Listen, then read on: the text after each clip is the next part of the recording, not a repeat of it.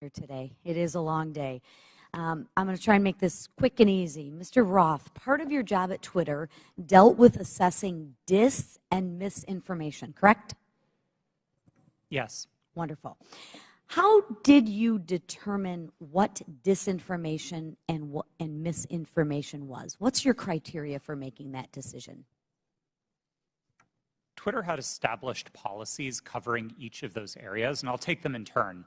We used the term we actually generally didn't use the term disinformation, but we focused on platform manipulation. So behaviors like running inauthentic accounts out of a Russian troll farm, we would address as the behaviors that they are, and we would look for technical signs of that type of manipulation, and we would remove those accounts.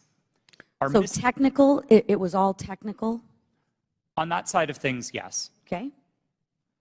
When it comes to misinformation, which broadly is a question of the content of tweets, Yep. Twitter would establish written policies. Which was?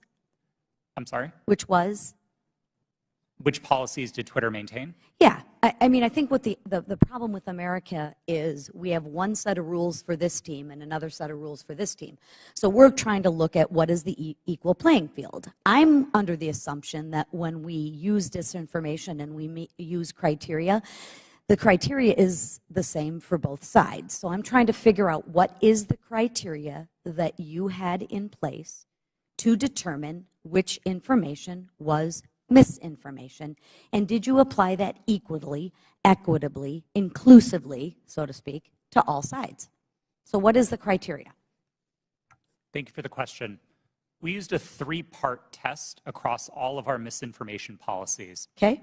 The first is whether the tweet advances a claim of fact stated definitively. Not an opinion, not a viewpoint, but a claim of fact stated definitively. Okay. The second part of that test is whether the claim of fact is provably false. Not iffy, not maybe, not gray area, definitely provably by multiple expert sources false. And then finally, and this is a really important part, we looked for evidence that those claims of fact could cause harm. So if a tweet met all three parts of that test, that it's a claim of fact, that it's provably false, and that it's dangerous, Twitter might intervene under its policies. No part of that test is viewpoint-based. And in your opinion, was that applied to all tweets? No. Thank you. Mr. Roth, you're familiar with the reports that the Biden administration was considering establishing a disinformation governance board under the Department of Homeland Security. I am aware of public reporting about that, yes. Thank you. And that board was never established, correct? That's my understanding. That is correct. It seems to me that the federal government had far more powerful disinformation governance board in its relationship with Twitter. Again, Mr. Roth, question, how often were you meeting with people from the federal government while you were at Twitter? Weekly, daily, monthly? I would estimate somewhere between weekly and monthly. Okay. And were you aware that Mr. Baker was also taking these meetings with the federal government as well? I was not aware of Mr. Baker's calendar, no. So you had no idea that he was meeting, there was no you just worked in silos? I mean, Mr. Baker and I were in some of the same meetings together, but no, I did not know the ins and outs of what he was doing. Okay. What did you understand Mr. Baker's role to be at Twitter besides offering general legal advice? Mr. Baker supervised the primary legal team that advised the trust and safety team. He was the supervisor of the attorneys who advised my team. Okay. And how about Ms. Gadde's role at Twitter besides offering general legal advice? For the final, I believe, year and a half of my tenure at Twitter, Ms. Gadde was my direct supervisor. Oh, okay. What was her role? Just to supervise you, to make sure you followed those three claims? Ms. Gadde supervised what my team's goals and objectives were. She made sure I was doing my job. She made sure that if there was conflict in the workplace, she guided me on how to address that. She did the job of a manager. Okay. And she oversaw you and the trust to make sure that your three claims of fact, provable, false, and would cause harm, she oversaw that? Yes, Ms. Gadde ultimately oversaw Twitter's policies and enforcement Thank decisions. you. Mr. Roth, Navaroli's testimony, she states that her expertise is in media, technology, law, and policy. How often per week did you meet with Ms. Navaroli to discuss these areas while you were both at Twitter? We did not. You did not. Okay. Thank you so much. Gentlelady's time has expired. Chair recognizes Mr. LaTurner for 5 minutes. Thank you, Mr. Chairman. Based on everything I have seen regarding this issue, it is clear to me that government officials colluded with Twitter employees to censor the New York Post's legitimate reporting of the Hunter Biden laptop story. Democrats on this committee have so far characterized this hearing as unnecessary and a waste of time. I'd invite any of my colleagues across the aisle to talk to folks in Kansas, because I can promise you they do not feel that way. In fact, my constituents are very concerned, and rightfully so, that a social media company collaborated with a government entity and a political party to suppress certain social media accounts and filter news ahead of an election cycle. Americans deserve answers on this outright attack on our First Amendment rights, and I look forward to gaining clarity from our witnesses. Mr. Baker, your testimony focuses heavily on the fact that Twitter acted lawfully in its reaction to the Hunter Biden laptop story. But this isn't a criminal trial. It's a congressional hearing. I'm here because my constituents are genuinely concerned that they will be kicked off these platforms for any statement that managers at those companies disagree with. They feel that social media companies like Twitter are forcing them to play a game that they don't know the rules to. I want to know your opinion on if you think it is appropriate for people in positions of power to determine what information gets shared. If not, what criteria is acceptable for making those determinations?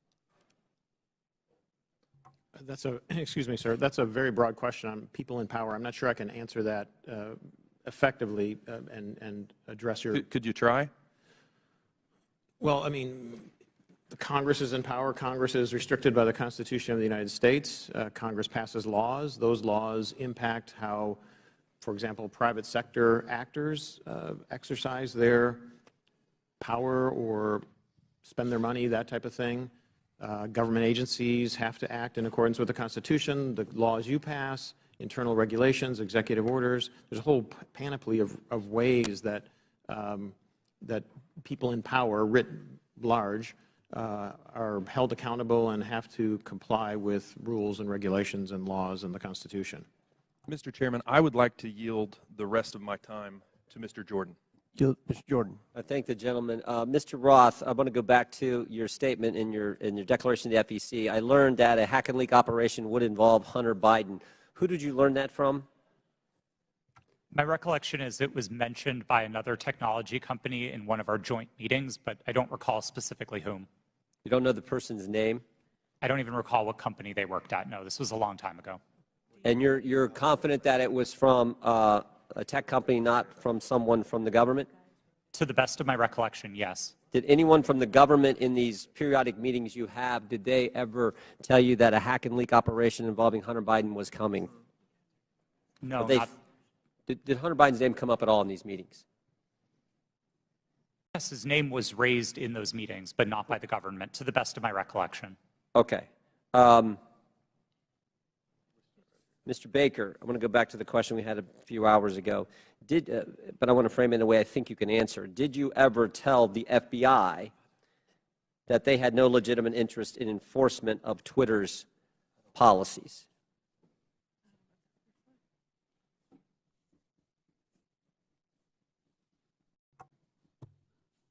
I don't think I understand. I think I understand the question. I don't recall ever having such a conversation with the FBI. Okay. Did you think there was a problem with the FBI sending you a list of names and accounts and saying, hey, these violate your policies? Did you see that as as some kind of potential concern? I was always concerned that the FBI adhered to the Constitution and laws of the United States, period. And you didn't think that crossed the line?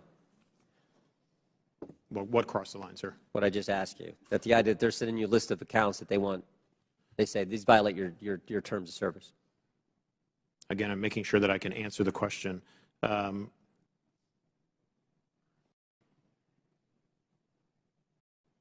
Had I thought that they were doing something unlawful, I would have taken appropriate steps to address it.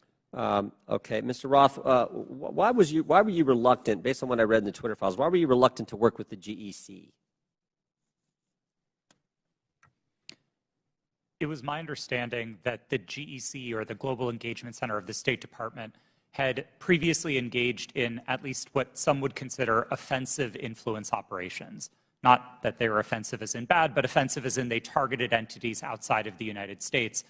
And on that basis, I felt that it would be inappropriate for Twitter to engage with a part of the State Department that was engaged in active statecraft. We were dedicated to rooting out malign foreign interference no matter who it came from.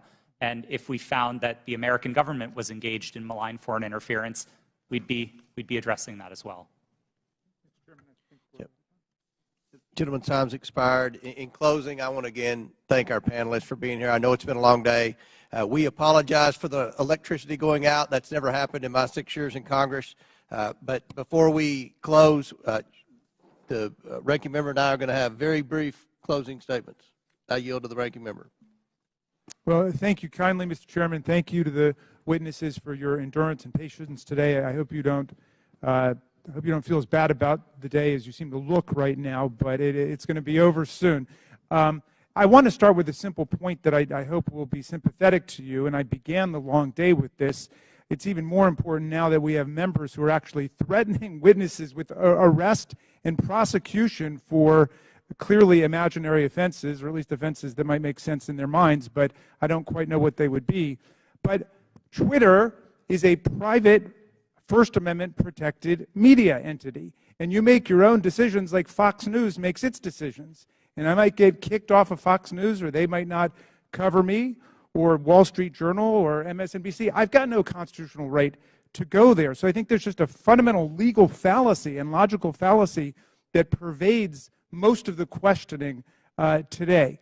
And my friend, the chairman, and my friend, Mr. Jordan, certainly know that under our First Amendment, there's a state action requirement. There is no state action here.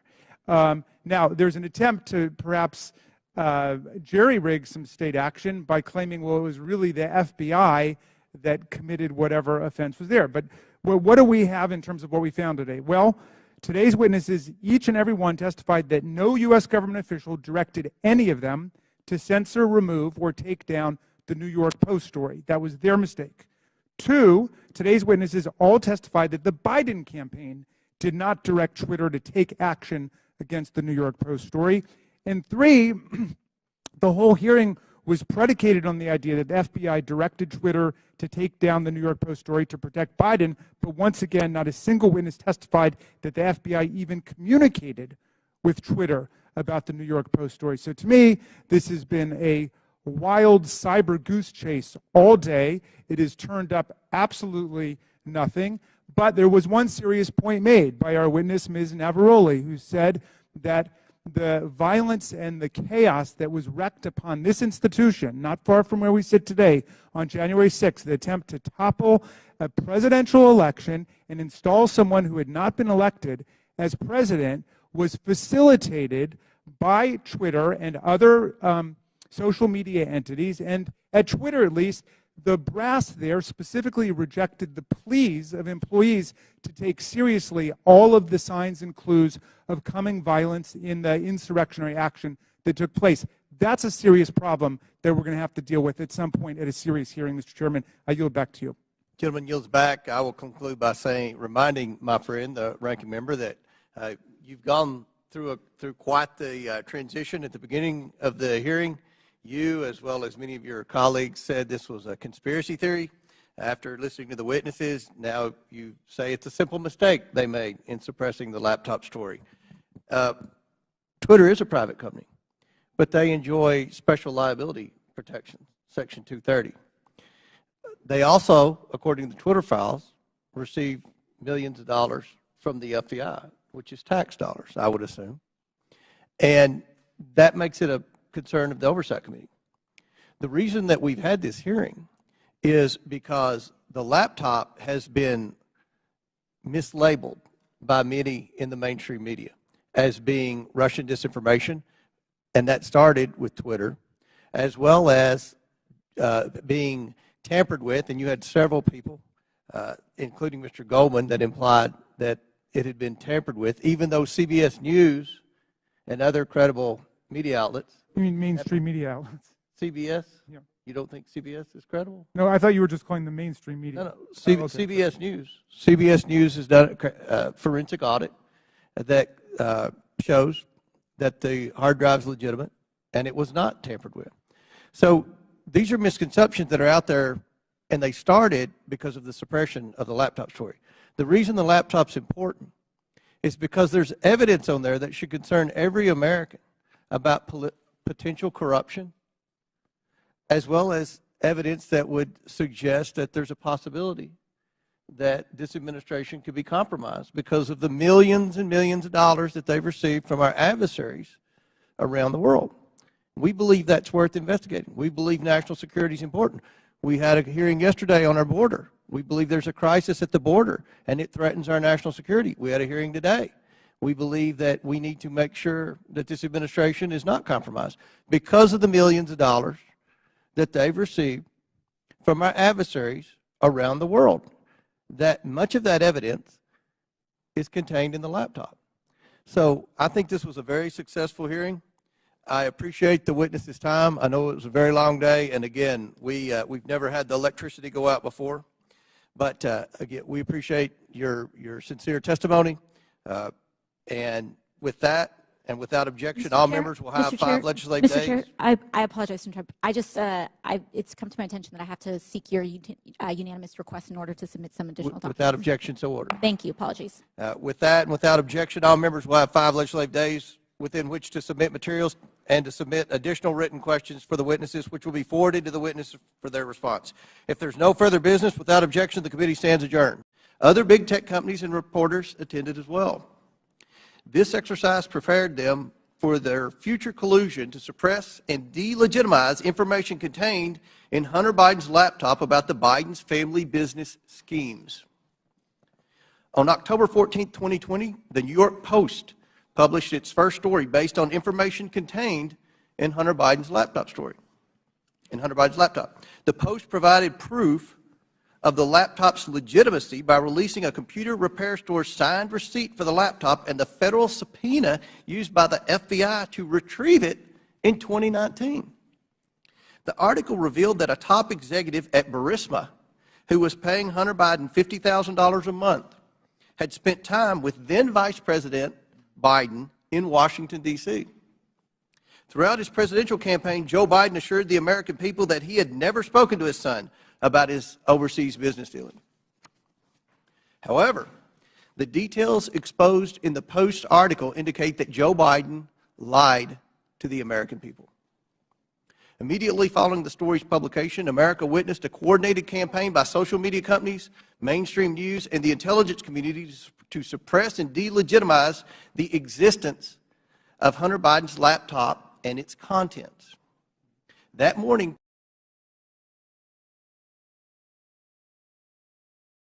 Twitter and other social media companies took extraordinary steps to suppress that story.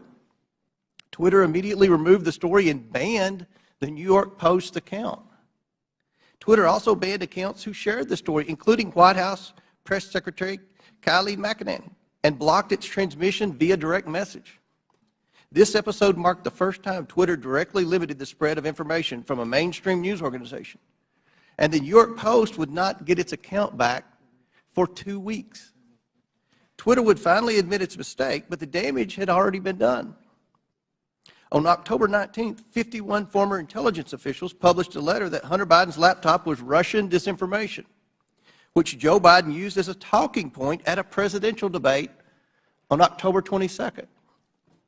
But we all know now this was not Russian disinformation. It wasn't disinformation. I want to make sure the American people truly understand the timeline here because it's very important. The Hunter Biden laptop story was published on Wednesday. Twitter did not acknowledge a mistake for at least 24 hours. Then on Monday morning, 51 former intelligence officials published their letter. That letter was then wholeheartedly accepted by mainstream news as proof that the laptop was fake. Joe Biden used that letter to brush aside the few questions he received about the story. During that time, the mainstream media was more concerned about what flavor of ice cream Joe Biden had ordered on a particular day. All this happened 2 weeks before the 2020 election.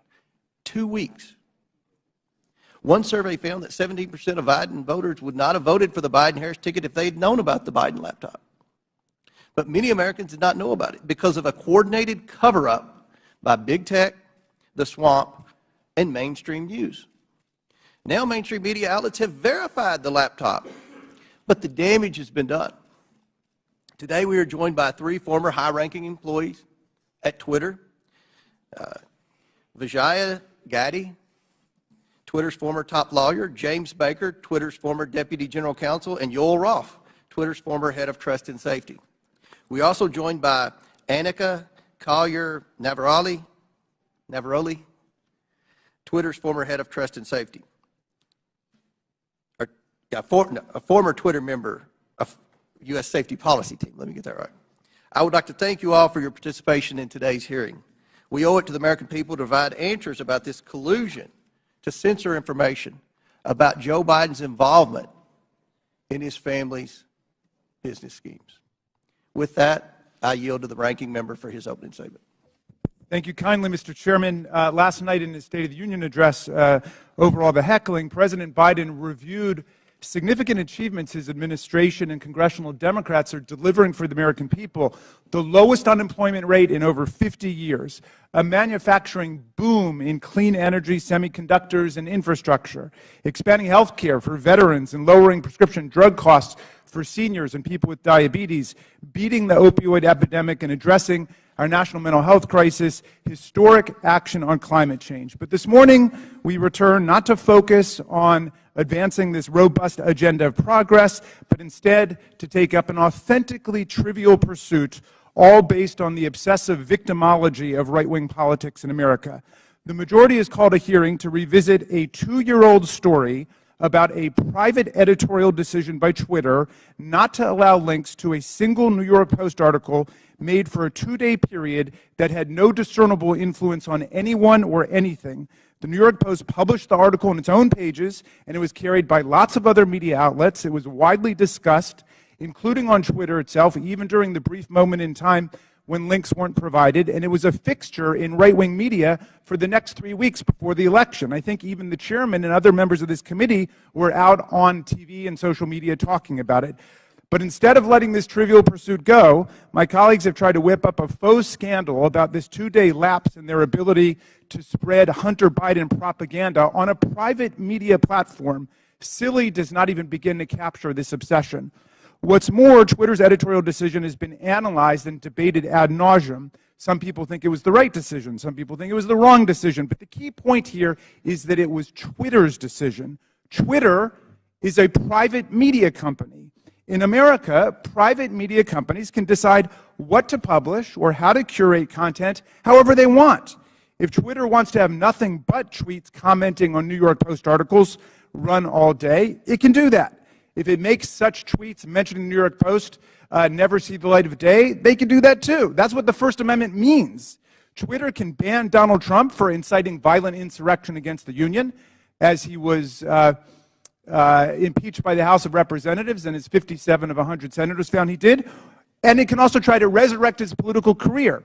Elon Musk just purchased Twitter and therefore controls its editorial content. And among the first things he did was to fire some people, hire some people, denounce some prior decisions, and reinstate an unrepentant and still clearly lying Donald Trump to the platform. Those decisions, however heroic or imbecilic you think they might be, are protected by the First Amendment in the United States of America. Officially, Twitter happens to think they got it wrong about that day or two period. In hindsight, Twitter's former CEO, Jack Dorsey, called it a mistake. This apology might be a statement of regret about the company being overly cautious about the risks of publishing contents of potentially hacked or stolen materials, or it may reflect craven surrender to a right-wing pressure campaign. But however you interpret it, the apology just makes the premise of this hearing all the more absurd. The professional conspiracy theorists who are heckling and haranguing this private company have already gotten exactly what they want, an apology. What more do they want? And why does the U.S. Congress have to be involved in this nonsense when we have serious work to do for the American people? But what makes this hearing tragic is that if our colleagues really wanted to examine a serious problem involving American democracy and social media, my friends, it is staring us in the face right now. Twitter and other social media companies acted as central organizing and staging grounds for the January 6th violent insurrection against Congress and against Vice President Pence. Twitter became the national and global platform for incitement to seditious violence against our government and a forum on the day of attack for coordinating logistical movements and tactical maneuvers in the mob violence against our police officers. In the lead up to January 6th, Twitter decided to allow Donald Trump and countless MAGA extremists to use the platform to spread Trump's ridiculous big lie and disinformation about the election. And soon the internet was replete with incitement for civil war, race war, insurrection, revolution, and mob violence. Twitter did so despite increasingly desperate appeals from its own employees to act in the interests of public safety approaching January 6th. The First Amendment is robust and expansive, but it stops at this point. It does not protect anyone's right to engage in incitement to imminent lawless action and violent action against the government or against other people. This is the Brandenburg Principle. There's no carve-out to free speech for speech relating to the New York Post or Hunter Biden or laptops, but there is a significant carve-out when the speech is deliberately calculated to produce imminent violence and chaos against the government. That's why Twitter's deliberate indifference to Trump's big lies and incitement, its decision to ignore the pleas of its own employees to deal with the impending explosion against our police and against Congress on January 6th are matters that require real investigation and reflection. Rather than conspiring to suppress right-wing MAGA speech, as my colleagues astonishingly claim, Twitter and other media companies knowingly facilitated Trump's spread of disinformation, or what his own sycophantic Attorney General William Barr would come to call bullshit, and gave voice to his followers' glorification of violence and calls for civil war. Today, we will hear from Anika Collier-Navaroli, a former Twitter employee turned corporate whistleblower and patriotic hero who raised the alarm inside Twitter and about numerous accelerating warning signs that she saw leading up to the violent and catastrophic attack on the Capitol on January 6, 2021. Ms. Navaroli is here today to publicly testify about how senior officials at Twitter resisted her efforts to put policies in place or to enforce existing policies to promote public safety and to defend our national security. Twitter management, however, did not want to cross Donald Trump. I don't know precisely how we will solve the problem of private social media platforms being used for the organization of coups and incitement of violent insurrections against the United States or Brazil or any other country, but this is a grave problem confronting democracy, not just in America, but all over the world. It is not a silly, concocted partisan issue. We must analyze it carefully and legislate effectively to address it, and we must never forget that the enemies of democracy, led by autocrat and war criminal Vladimir Putin, are spending hundreds of millions of dollars on social media propaganda and disinformation to destabilize democracy all over the world, even as they wage their genocidal, illegal, aggressive war against the people of Ukraine. How are we going to prevent the liberal democracies from being overrun by propaganda, disinformation, and violent incitement? We'll listen to Anika Collier-Navaroli because she has something important to say. She poses a problem that would be worthy of a serious congressional hearing, and we should have one. Thank you, Mr. Chairman. I yield back. Gentleman yields back. I want to thank again the witnesses for appearing here today. Today's witnesses are former Twitter employees. Vijaya Gadde, Twitter's former general counsel; James Baker, Twitter's former deputy general counsel; Yoel Roth, Twitter's former head of trust and safety; and Anika Collier-Navaroli, a former member of Twitter's U.S. safety policy team. I want to remind everyone you all are appearing under subpoena by your own request. Pursuant to Committee Rule 9G, the witnesses will please stand and raise the right hands. Do you solemnly swear or affirm that the testimony you are about to give is the truth, the whole truth, and nothing but the truth, so help you God? Let the record show that the witnesses all answered in the affirmative. We will begin the 5-minute question portion of our hearing today. The chair recognizes. Oh, I apologize.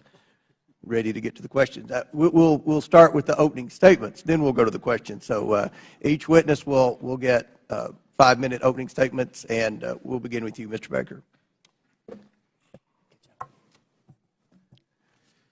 Thank you, Mr. Chairman. Mr. Chairman, Ranking Member Raskin, and members of the committee, thank you for the opportunity to appear before you today. I hope that we will have a useful conversation about matters that are of great importance to the nation and the world. My main goals for this statement are simply to attempt to set the record straight with respect to certain false assertions that have been made about me in the public arena, and to offer a suggestion with respect to potential legislation in the area of social media regulation. As the committee is aware, however, based on the advice of counsel, I believe in good faith that I'm constrained today by my legal and ethical obligations as a former lawyer for Twitter, as well as by certain non-disclosure agreements. Within those constraints, however, I will endeavor to respond to the committee's questions as fully as I possibly can. And I believe I can make the following statements. First, I was not aware of and certainly did not engage in any conspiracy or other effort to do anything unethical, improper, or unlawful while I was at Twitter, period. I did not act unlawfully or otherwise inappropriately in any manner with respect to Hunter Biden's laptop.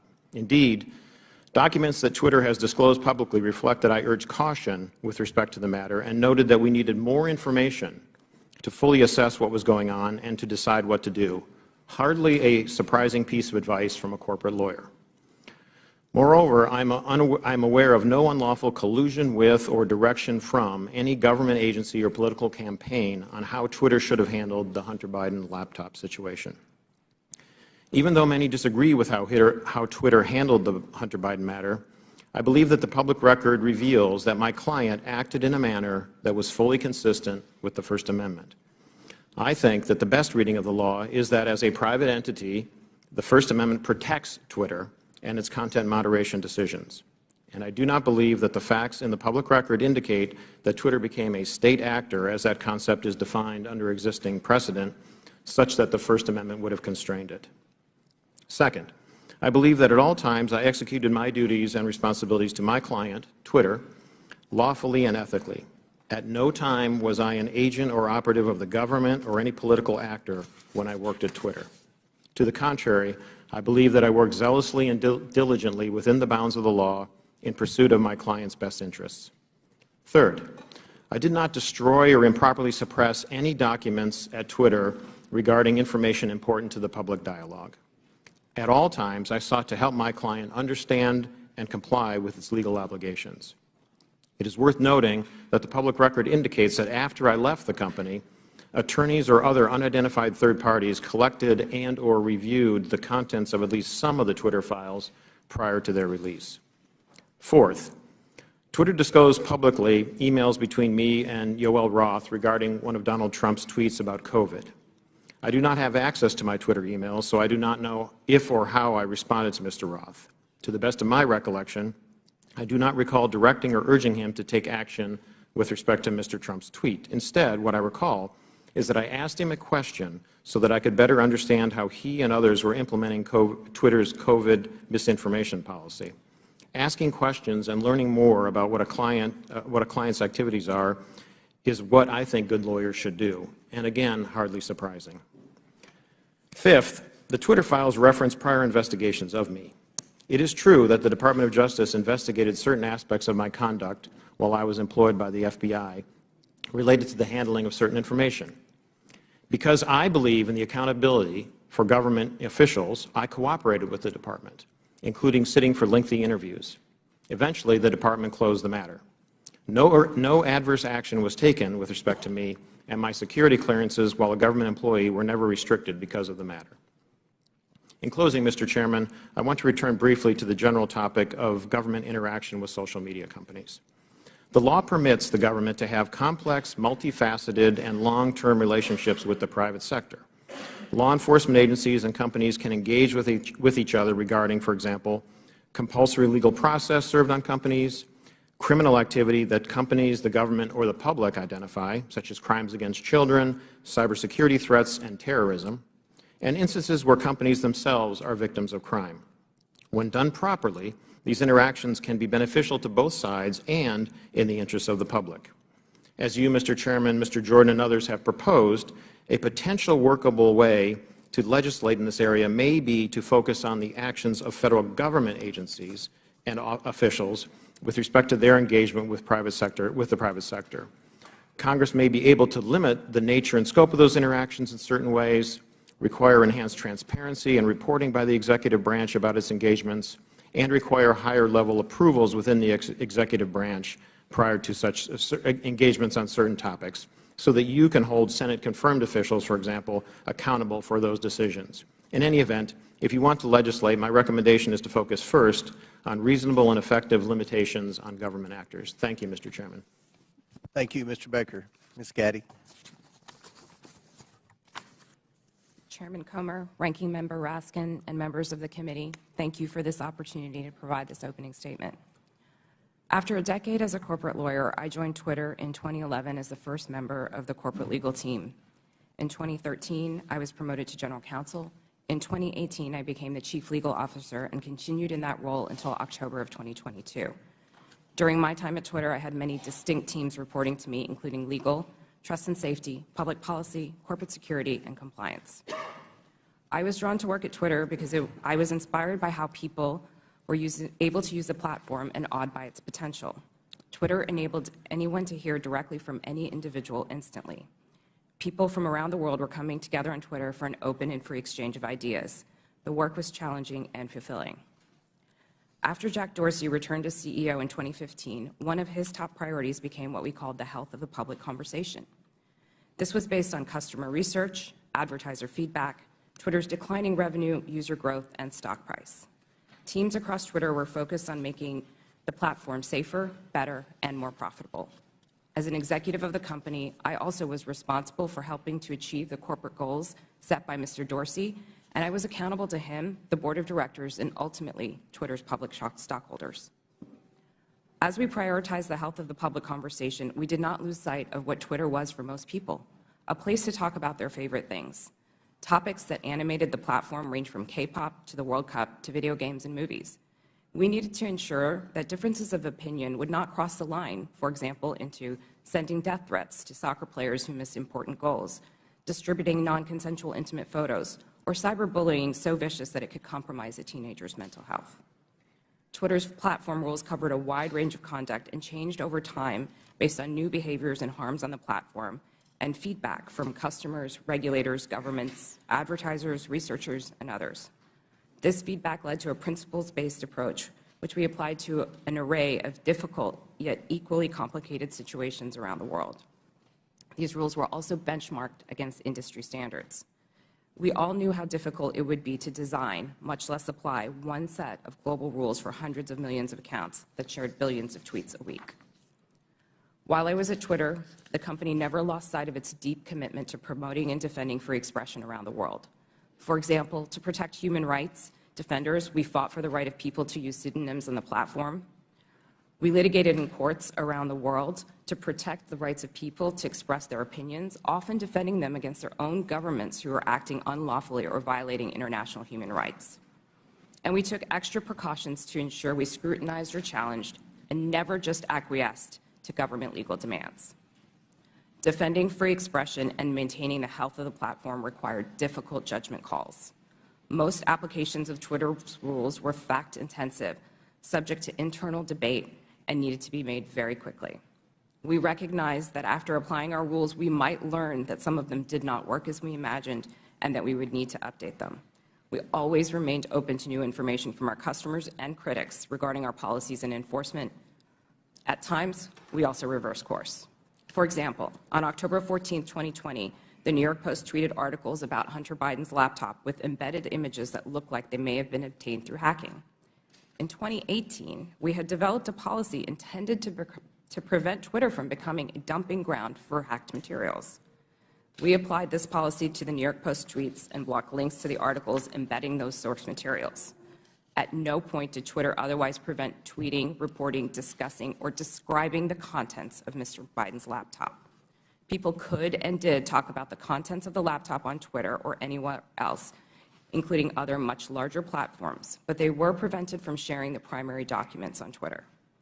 Still, over the course of that day, it became clear that Twitter had not fully appreciated the impact of that policy on free press and others.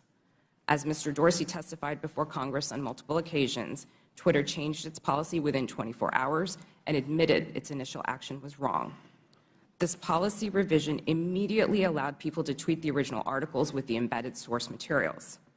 Relying on its long-standing practice not to retroactively apply new policies, Twitter informed the New York Post that it could immediately begin tweeting when it deleted the original tweets, which would have freed them to retweet the same content again.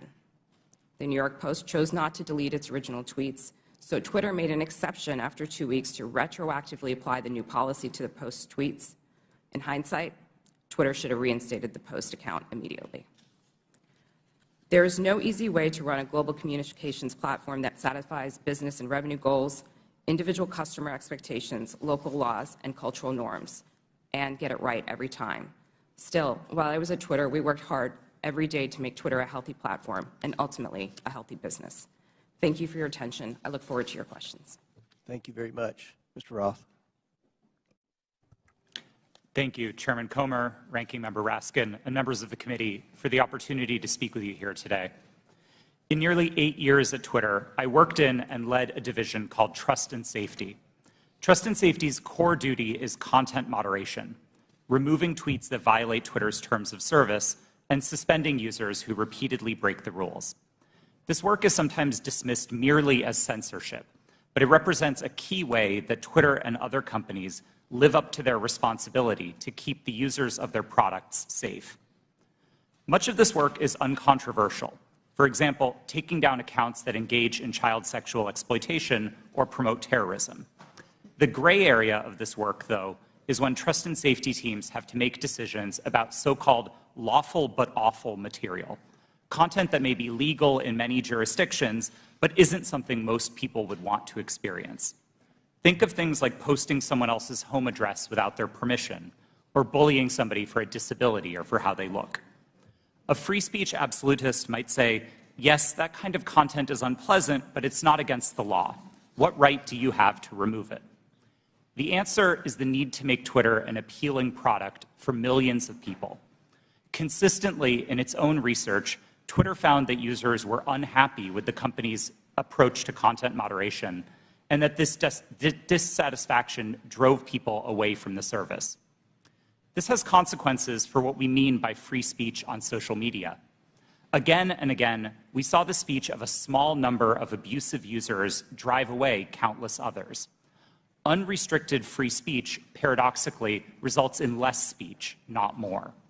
And it was our job in Trust and Safety to try to strike an appropriate balance.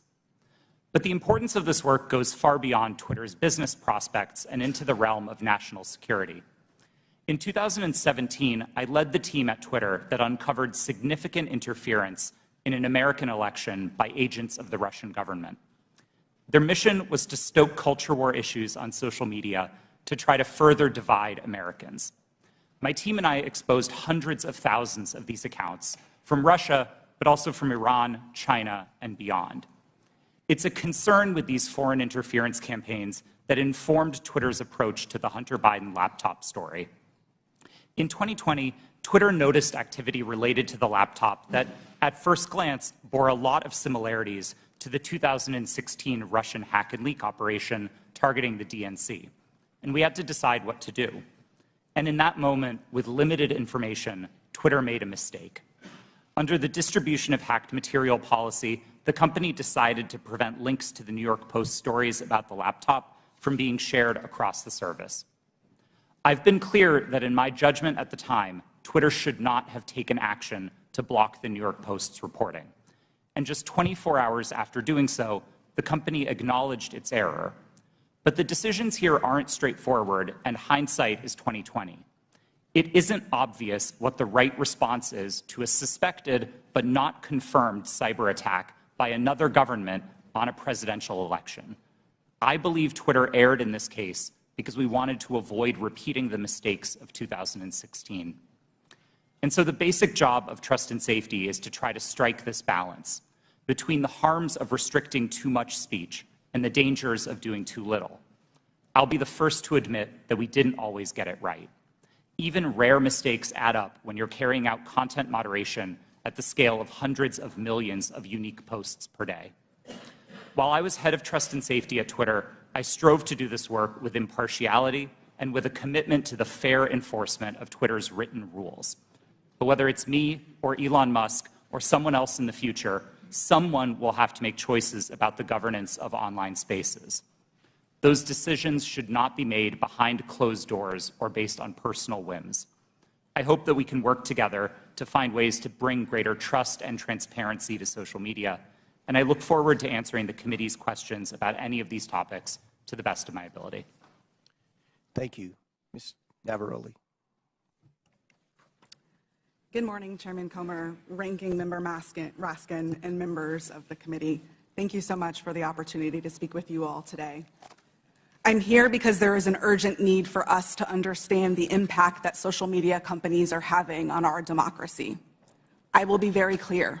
I was not involved in the decision around Hunter Biden's laptop, but I was involved in decisions that were made leading up to, during, and after the January 6th attack on the Capitol. If we are going to talk about social media in the government, we need to talk about Twitter's failure to act before January 6th. I am here to tell you that doing nothing is not an option.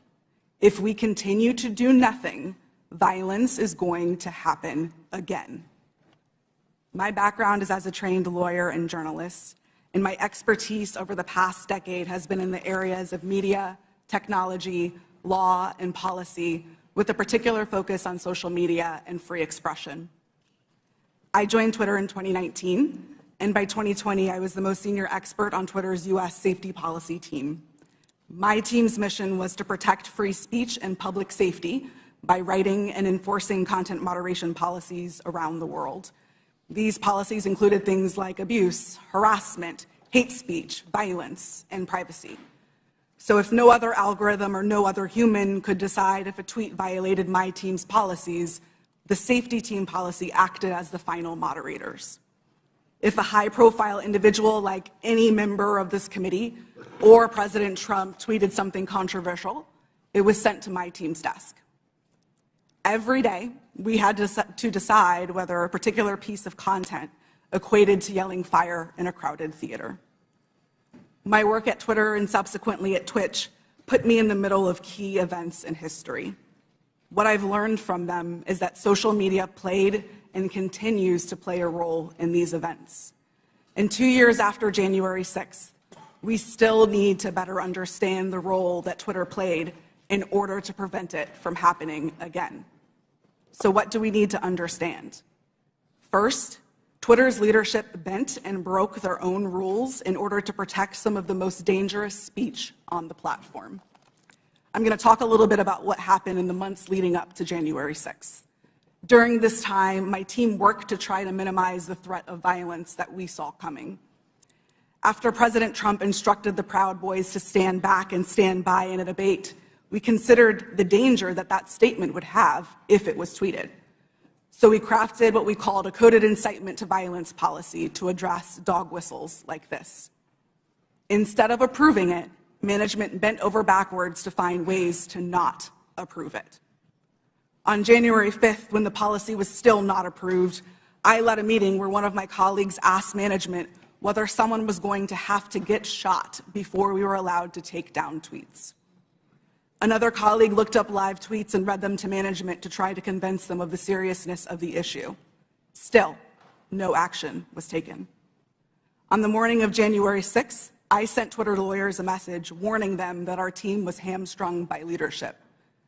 2 days later, when it looked like it was going to happen all over again, I asked management whether they wanted more blood on their hands. Only then did they act. The second problem is that there is way too much power concentrated in the hands of too few. With January 6th and many other decisions, content moderators like me did the very best that we could. But far too often, there are far too few of us, and we are being asked to do the impossible. For example, in January 2020, after the U.S. assassinated an Iranian general and the U.S. president decided to justify it on Twitter, management literally instructed me and my team to make sure that World War III did not start on the platform. No person, people, or company should have that kind of unchecked power. or that kind of responsibility. The modern-day public conversation should not be susceptible to the whims of any one individual or any one company. Fixing the systemic issues that lead to bad decisions is not going to be easy, but people like me who have been in the trenches can help lead the way. But I must say, coming forward and offering this information is risky and it is difficult.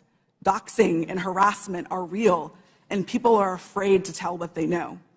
So we need to make sure that there are protections for those who speak the truth. We need to create space to hear from people on the front lines. We need to give them protection so they can share their experiences. Only then can we begin to understand the full scope of the problem and to find solutions. There is far too much at stake for us to do nothing. Thank you. Thank you all. Excellent opening statements. Now we'll begin with the question portion. We'll begin by recognizing Mr. Biggs for 5 minutes. Thank you, Mr. Chairman. Mr. Roth, within just mere minutes or hours after the New York Post published its story on the Hunter Biden laptop, at 8:51 a.m., you sent a message to a team, part of your team, I assume, and you said, "It isn't clearly violative of our hacked materials policy," referring to the story, "nor is it clearly in violation of anything else." Do you remember sending that message? Thank you for the question, Congressman. I don't recall that message specifically, but that does sound like my judgment on that day, yes. Okay, so that was early on in the day, and yet shortly thereafter, Kayleigh McEnany, White House press secretary's, her account was locked. So an inquiry was made the next day by a person named Carolyn Strom. You know Carolyn Strom? Yes, sir, I do. Yeah, Carolyn Strom asked what's going on here, and somebody named Elaine Ong Soto said the user was bounced by site integrity for violating our hacked materials policy. Do you remember that incident? Yes, sir, I do. And somebody named Trenton Kennedy said, "I'm struggling to understand the policy basis for marking this as unsafe." And I think the best explainability argument, now that may be a technical term for you, but for me it looks like we're trying to create a narrative here to cover our butt. The best explainability argument for this externally will be that we're waiting to understand if this story is the result of hacked materials. Do you remember Mr. Kennedy's communication? Yes, I do. Yeah. And so then we get into a whole series of things written by Mr. Baker going back and forth. And he says on that same day, now at 9:26, which is about a half an hour after your statement that you don't think that anything's been violated here, he says, "I've seen some reliable cybersecurity folks question the authenticity of the emails in another way." And then you seem to later, but by the way, that's almost inconceivable. I mean, it just seems inconceivable that would have happened so quickly that he would have that. And then you sent out something right after that said, "The key factor in forming our approach is consensus from experts monitoring election security and disinformation that this looks a lot like a hack and leak that learned from the 2016 WikiLeaks approach." I'm wondering if you can name for me today any of the experts that seem to have a consensus at 10:12 a.m. on the morning of October 14th that you put out saying that we're going to rely on some group of experts. Who were they? Thank you for the question. Twitter did not give me access to any of my documents or emails to prepare for this hearing, and so unfortunately I can't give you a direct answer. Were there, Mr. Roth, were there experts? Were there people that you consulted that were cybersecurity experts between 9 a.m. and 10:15 a.m. on that day? My recollection is that we were following discussions about this incident as they unfolded on Twitter. So cybersecurity experts were tweeting about this incident and sharing their perspectives, and that informed some of Twitter's judgment here. But I want to emphasize, as I said in my statement, I didn't think that the evidence or those perspectives warranted removal, and I advocated against taking that action. I understand. Let's look at one other document. Our teams made the determination that the materials fall under our hacked materials policy. It's my understanding from reports and internal sources that normally a hacked material policy would require a government official or law enforcement determination that there had actually been a hacked account before that hacked policy were to be imposed. Is that accurate? No, sir, it's not. So the policy did not require that there be any kind of official finding by a government source? No, there were a number of different types of evidence that we considered under the policy. Certainly government attribution would be a powerful one, but we also looked So you weren't looking, that wasn't determinative is what we're saying? In that instance, we did not have any specific information from any government source, no. I'm going to read something that applies to this and several other things from the Twitter stack that you guys had. This might be an unpopular opinion, but one-off ad hoc decisions like this that don't appear rooted in policy are, in my humble opinion, a slippery slope and reflect an alternatively equally dictatorial problem. Quite frankly, that's what the essence of all four of your testimony, I realize you're trying to fight against it, but you exercised. You exercised an amazing amount of clout and power over the entire American electorate by even holding them hostage for 24 hours, reversing your policy, and then they're like, well, we want to go back to the originals. That's 24 hours, or 2 weeks, that you imposed your will on the American electorate. I'll yield back, Mr. Chairman. Gentleman's time's expired. He went 30 seconds over. I'll give the ranking member an extra 30 seconds. You're very fair-minded, Mr. Chairman. Mr. Roth, let me start with you. Did I hear you correctly to say that there were thousands or even hundreds of thousands of counterfeit Twitter accounts set up by Russian propaganda and disinformation for Vladimir Putin to pump his poison into the bloodstream of American social media? Is that right? That's right, sir. And that's not just past tense. Those accounts are active on social media today. This is an ongoing campaign. Well, we should be having a hearing about that. I appreciate your alerting to us what's taken place. Ms. Navaroli, so you've testified that in the months leading up to the November 2020 election and then in the weeks before January 6th, you were growing increasingly anxious about the violent rhetoric and incitement that you saw posted on Twitter. Can you describe specifically what made you so concerned during that period? And did you raise your concerns with people at Twitter? Thank you for that question. As I said in my opening statement, after former President Trump in his debate said the statement, stand back, stand by to the Proud Boys, my team, in discussion with other teams at Twitter, realized that we had a gap in our policies and that that could not be said on the platform because it would have gone too far. What we did see continue to happen was those statements, in addition to other coded incitement to violence or dog whistles, began to spring up on the platform.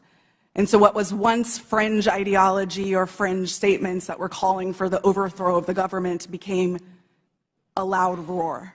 And so we heard individuals beginning to say that they were locked and loaded, that they were ready for Civil War Part 2, that they were ready for another revolution, that they were ready for the day of the rope, in very clear English on Twitter. And on the January 6th committee, we have tens of thousands of statements like that being made on Twitter and other parts of social media. So we got a little taste of what you were experiencing on a daily basis. Now, there was this meeting on January 5th at Twitter. I don't think it was called specifically to look at what was going to happen the next day. That just happened to be a regular meeting. But at that meeting, you and other employees raised urgently the problem of what you saw coming on January 6th. How did Twitter management respond to the concerns that you raised?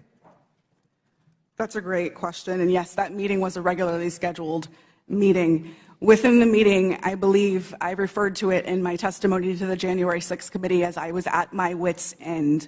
I had argued, I had asked questions, I had asked for clarification.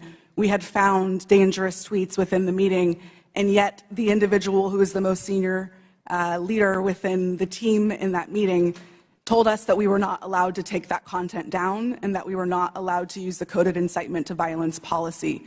The reason that she gave us mirrored what we had been told by the former head of Trust and Safety, Del Harvey, that individuals might be saying things like locked and loaded or stand back and stand by in ways of self-protection. That was not what we were seeing on the platform. So when you were seeing things like Locked and Loaded and Civil War Part 2 and Race War and so on, were you warning your superiors at Twitter that you thought there was going to be real violence, that this was not hyperbole that was being spoken at that point? Absolutely. I specifically told Del Harvey herself that someone was going to get shot, as I testified to to the January 6th committee. You stated that Donald Trump described his own tweets as little missiles. Why did that stick in your mind? Yes, the quote that you're referring to, I don't remember exactly what news article that it was in, but it was a news article that I had read in which the former president said that he liked to send out his tweets like little missiles. To me, that sounded exactly like weaponization of a platform, in his own words, and yet Twitter was not concerned. All right. Well, again, this bears a complete hearing on its own. This is a real issue, unlike something that happened a couple of years ago for 24 hours that has already disappeared in the sands of time. But this is facing us today. As you say, those right-wing violent forces are still out there, and the social media can still be used as a channel for incitement to violent action against state legislatures, school boards, the Capitol of the United States, Congress, and so on. How do we prevent this from happening in the future, and do you think that Twitter is dealing with this problem effectively now? As I said in my opening statement, we have to do something. There is too much at stake for us to continue to do nothing. And this question of how do we prevent it is a big one. Unfortunately, I do not believe that we are at a place that we can come to solutions because we do not know how these companies work. We must continue to hear from individuals like myself. We must have a seat at the table to be able to share our experiences, because our experiences and the ways that we have succeeded, the ways that we have failed, hold the key to our futures and the key to our democracies. All right, thank you, Mr. Chairman. I would just say I was skeptical about revisiting the whole New York Post thing, where there have already been congressional hearings and they've already apologized for their little lapse, but this is a serious issue, and so I'm glad we at least have the opportunity to begin to talk about it in public. And I yield back to you. Thank you. Gentleman yields back. I'll recognize myself now for questioning. The Biden family investigation begins with the story of how big tech, the media, former intelligence agents, and the Bidens themselves suppressed the story of Hunter Biden's laptop weeks before the 2020 election. Today, we're hearing from Twitter executives who buried the New York Post laptop story, claiming it violated the platform's hacked materials policy. In reality, the Twitter executives were hostile towards conservatives and biased towards anyone who opposed their points of view. For example, Mr. Roth, did you write this tweet? I regret the language that I used in some of my former tweets, but yes, I did post that. And I'll read the tweet so it's in the record. Yes, that person in the pink hat is clearly a bigger threat to your brand of feminism than actual Nazis in the White House. Mr. Roth, do you think all conservatives are Nazis? Certainly not, sir. What about the hundreds of people who worked in the Trump administration? Certainly not. Did Ms. Gadde or any other lawyer at Twitter ever tell you to take down that tweet? No, Twitter did not have a practice of restricting employees sharing their personal viewpoints on the service. Okay. Turning back to the laptop, Ms. Gadde, are you aware that Hunter Biden's lawyers, as recently as last week, wrote the Department of Justice about Hunter Biden's laptop? I've seen some articles about that. Yes, they did. And it appears that Hunter Biden's attorney is admitting that the laptop and emails on it are authentic. So, Ms. Gadde, on October 14, 2020, did Hunter Biden report to Twitter that he was the victim of a hack? No, I don't believe he did. Ms. Gadde, when the New York Post initially broke the story about the laptop, did you call Hunter Biden's lawyer to ask if it was authentic? No, I did not. Isn't it correct that the Biden campaign had contact with Twitter in the run-up to the 2020 election? Not to my knowledge. And you're telling this committee that you didn't ask any Biden representative if the laptop was real or for Hunter Biden's attorney's phone number to confirm its authenticity? We did not speak to anybody related to that. Mr. Baker, are you aware that the FBI had Hunter Biden's laptop since December of 2019? I'm sorry, am I aware of that now? Well, were you aware then? Then, no. I don't believe, sir, that to the best of my recollection, I don't think I knew But that. you're aware now? I've heard that now, yes. Mr. Baker, did you call any of your contacts at the FBI to ask whether or not they knew if the material had been hacked? I don't recall contacting them about that on that day. Mr. Roth, Ms. Gadde, and Mr. Baker, it appears to me that you failed at your jobs. You were entrusted with the highest level of power at Twitter, but when you were faced with the New York Post story, instead of allowing people to judge the information for themselves, you rushed to find a reason why the American people shouldn't see it. In a matter of hours, you were deciding on the truth of a story that spans years and dozens of complex international transactions. You did this because you were terrified of Joe Biden not winning the election in 2020. That's what it appeared. I can assure you this committee will succeed in holding the Bidens accountable. So much of the evidence of wrongdoing from this family is located in that hard drive that you all led the American people to believe was Russian disinformation, when in fact it was not. Now, I agree with Mr. Baker's opening statement.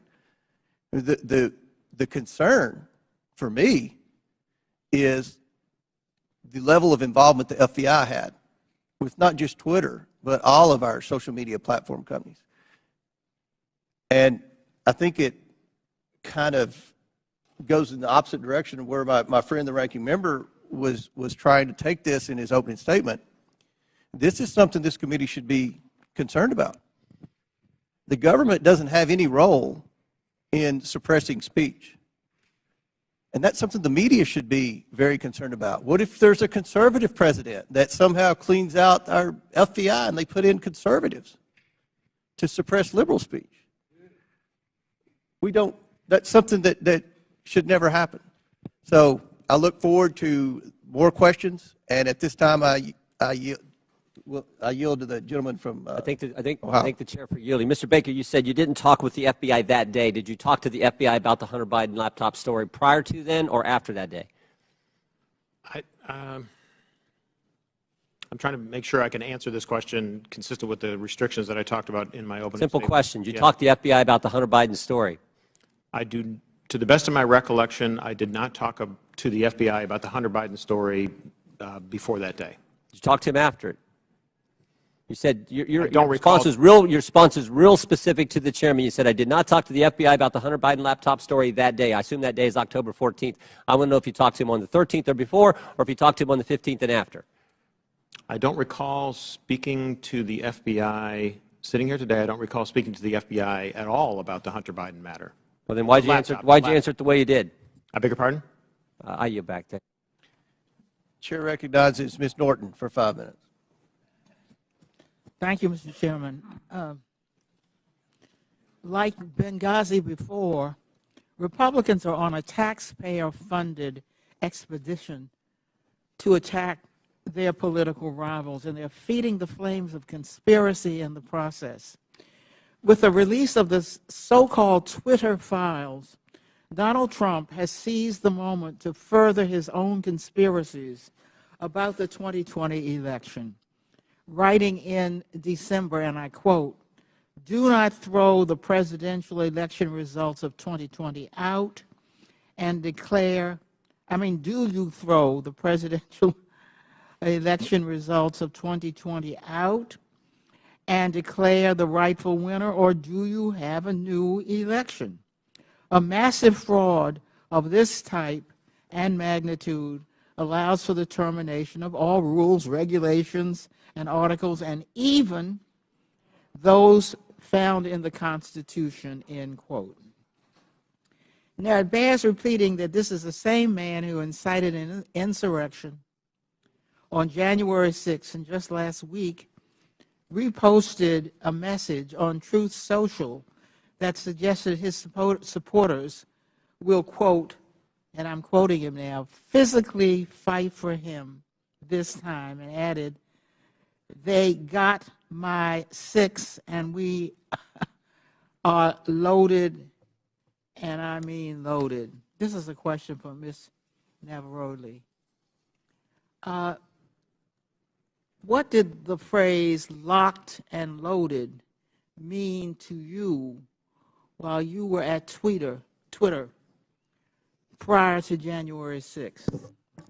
Yes, thank you for that question. The way that I read Locked and Loaded to be interpreted by the tweets that I saw coming on Twitter prior to January 6th was that individuals were loaded, were armed, and that they were ready to commit violence. Are you concerned that the use of this language will continue to incite and legitimize political violence leading to the next election? Absolutely. We are sitting exactly 1 month in which the exact same playbook was played in Brazil, and we saw almost deja vu happening again. As I said in my opening statement, unless we do something, this will continue to happen again. Thank you, Ms. Navaroli. Mr. Roth, you are no stranger to conspiracies and their real-world consequences. If you don't mind, can you please describe for the committee how the release of the so-called Twitter files has affected your personal safety? Thank you for the question, Congresswoman. The Twitter files, I would note first and foremost, didn't just affect me, but affected much more junior employees at Twitter.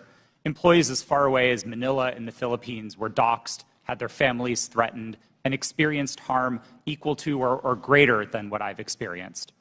But concurrent with the Twitter files, Elon Musk also made the decision to share a defamatory allegation that I support or condone pedophilia. And this lie led directly to a wave of homophobic and anti-Semitic threats and harassment against me, of which Twitter has removed vanishingly little.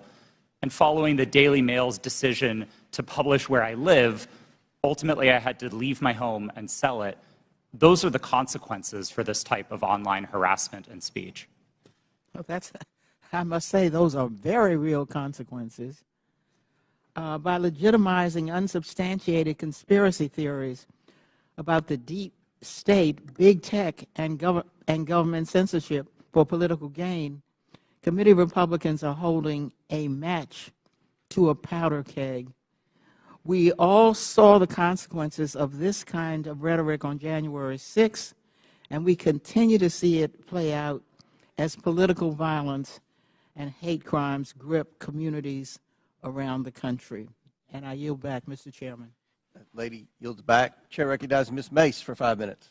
Thank you, Mr. Chairman. The Twitter files were not just about Hunter Biden's laptop. Twitter files make it apparent Twitter worked overtime to suppress accurate COVID information. Dr. Jay Bhattacharya is a professor of medicine at Stanford who once tweeted an article he wrote about natural immunity. Thanks to Elon Musk's release of the Twitter files, we learned some of his tweets were tagged with the label of Trends Blacklist. Apparently, the views of a Stanford doctor are disinformation to you people. I, along with many Americans, have long-term effects from COVID. Not only was I a long hauler, but I have effects from the vaccine. It wasn't the first shot, but it was the second shot that I now developed asthma that has never gone away since I had the second shot. I have tremors in my left hand, and I have the occasional heart pain that no doctor can explain, and I've had a battery of tests. I find it extremely alarming Twitter's unfettered censorship spread into medical fields and affected millions of Americans by suppressing expert opinions from doctors and censoring those who disagree with the CDC. I have great regrets about getting the shot because of the health issues that I now have that I don't think are ever going to go away. And I know that I'm not the only American who has those kinds of concerns. Another example of what Twitter has done to censor folks is from Dr. Martin Koldorf, a Harvard-educated epidemiologist, who once tweeted, "COVID vaccines are important for high-risk people and their caretakers. Those with prior natural infection do not need it, nor children." The Twitter files reveal this tweet was deemed false information because it ran contrary to the CDC. So my first question this morning of Ms. Gadde, may I ask of you, where did you go to medical school? I did not go to medical school. I'm sorry? I did not go to medical school. That's what I thought.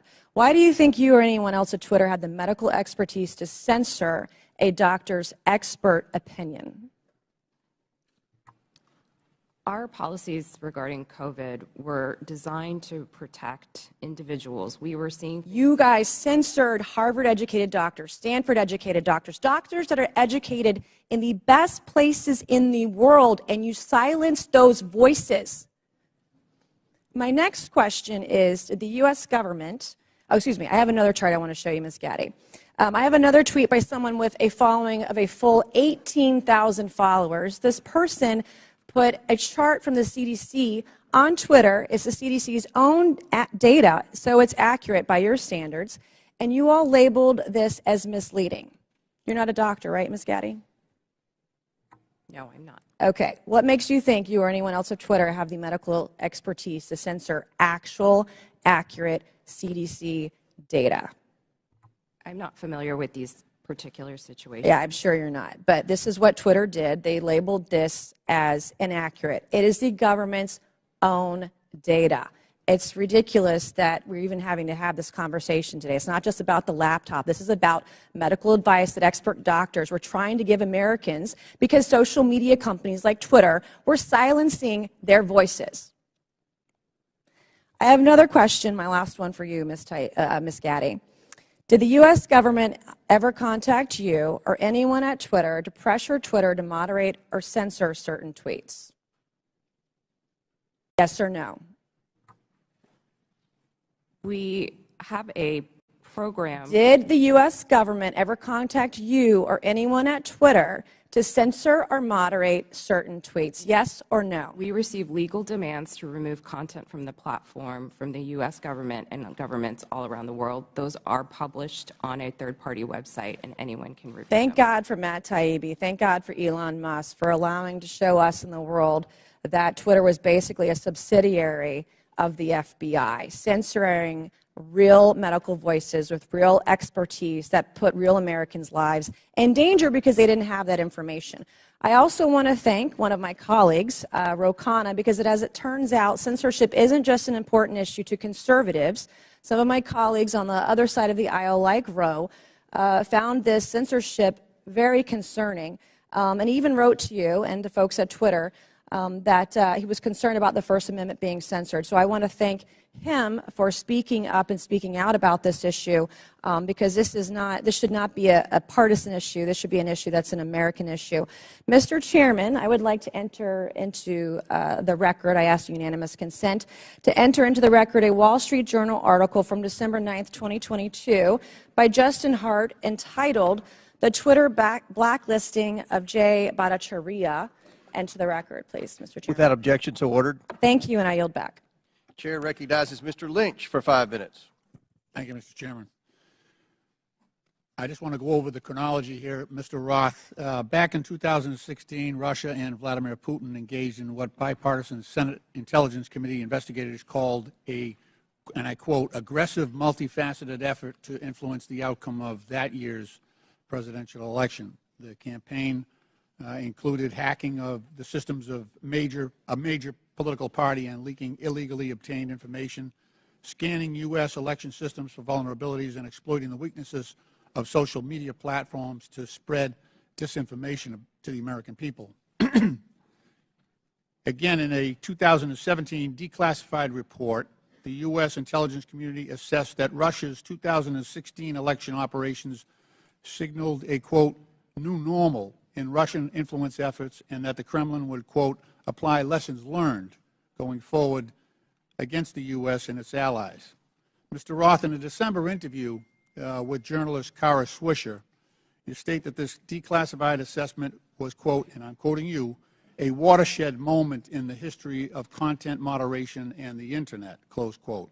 You also stated in that interview that Twitter discussed potential threats to the integrity of the 2020 elections, and it was, quote, and I'm quoting you again, obvious to think about the most influential thing that impacted the 2016 election, which was the hack and leak campaign organized by the Russian government, and that, quote, we would have been stupid not to think about that risk. Mr. Roth, why would Twitter have been stupid to ignore that risk? Thank you for the question, Congressman. I think Twitter and the entire social media industry were frankly caught with their pants down in 2016 and missed an opportunity to do the critical work of protecting election security. This isn't my judgment. This is the judgment of academics and researchers who have spent years studying Russian active measures. And most of their conclusions suggest that the #1 most influential part of the Russian active measures campaign in 2016 was the hack and leak targeting John Podesta. It would have been foolish not to consider the possibility that they would run that play again. Right. And so let me ask, was that top of mind for Twitter? You're trying to measure the credibility of incoming intelligence. Was that top of mind in regard to your decision, the company's decision to temporarily limit the distribution of the October 14th New York Post story that was delivered by Mayor Giuliani? Yes, that was one of the animating concerns for us. For nearly 2 years, we had engaged in scenario planning exercises for potential risks tied to the elections, and one of them appeared to be happening that day. Now, again, I think the facts were complicated, and I do believe Twitter made a mistake then, but our judgment was colored by the experience of 2016 and by the very real Russian activities that we saw play out that year. Mr. Roth, in a December 2020 sworn declaration to the FEC, you said that starting in 2018, you had, quote, regular meetings with the Office of the Director of National Intelligence, the Department of Homeland Security, the FBI, and industry peers regarding election security. Is that correct? Yes, sir, it is. You stated that during these meetings, quote, federal law enforcement agencies communicated that they expected hack and leak operations by state actors that might occur in the period shortly before the 2020 presidential election, likely in October, and that there were, quote, rumors that a hack and leak operation would involve Hunter Biden, close quote. Is that your recollection today? It is, but I want to clarify that sentence slightly. I think it actually should have been 2 separate sentences. It is true that in meetings between industry and law enforcement discussed the possibility of a hack and leak campaign in the lead up to the election. And in one of those meetings, it was discussed, I believe by another company, that there was a possibility that that hack and leak could relate to Hunter Biden and Burisma. I don't believe that perspective was shared by law enforcement. They didn't endorse it. They didn't provide that information in that meeting. Okay. Just to fast forward here, and in fact, in March 2021, 4 months after the election, the U.S. intelligence community assessed that Russian President Putin authorized a range of government organizations conducted influence operations aimed at denigrating President Biden's candidacy and the Democratic Party, supporting former President Trump, and undermining public confidence in the electoral process and exacerbating socio-political divisions in the U.S. that obviously reared their head on January 6th. Mr. Chairman, my time has expired, and I yield back. Gentleman yields back. Chair recognizes Mr. Jordan for 5 minutes. Thank you, Mr. Chairman. Mr. Roth, did the government tell you that the Biden laptop story was fake? No, sir, they did not. Did they tell you it was hacked? No, sir, they did not. On October 14, 2020, Twitter blocks the New York Post story on the Hunter Biden, the New York Post story on Hunter Biden, and suspends their account. The night before, FBI Special Agent Elvis Chan sends you an email. The email says this: heads up, I will be sending a teleporter link for you to download 10 documents. It's not spam. Please confirm receipt when you get it. 2 minutes later, 6:24 p.m., you respond back, received and downloaded, thanks. What were those 10 documents? Twitter didn't give me access to my laptop, but Special Agent Chan has said publicly, and the FBI has confirmed, that those documents did not relate to Hunter Biden, and that's my recollection of them. What did they relate to? My interactions with Agent Chan and with the FBI almost entirely focused on what the FBI called malign foreign interference, things like Russian troll farms and Iranian involvement in the elections, not on any type of domestic Any of the activity. information on there classified? No, sir, I do not hold a security clearance, and so I would not have received any classified information. Who does hold a security clearance? I'll just go to the second email here. I'm just curious about this. What I propose is that 30 days out from the election, this is another email to you from Mr. Chan. 30 days, we get temporary clearances. You pick who they are. Who were the people at Twitter who had a security clearance? To be honest, sir, I'm not sure, and we never ultimately followed through on this plan to get temporary clearances. Did anyone at Twitter have a security clearance?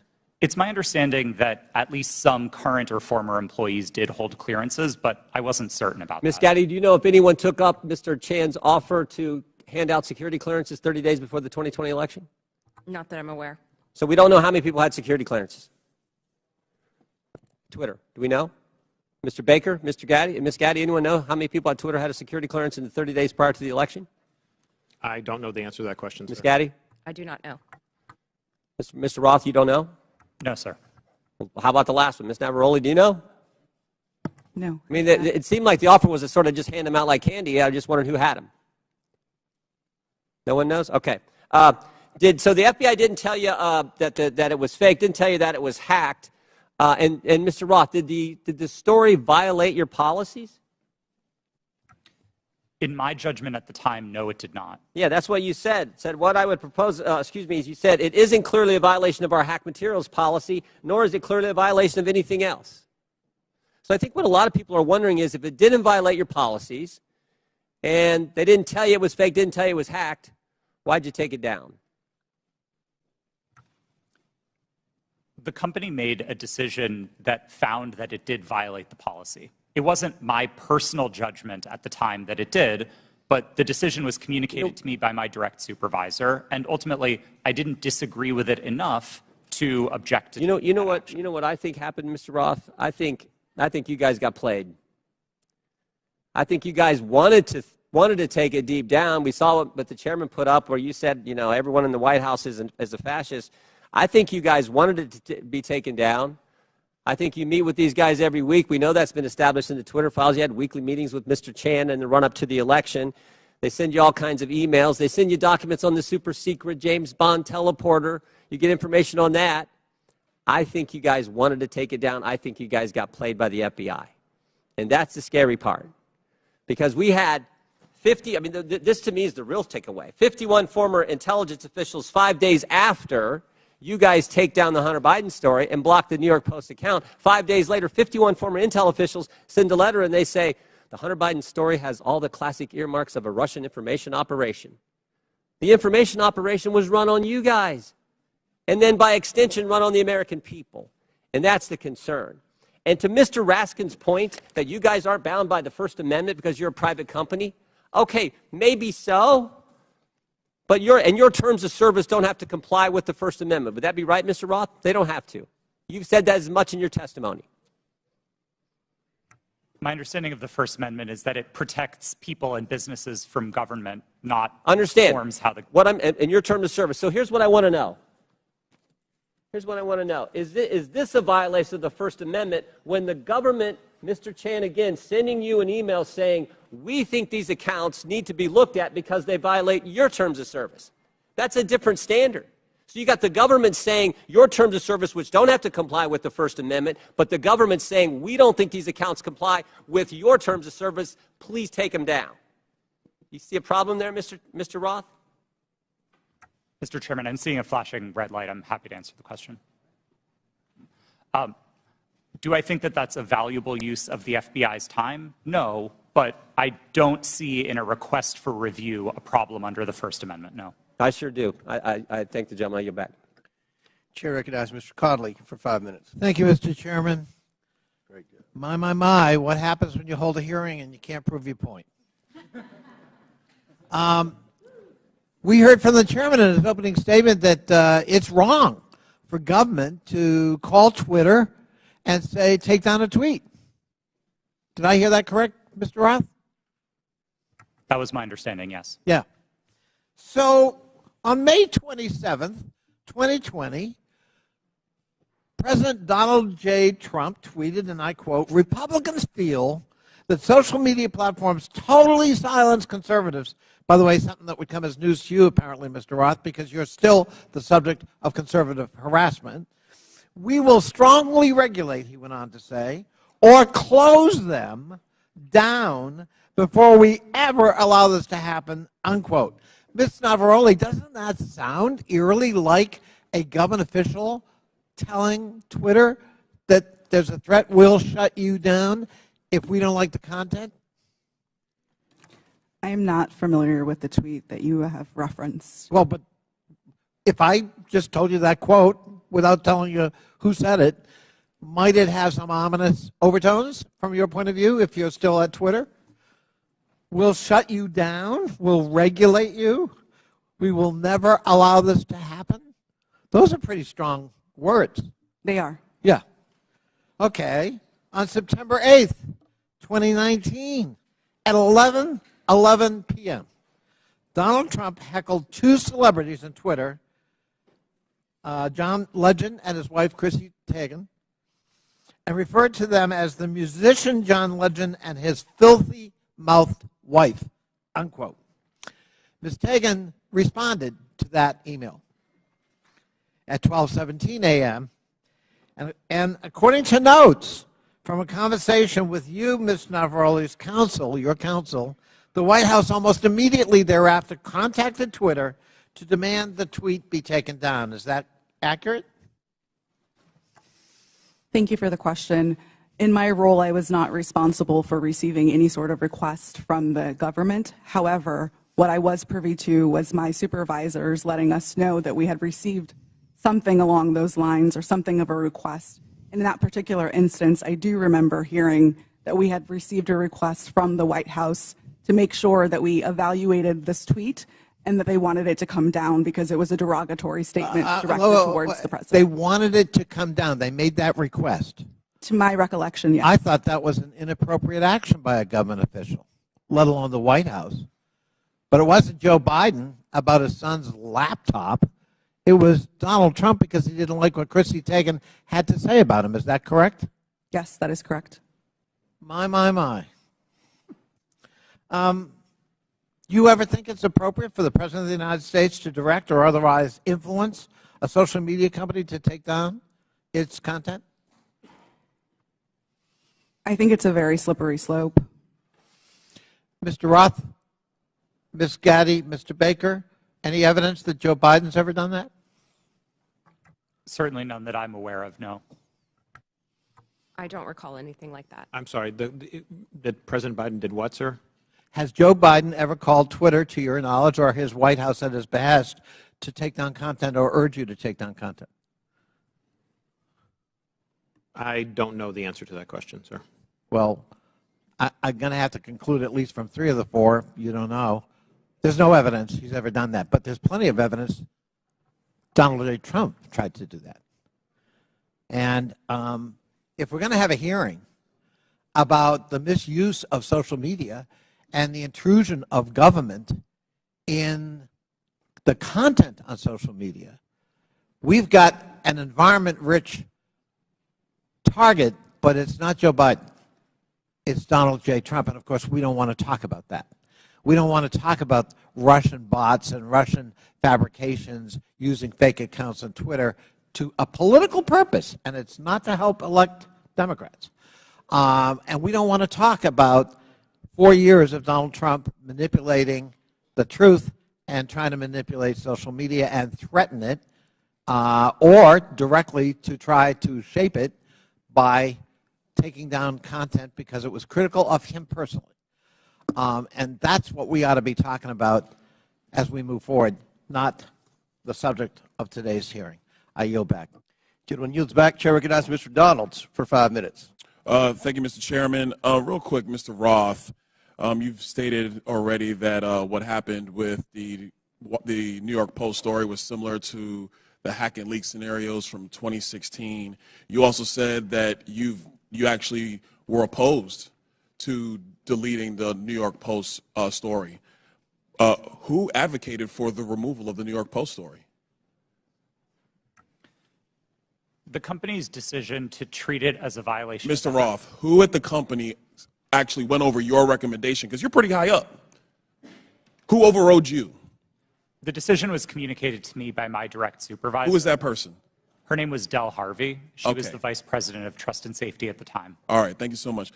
Ms. Gadde, real quick, you said to the chairman earlier, and I want to paraphrase what I heard earlier, is that Twitter had no contact with anybody from the Biden team. Is that correct to your knowledge? Not to my knowledge. Put that up for me. Okay, over my right shoulder, we have an email Reference, this is Saturday, October 24th, 5:39 p.m., referencing 5 different tweets. This is with a Twitter email chain. Under the line, it's more to review from the Biden team.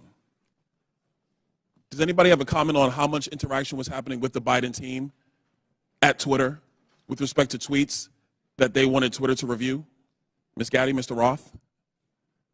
I'm not familiar with this email. So you're not familiar with this email, Mr. Roth? Are you familiar with this email? Only from what's been reported in the Twitter files. Did you ever have contact with anybody from the Biden team? No, sir, I did not. We explicitly separated the teams that would interact with campaigns from teams like mine that were responsible for content moderation. How big was the organization in Twitter that was actually working with campaigns? I couldn't say for sure. Did you ever have any contact with the DNC? Directly? No, I did not. Did anybody at Twitter have any contact with anybody at the DNC? I think it's likely that somebody at Twitter did, yes. In these emails, it's listed these are tweets that had to be flagged from the Biden team. That's what's in the files. You have no idea how many people actually engaged with the Twitter team or how frequently that engagement happened. No, and again, that was by design. We kept those functions separate from content moderation so that we could impartially assess reports like this. Do you know how many tweets were actually flagged and taken down at the behest of the Biden team? I wouldn't agree with the characterization of it as being at the behest of them. These tweets were reported, and Twitter independently evaluated them under its rules. But the email is very clear. More to review from Biden team. The response 3 hours later at the bottom, hold this up real quick so we can see. The request at the bottom, it says, handled these. What does handled these mean? My understanding is that these tweets contained non-consensual nude photos of Hunter Biden, and they were removed by the company under. Hold on, real quick, Mr. Roth. How could you know so much about the content of these tweets? I mean, as far as I'm concerned, these are just web addresses. I don't know what's in these tweets. You have these things committed to memory that you know the content, but you don't know who you talk to at the Biden team? Sir, I didn't meet with the Biden team, but there was extensive public reporting about these tweets specifically that uncovered what they were. You know the contents of the tweets. It was obviously at Twitter, but you have no idea how often people who worked in your organization had with the Biden team during the end of the 2020 presidential elections. I would emphasize that the people who interfaced with the campaigns were not part of my team or organization. I would know what the interactions were if they were on my team. It was a different part of the organization, not mine. Let me ask you a separate question, and I'll ask it of you too, Mr. Baker. Have you guys been able to quantify the amount of in-kind contributions associated with taking down the New York Post story? Because the New York Post story was down for 2 weeks, give or take. Do you have any understanding of how much that story was limited by Twitter and also by other social media companies? What the impact of an in-kind contribution that would be to the Joe Biden presidential election in 2020? I don't know the answer to that question, sir. Do you think it's big? I don't know the answer. Do you think it's more than a maximum contribution to a campaign? I wouldn't want to speculate. Would you call it 25,000? I don't know the answer to that question. 100,000? Sir, I don't know the answer to the question. $1 million? I don't know the answer to the question. Do you think Twitter would be in violation of federal election laws with the size of an in-kind contribution to take down a story, which is true, by the way, because you guys thought you knew something with limited information? I'm not going to speculate on that sitting here today, sir. I try to propound a legal analysis of election laws. I'll yield back. Gentleman yields back. Chair recognizes Ms. Ocasio-Cortez. It's your turn. You want to go? Okay. We won't start the clock till you get there. Appreciate also your generosity. I just want to start off right here at the top here. This isn't even my line of questioning, but I'd like to submit to the record a Washington Post article now warning about Hunter Biden laptop disinformation, the guy who leaked it. Here's the deal. Before I even get into my questions, I think that the story here with the Washington Post reporting is that what they're saying right here, when the New York Post first reported in October 2020 that it had obtained contents of a laptop computer allegedly owned by Joe Biden's son Hunter, there was an immediate roadblock faced by other news outlets that hoped to corroborate reporting, as many did. The newspaper wasn't sharing what it obtained. New York Post had this alleged information and was trying to publish it without any corroboration, without any backup information. They were trying to publish it to Twitter. Twitter did not let them, and now they were upset. I believe that political operatives who sought to inject explosive disinformation with the Washington Post couldn't get away with it. And now they're livid. And they want the ability to do it again. They want the ability to inject this again.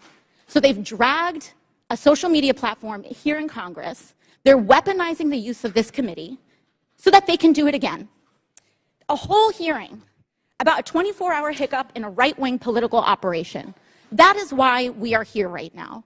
And it's just an abuse of public resources, an abuse of public time. We could be talking about health care. We could be talking about bringing down the cost of prescription drugs. We could be talking about abortion rights, civil rights, voting rights. But instead, we're talking about Hunter Biden's half-fake laptop story. I mean, this is an embarrassment. But I'll go into it. Ms. Navaroli, let's talk about something real.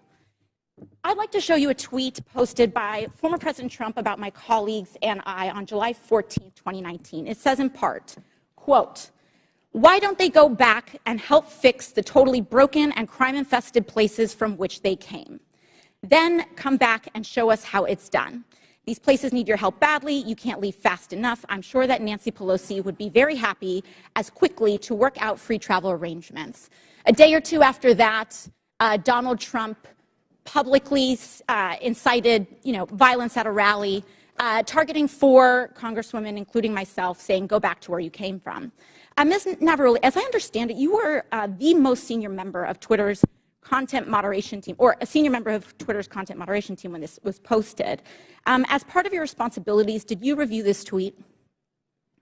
Yes, it was my team's responsibility to review these tweets. And what did you conclude? My team made the recommendation that for the first time we find Donald Trump in violation of Twitter's policies and use the public interest interstitial. For the first time? Yes. And at the time, Twitter's policy included a specific example when it came to banned abuse against immigrants, as they specifically included the phrase, "Go back to your country," or go back to where you came from, correct? Yes, that was specifically included in the content moderation guidance as an example. You brought this up to the Vice President of Trust and Safety, Del Harvey, correct? I did, yes. And she overrode your assessment, didn't she? Yes, she did. And something interesting happened after she overrode your assessment. A day or two later, Twitter seemed to have changed their policies, didn't they? Yes, that trope, "Go back to where you came from," was removed from the content moderation guidance as an example. So Twitter changed their own policy after the president violated it in order to potentially accommodate his tweet? Yes. Thank you. So much for bias against right wing on Twitter. Additionally, Ms. Navaroli, are you familiar with the account Libs of TikTok? I have heard of it from the news, yes. Mr. Roth, are you familiar with this account? Yes, ma'am, I am. Are you aware that from August 11th to August 16th, that account posted false information about Boston Children's Hospital, claiming that they were providing hysterectomies to children? Yes, I am aware of that and other claims from the account. And are you aware that this lie was then circulated by other prominent far-right influencers? Yes. And are you aware that all these claims, which I have reiterated were false, culminated in a real-life harassment and ultimately a bomb threat to the Boston Children's Hospital? Yes, I am aware. And this account is still on that platform today, isn't it? Regrettably, yes, it is. Despite inspiring a bomb threat due to the right-wing incitement of violence against trans Americans in this country, because they cannot let go of this obsession with fixating violence and inciting violence against trans and LGBT people, in addition to immigrants, in addition to women of color. This is a party that cannot pick on anyone their own size. And they are trying to co-opt an entire social media platform and use the power of this committee and of Congress in order to pursue a political agenda. I yield back. Lady yields back. Chair recognizes Mr. Fry for 5 minutes.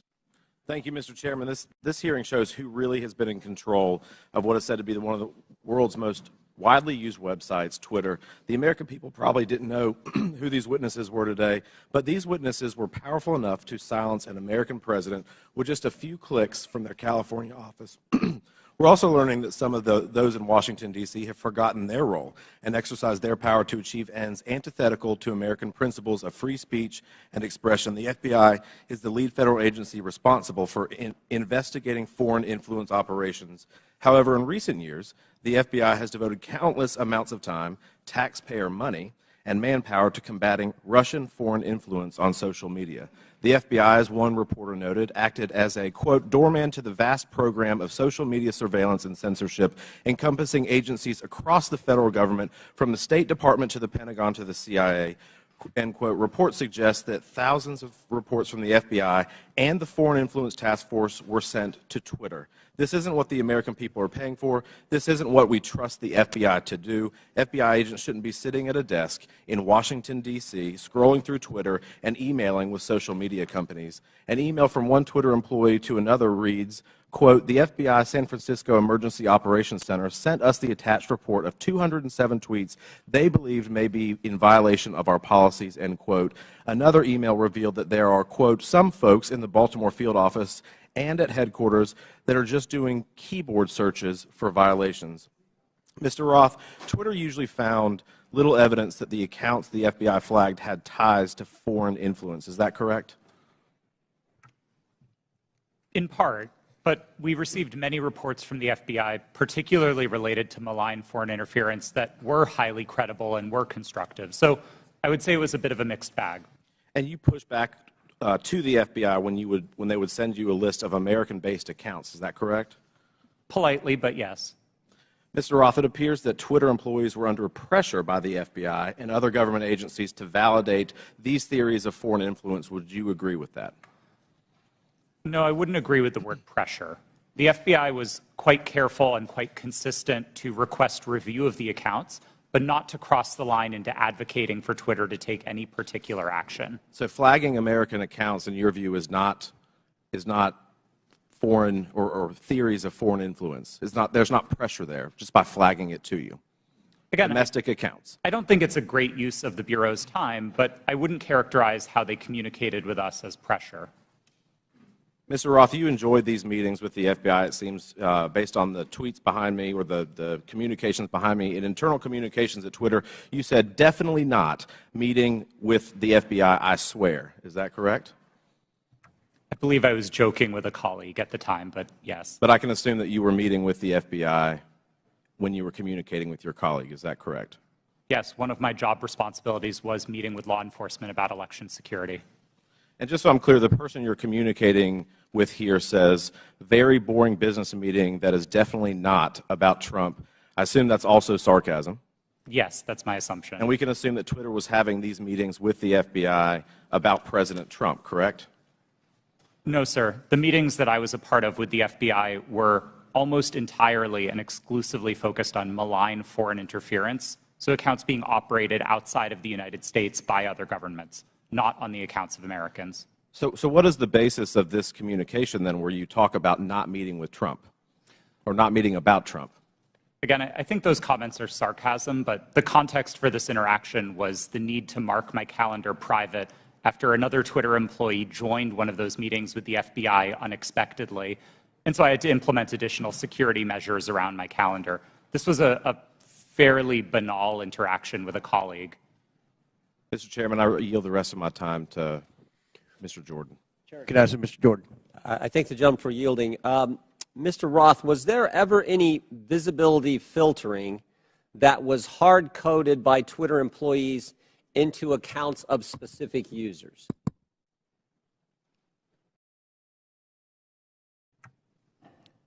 Twitter employees were responsible for building the systems that performed visibility filtering, and then that filtering would have been applied either automatically. I'm asking a very specific question. I'm asking, was the code written in a way that for certain accounts, those accounts, unique in and of themselves, would be visibility filtering, to use your term, so that they wouldn't have as much reach or as much influence?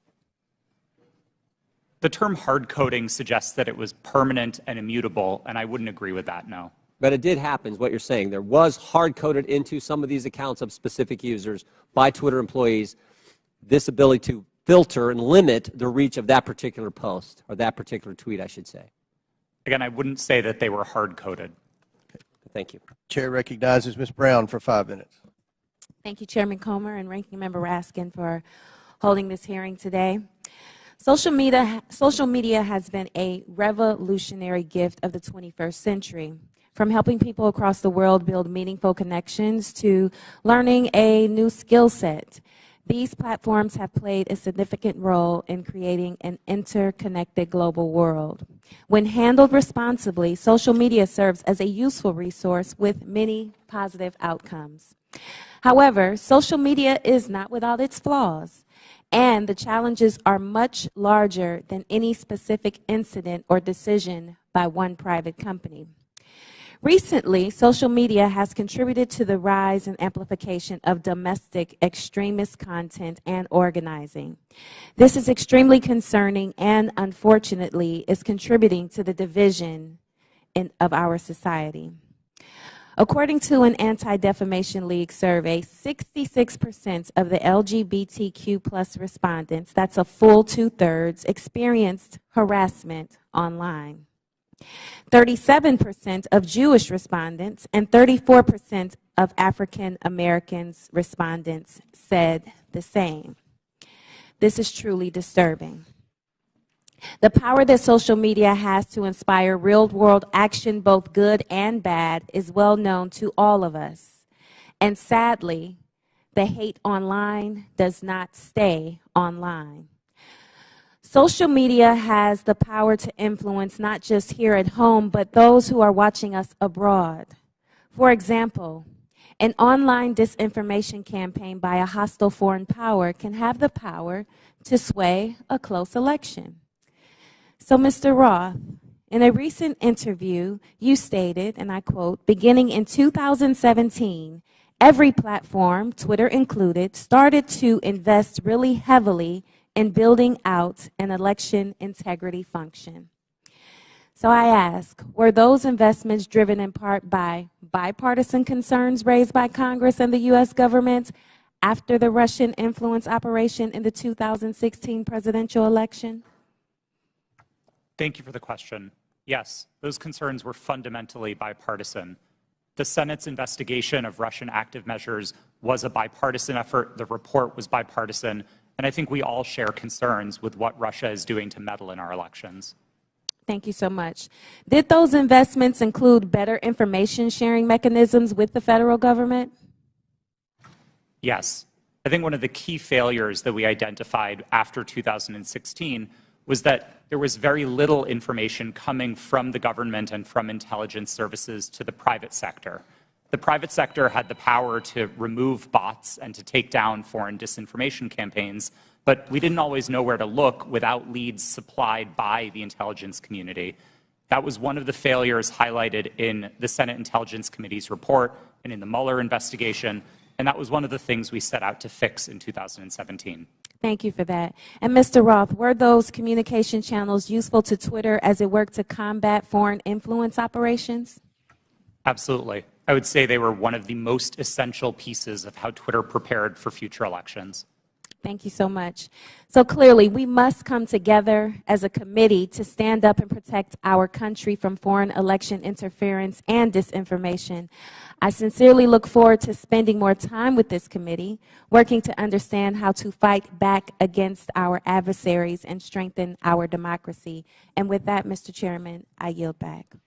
Thank you very much. Chair recognizes Ms. Green for 5 minutes. Thank you, Mr. Chairman. Mr. Baker, Ms. Gadde, Mr. Roth, and Ms. Navaroli, you can consider your speech canceled during my time because you canceled mine. You see, you permanently banned my personal Twitter account, and it was my campaign account also. So let's talk about election interference, shall we? January 2nd, 2002, you permanently banned my Twitter account. This was the account that I would put my campaign ads on, raise money on, fight back when attacked with lies, and be able to talk to my voters in my district. But you banned it. And then let me explain. My account was not reinstated until November 21st, 2022. That was after my election on November 8th. You know, at your company, or your former company where you worked, Twitter employees, over 98% of them donate to Democrats. So while you coordinated with DHS, the FBI, the CIA, our government, and outside groups to permanently ban, shadow ban conservative Americans and candidates like me and the former President of the United States, President Donald J. Trump, you were censoring and wrongfully violating our First Amendment free speech rights. Guess what? None of you hold security clearances. None of you are elected, and none of you represent 750,000 people like I do. Let's explain. 52 United States Law 10101. No person shall intimidate, threaten, coerce, or attempt to stop any other person for the purpose of interfering with their rights to vote, or to vote as he may choose. You didn't shadow ban or permanently ban my Democrat opponent. No, you did that to me.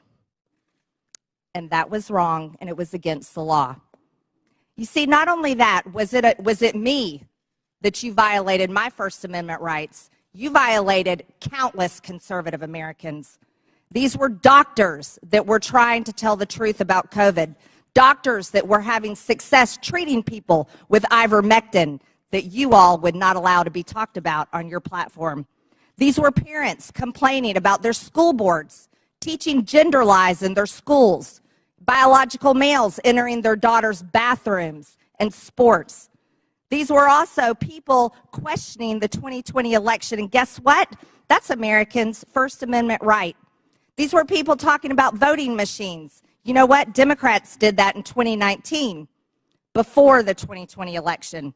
On Twitter, people could question elections such as 2016, saying Hillary won, but in 2020, no one could question elections saying Trump won. You abuse the power of a large corporation, big tech, to censor Americans. And you want to know something? Guess what? I'm so glad that you're censored down. I'm so glad you've lost your jobs. Thank God Elon Musk bought Twitter. And you know what? Let's talk about something a little bit further. It's amazing to me, Mr. Roth, as the head and trust of safety at Twitter, your ability, or should I say inability, to remove child porn. Now, here's something that disgusts me about you. In your doctoral dissertation entitled Gay Data, you argued that minors should have access to Grindr, an adult male gay hookup app. Minors? Really? You know, Elon Musk took over Twitter and he banned 44,000 accounts that were promoting child porn. You permanently banned my Twitter account, but you allowed child porn all over Twitter. Twitter had become a platform, you said, connecting queer young adults. You also wrote on Twitter in 2010, can high school students ever meaningfully consent to sex with their teachers? In 2021, while you were the director of trust and safety on Twitter, an underage boy and his mother announced a lawsuit against Twitter because Twitter was benefiting from and refused to remove a lewd video featuring this boy and another minor. That is repulsive. But you violated me. What were my tweets? Okay, let's talk about them. I was talking about the deaths being reported on VAERS. By the way, that's on the CDC website. I was also saying that I didn't think any entity should enforce a non-FDA approved vaccine or mask. Guess what? A lot of people agreed with me, but you called that COVID misinformation. By the way, I'm a member of Congress and you're not. I also said the controversial COVID-19 vaccines should not be forced on our military. You want to know something? Republicans stopped that in the NDAA. Ladies, time has expired. And your time has expired. I yield back. Thank you, Mr. Chairman. Chair recognizes Mr. Gomez. Thank you, Mr. Chairman. Mr. Roth, please explain to us why Ms. Marjorie Taylor Greene, or the representative from Georgia, was removed from Twitter. Thank you for the question, Congressman. My recollection is that her personal account was banned from Twitter after repeated written notices due to repeated violations of the Twitter rules. Can you add a little specificity to the violation of the Twitter rules? Yes. Again, I didn't have access to my Twitter email, documents, anything that would have let me prepare to answer that in more detail, but my recollection is that the Congresswoman repeatedly violated Twitter's policies about sharing misinformation about COVID-19. She received multiple written warnings about that conduct. She received multiple timeouts related to that conduct. And then ultimately, consistent with the written and published policy, those repeated violations resulted in her account being permanently suspended. Mr. Chairman, so in essence, I'd like to make a point of personal privilege. It's still my time. We'll stop. Still my clock. It's still my time. Mr. Chairman. Point of order by Mr. Raskin.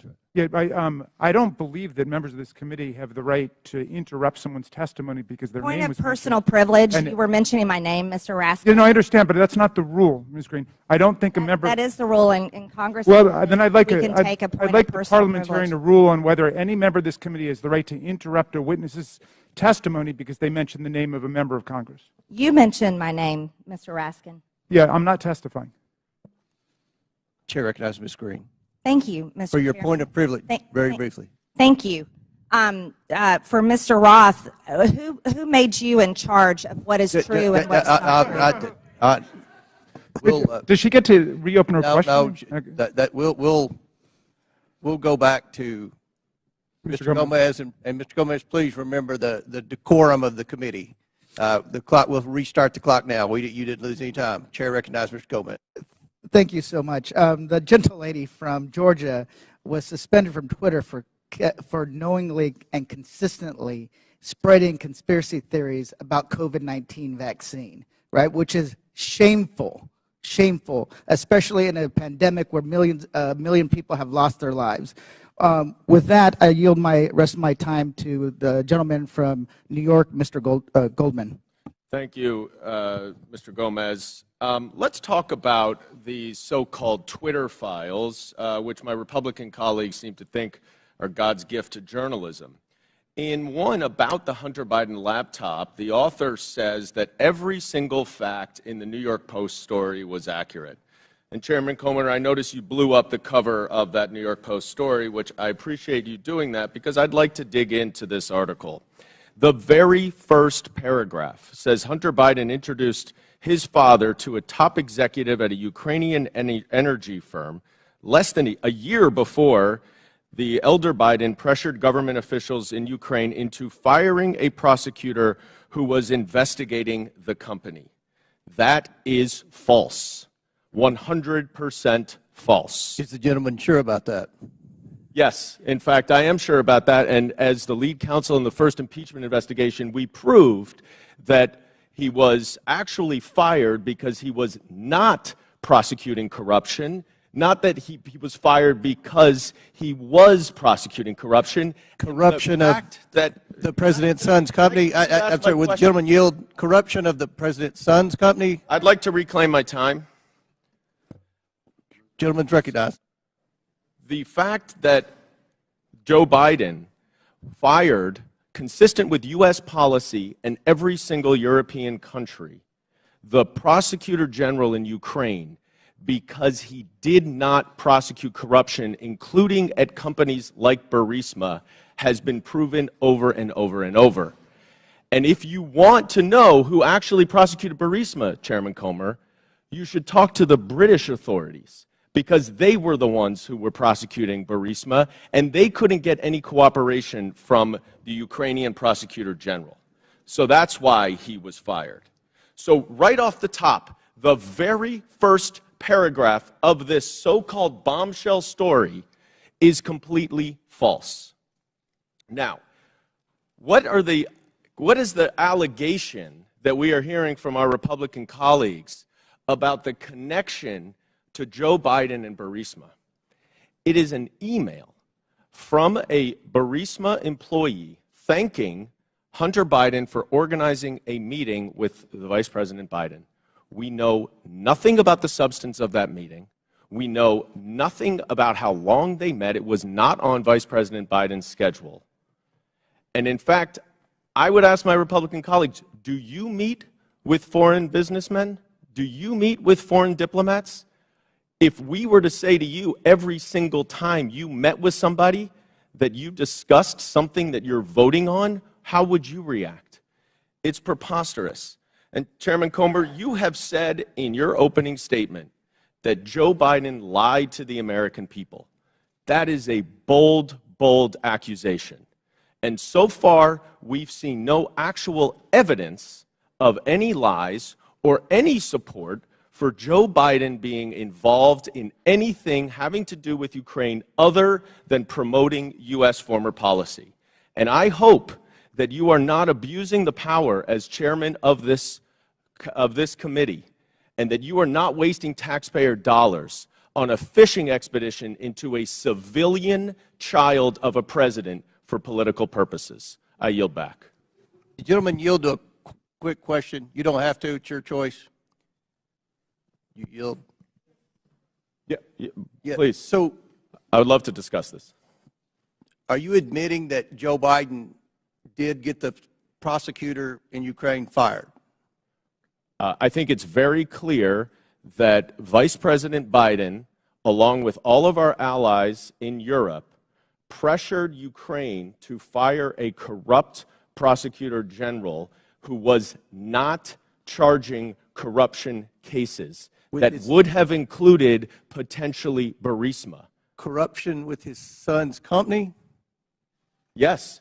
In fact, if what he wanted was the prosecutor general to prosecute corruption, and the allegations that you are making and that the Russians are making, because this is all part of Russian propaganda, is that Burisma was corrupt and Joe Biden was trying to stop an investigation into Burisma. That is categorically false, and there is no evidence of it. Mr. Chairman, we're going to recognize one more speaker. We've been requested by the presenters for a brief bathroom break. If you'll allow us, we have one more questioner, and then we'll take that break. Chair recognizes Mr. Timmons for 5 minutes, and then we'll have a 5 to 10 minute break. Mr. Timmons. Thank you, Mr. Chairman. We have a big picture problem right now, and we're talking about Twitter specifically and Hunter Biden's laptop, but it's not just that. It's the general trend of the media, social media, the FBI, DOJ, doing one side's bidding. That's the issue. There's mistakes that have been made, and we keep looking back at these mistakes and say, oh, that shouldn't have happened that way.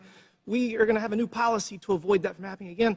But every mistake benefits one side. Every mistake benefits one side. Let's go back to 2016.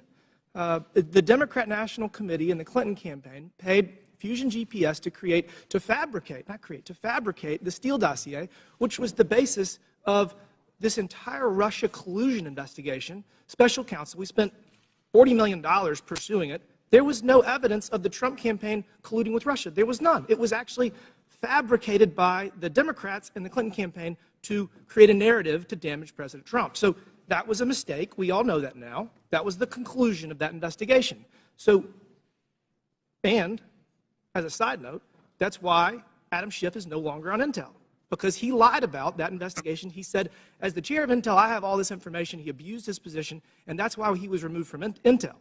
So next, we go to 2020. Another mistake. We have something that is real labeled as something that is fake. We tell the American people that we're going to have an honest, open conversation about issues, about challenges that our country faces, and everybody has their own facts. Congressman from New York is mentioning his facts. It's just very bizarre that Hunter Biden making tens of thousands of dollars a month with no credentials from a business in Ukraine. Whether they're being investigated, who knows? I mean, these are all speculation, and it's something the American people can't really digest because we don't know the answers to it. And when we're told the answers by our government, by big corporations, by big tech, and they're repeatedly wrong, it creates a trust issue. It creates a trust issue. So the American people do not trust what they're being told. They do not trust what they're being told. We're going to dig into the Hunter Biden laptop briefly. Jack Dorsey has said that he did not make that decision. Ms. Gadde, did you make the decision to censor the Hunter Biden laptop story? Yes, I was involved in that decision. Who was the final arbiter? Because Mr. Roth has said he disagreed with that decision. Who was the final person that said, we're going to do this? I ultimately approved that decision. Okay, thank you. Mr. Roth, you have said previously that you do not believe that the New York Post story violated any policy. You've said that multiple times today. How many times, other than this one, did something get banned or flagged that you disagreed with? Is this the only one? No, sir, not at all. Okay, so these are Twitter challenging. Twitter repeatedly banned and censored material that you thought shouldn't be censored. Is that fair? These are challenging judgment calls, and I think reasonable minds can differ about whether a given piece of content. Okay, but on this does one you or did doesn't. disagree. I just want to say the American people need to have valid information to process decisions. I would argue that denying the American people the substance of Hunter Biden's laptop story was Hunter Biden's laptop was wrong. You got photos and text messages of Hunter Biden committing multiple felonies, which was never actually criminal. There were no criminal charges. Must be nice. Hunter Biden and James Biden were negotiating deals with Chinese Communist Party agents, one of whom Hunter Biden classified as the spy chief of China. We have evidence at least one of Hunter's deals with Chinese Communist Party linked entities. Joe Biden was given a 10% equity stake in the joint venture. You have evidence that the Bidens were trying to sell America's natural resources to the Chinese, and this is my personal favorite. Evidence that the Bidens and a Chinese energy company owned by the Chinese Communist Party had leased office space no further than 3 miles from where we're sitting right now. And the man running for president had his own office in that office space, his own personal office. You think the American people deserve to know that? I do. I think that there's a lot of smoke surrounding the Biden's relationship with the Chinese Communist Party. There's a lot of smoke surrounding the Biden's relationship with Ukraine. And they deserve to have the facts to make a decision for themselves. Y'all got it wrong in 2016 with Russian collusion. You got it wrong with Hunter Biden's laptop in 2020. You got it wrong regarding COVID at every turn.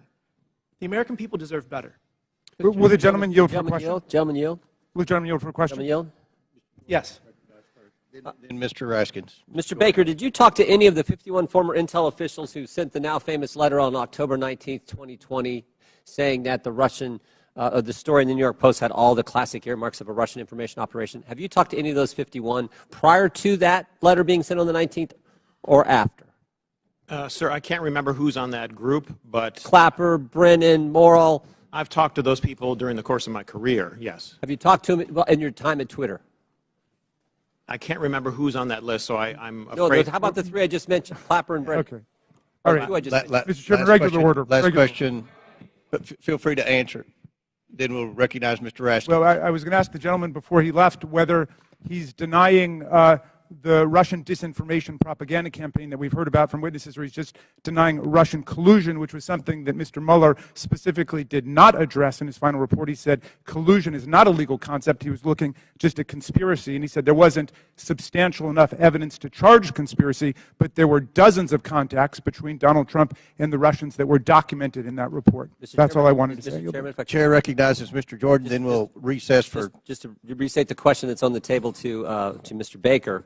Did he talk with Mr. Clapper, Mr. Brennan, or anyone else that he knows of on that who signed that? Point of order, letter? Mr. Chairman. Whose time is this? Yeah, this was The chairman's time. remaining 3 seconds of... He doesn't have remaining time. Okay. He's gone over by a minute. We're over. Mr. Baker, feel free to answer the question if you want, and then we'll take a recess. Mr. Jordan, I don't recall discussing that publication that they did about the Hunter Biden laptop with any of those people. We'll stand in recess for 5 minutes. When we return, Mr. Garcia will begin our questioning. We're in recess for 5 to 10 minutes. Mr. Chairman. Thank you, Mr. Chairman. I want to thank our witnesses, and I just want to start off also by just apologizing to our witnesses, particularly Mr. Roth, for just the homophobic rant and comments that were recently just made from the gentle lady from Georgia. That was really shameful.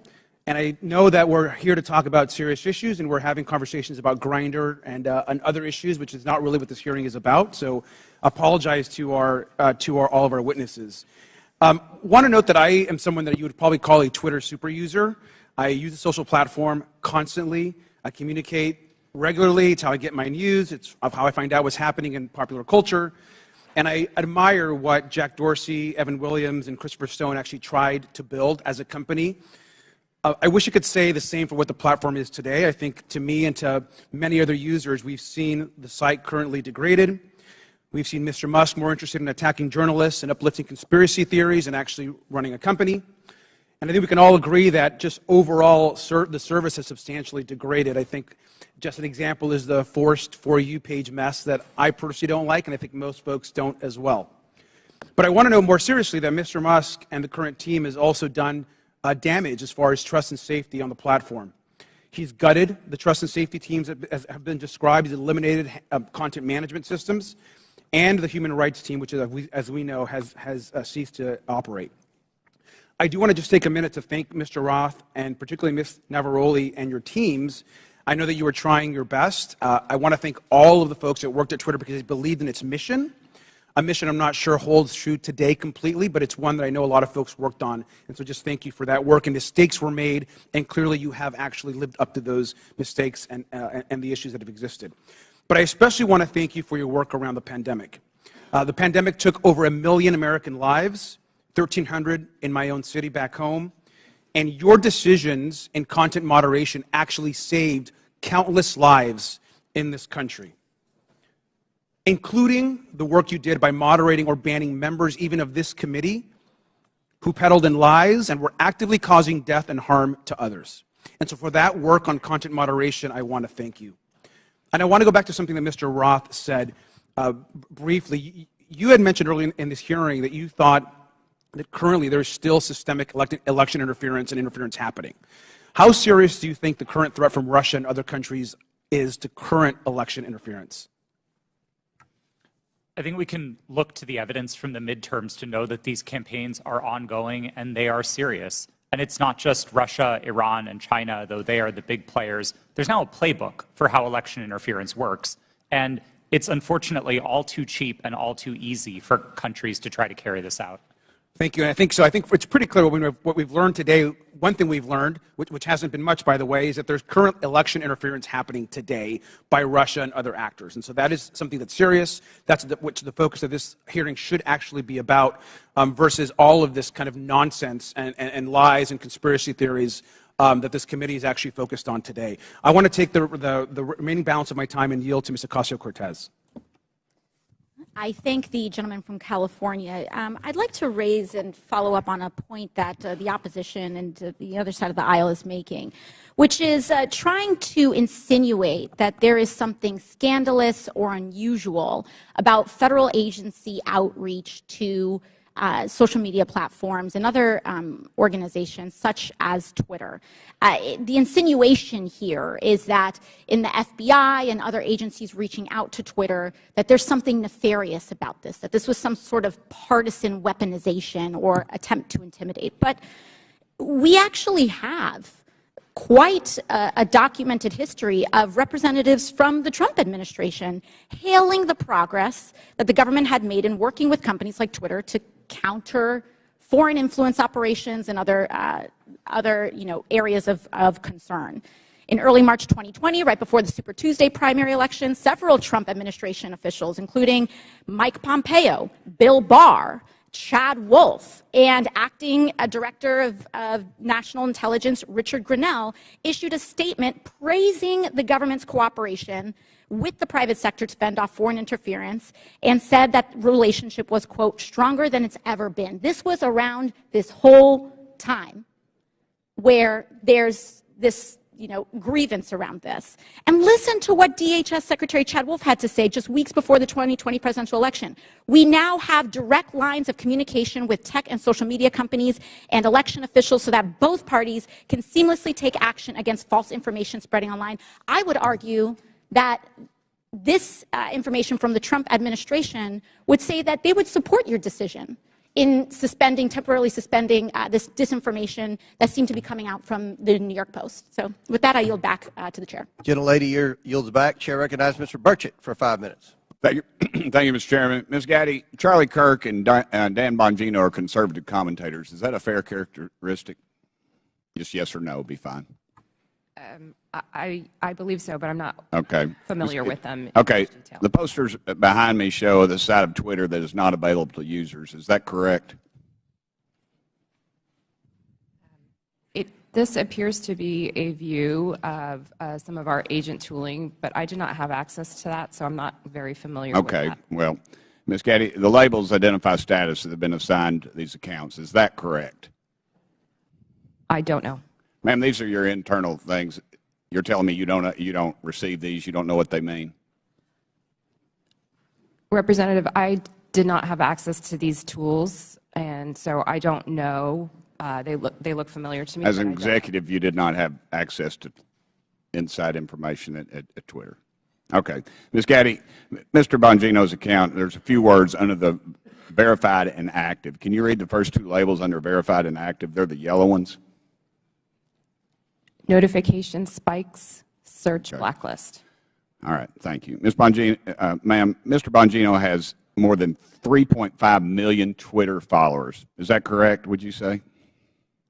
I'm sorry, I don't know the answer to that question. Okay, well, that is correct. Let's look at Mr. Kirk's account. Ms. Gadde, can I get you to read the yellow labels on Mr. Kirk's account? Can you see those?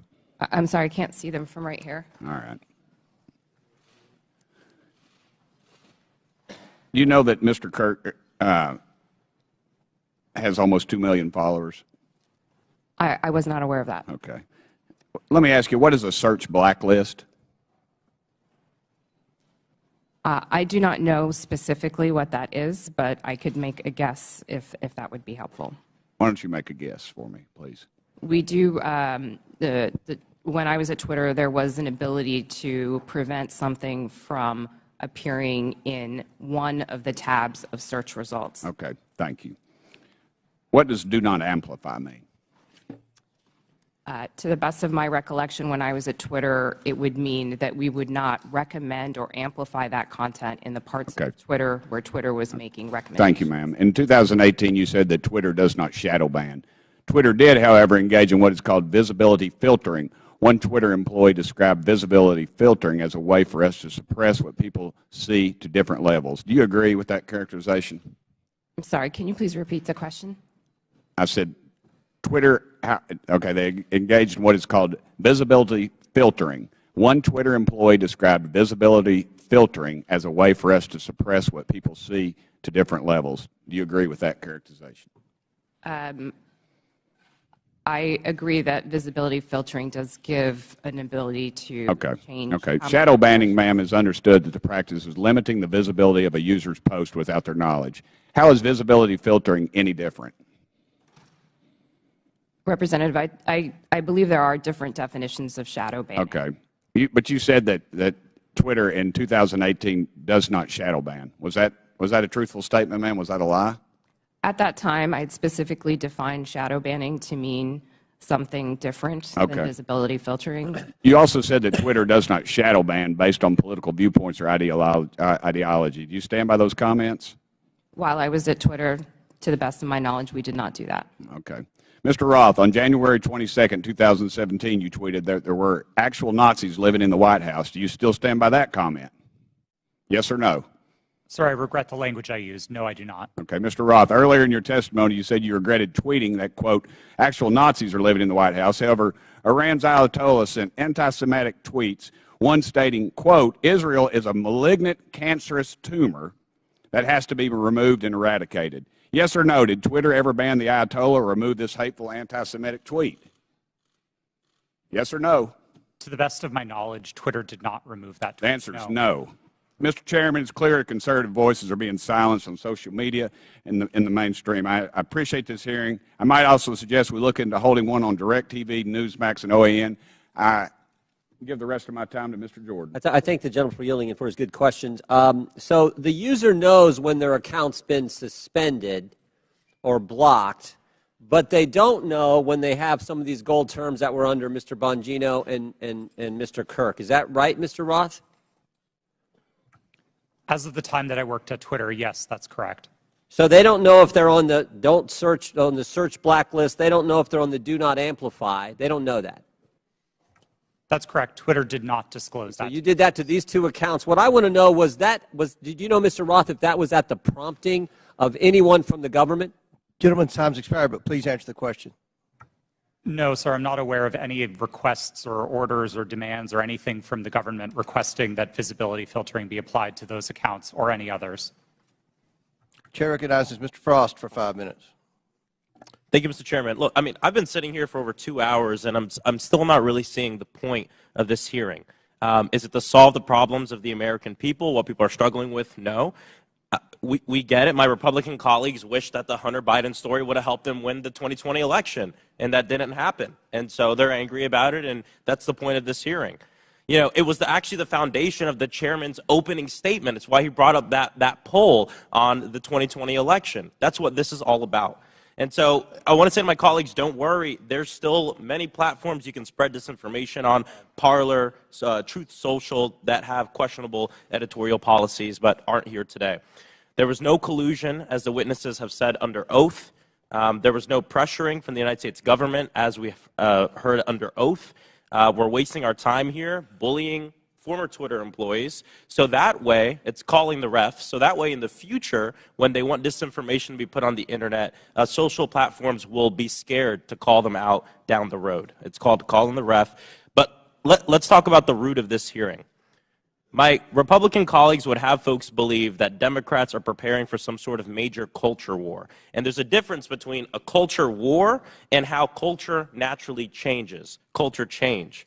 Some on this committee are very resistant to culture change. I mean, just yesterday we heard a member equate immigration negatively to changing our culture, black and brown folks coming to our country.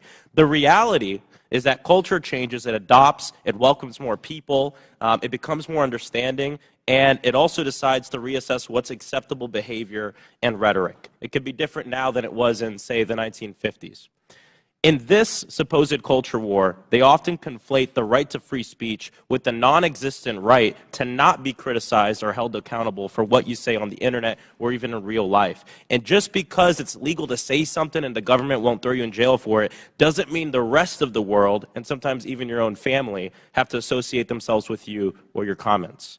Mr. Roth, you helped set up content moderation policy at Twitter. What type of user tweets were more likely to get limited? Did it have to do with racism, sexism, homophobia, violence, or were y'all looking for people who were supporting Donald Trump, President Trump, and limiting those? Our policies were built fundamentally to be viewpoint neutral. They were focused on harm reduction, looking to things like the Universal Declaration of Human Rights with a focus on protecting people's safety, people's right to free and fair elections, people's rights to free speech. And we built concern with those rights into our policies. So being a decent human being. That's certainly what we tried to do. Gotcha. Yes. Ms. Navaroli, earlier you testified about a 2019 tweet that was about President Trump, and I think it's from Ms. Teagan. What was the tweet about? Would you like me to give the direct quote? Yeah. Please excuse my language. This is a direct quote, but Chrissy Teigen referred to Donald Trump as a pussy-ass bitch. Okay. Free speech. And what happened after Ms. Teagan posted her tweet? What did the White House do? What did the Trump White House do? From my understanding, the White House reached out to ask that this tweet be removed. It was my team's job. This fell underneath the policy for abusive behaviors, and we evaluated underneath our insults policy. At that time, up to 3 insults were allowed, and so it was our job to determine how many insults were included within that phrase. So the Trump White House reached out, not an agency, but the White House reached out and requested that you remove the tweet? From my understanding, yes. Okay. Mr. Roth, you mentioned a serious problem of foreign interference in our elections. Did you see that mass interference work more in support of right-wing candidates like President Trump in 2016 or President Biden in 2020? Thank you for the question. It's an important one, and I don't think there's a clear or easy answer to this. We saw Russian operatives playing both sides and often playing them against each other. One of the most enraging interactions that my team saw were accounts operated out of the same Russian troll farm arguing with each other. And they were manufacturing drama both on Democratic sides and on the Republican So it's still a huge issue. Absolutely. 100%. Well, there you have it. There's issues of big tech. There are serious issues we need to litigate. Hunter Biden's laptop is not one of them. And like many of my colleagues have said, we need to talk about these issues, how January 6th maybe could have been prevented if Twitter had taken action due to the hateful speech, and how we have foreign interference in our elections. Why are folks on this committee so obsessed with Twitter's editorial decision on Hunter Biden's laptop? Would they hold the same hearings of the editorial decisions of Fox News and Newsmax? Free speech is about the government limiting speech around about the public. My governor, Ron DeSantis, is doing that right now. I have a venue in my district that he's revoking the liquor license of, trying to close because they had a drag show. We have teachers who are not able to teach the curriculum that they want because they disagree with Ron DeSantis and his view of the world. That is limiting free speech. And I'd love to see this committee bring in some of these governors who are abusing their power, like Governor DeSantis in my state of Florida, to limit the free speech of people. I yield back. Gentleman yields back. Chair now recognizes Mr. Gosar for 5 minutes. Thank you, Mr. Chairman, for this important hearing, and thank you for our witnesses for appearing as well. I want to be clear.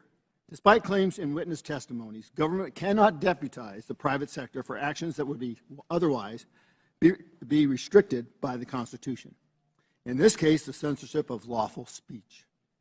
Now I want to direct you to a tweet over my shoulder sent by President Trump on October 5th, 2020, before Twitter banned him from the platform.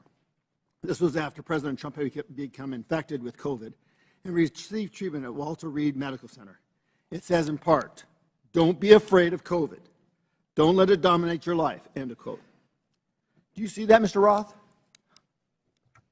Yes, sir, I do. Less than an hour later, you received an email from James Baker at Twitter, reproduced behind me as well, saying, quote, "Why isn't this POTUS tweet a violation of our COVID-19 policy, especially the don't be afraid COVID statement," end of quote. Isn't that correct, Mr. Roth? Yes, I believe that's the email displayed. Now, Mr. Baker, was it your understanding that the Twitter COVID-19 policy was people should be afraid of COVID? Sir, my recollection. Yes or no? Could you repeat the question, sir?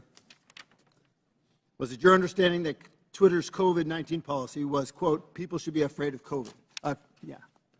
At that point in time, I did not fully understand what Twitter's COVID misinformation policy was, and so I was trying to understand. I'm recapturing my time. So maybe you thought that Twitter's policy was that it should dominate people's lives. Is that what you thought? I'm sorry, I'm having a hard time hearing you, sir. So is it the fact that Twitter, don't let it dominate people's lives? Is that the problem with the tweet? I didn't, at that point in time, I did not understand fully. I was relatively new at Twitter, and I was trying to understand what the policy was, and therefore I was. I'm just going to ask you, the other two were asked, where did you go to medical school? I beg your pardon? Where did you go to medical school? I did not go to medical school. Good. Now, I'd like to have a yes or no from each of the witnesses on these following questions. Did you or others at Twitter communicate with government officials by means of disappearing messaging systems like Signal, Snapchat, or Wicker? Mr. Baker, yes or no? Have I ever communicated with a government official using those? Yes or no? I don't recall. Ms. Gadde? Not to the best of my Mr. recollection. Roth? Yes. Mr. Navaroli? Not to my recollection, no. Once again, did you or others at Twitter receive requests from federal law enforcement to allow criminal activity or content whose distribution is criminal to proceed on Twitter? Mr. Baker? I'm sorry, I don't understand the question, sir. Ms. Gadde? Can you please repeat the question, sir? Mr. Roth? If I understood the question correctly, it was whether we received requests to allow unlawful activity, and Yes. the answer is no. Okay, Ms. Navaroli? Not to my knowledge, no. Now, I'd like to submit for the record an article by the New York Post titled, quote, "Twitter refused to remove child porn because it didn't violate policies."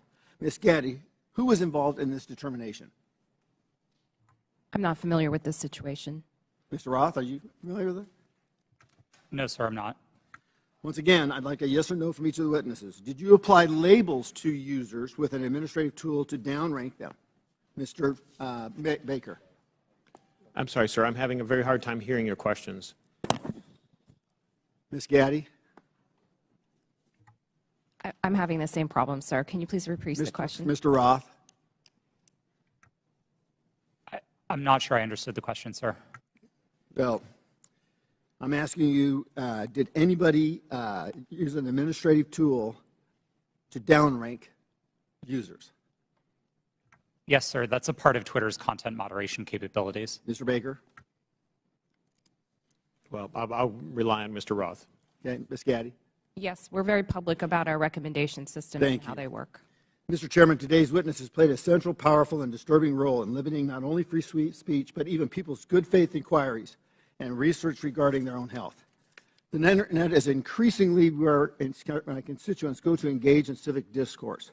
Our liberties as Americans will be diminished if we do not recognize our speech is increasingly virtual and right now subject to hostility and threatened through bans and deplatforming. The suggestions by witnesses that all of the removal of, quote, lawful but awful speech, quote, was done in favor of users is bunk. We could just as easily provide content filter options to allow lawful speech, letting users decide what lawful materials they do or don't want to engage with. But you didn't. You censored and manipulated millions of people. Do not allow people like this sitting in front of us today to be the arbiters of truth. I urge my colleagues to support my Section 230 reform, Stop the Censorship Act, which empowers users with the editorial contract. Our private businesses, you always have a contract with your customers. Allow them to pick. I yield back my time. Gentleman yields back. Chair recognizes Ms. Balin. Thank you, Mr. Chairman. And I want to say, as a former history teacher, I care a lot about the facts and the details, so let's dive in. On December 4th, then-ranking member Comer appeared on Fox News and alleged that what Elon Musk's Twitter files showed was, quote, evidence that the Biden campaign colluded with big tech to suppress a story that we now know is 100% true, unquote. That is simply not true.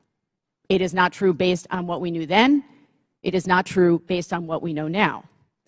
Mr. Roth, in a declaration to the FEC in December 2020, you stated, quote, I did not receive any communications from or have had any communications with representatives of Biden for President, the Democratic National Committee, or any of their agents regarding the New York Post articles before Twitter implemented the enforcement actions on October 14th, 2020, unquote.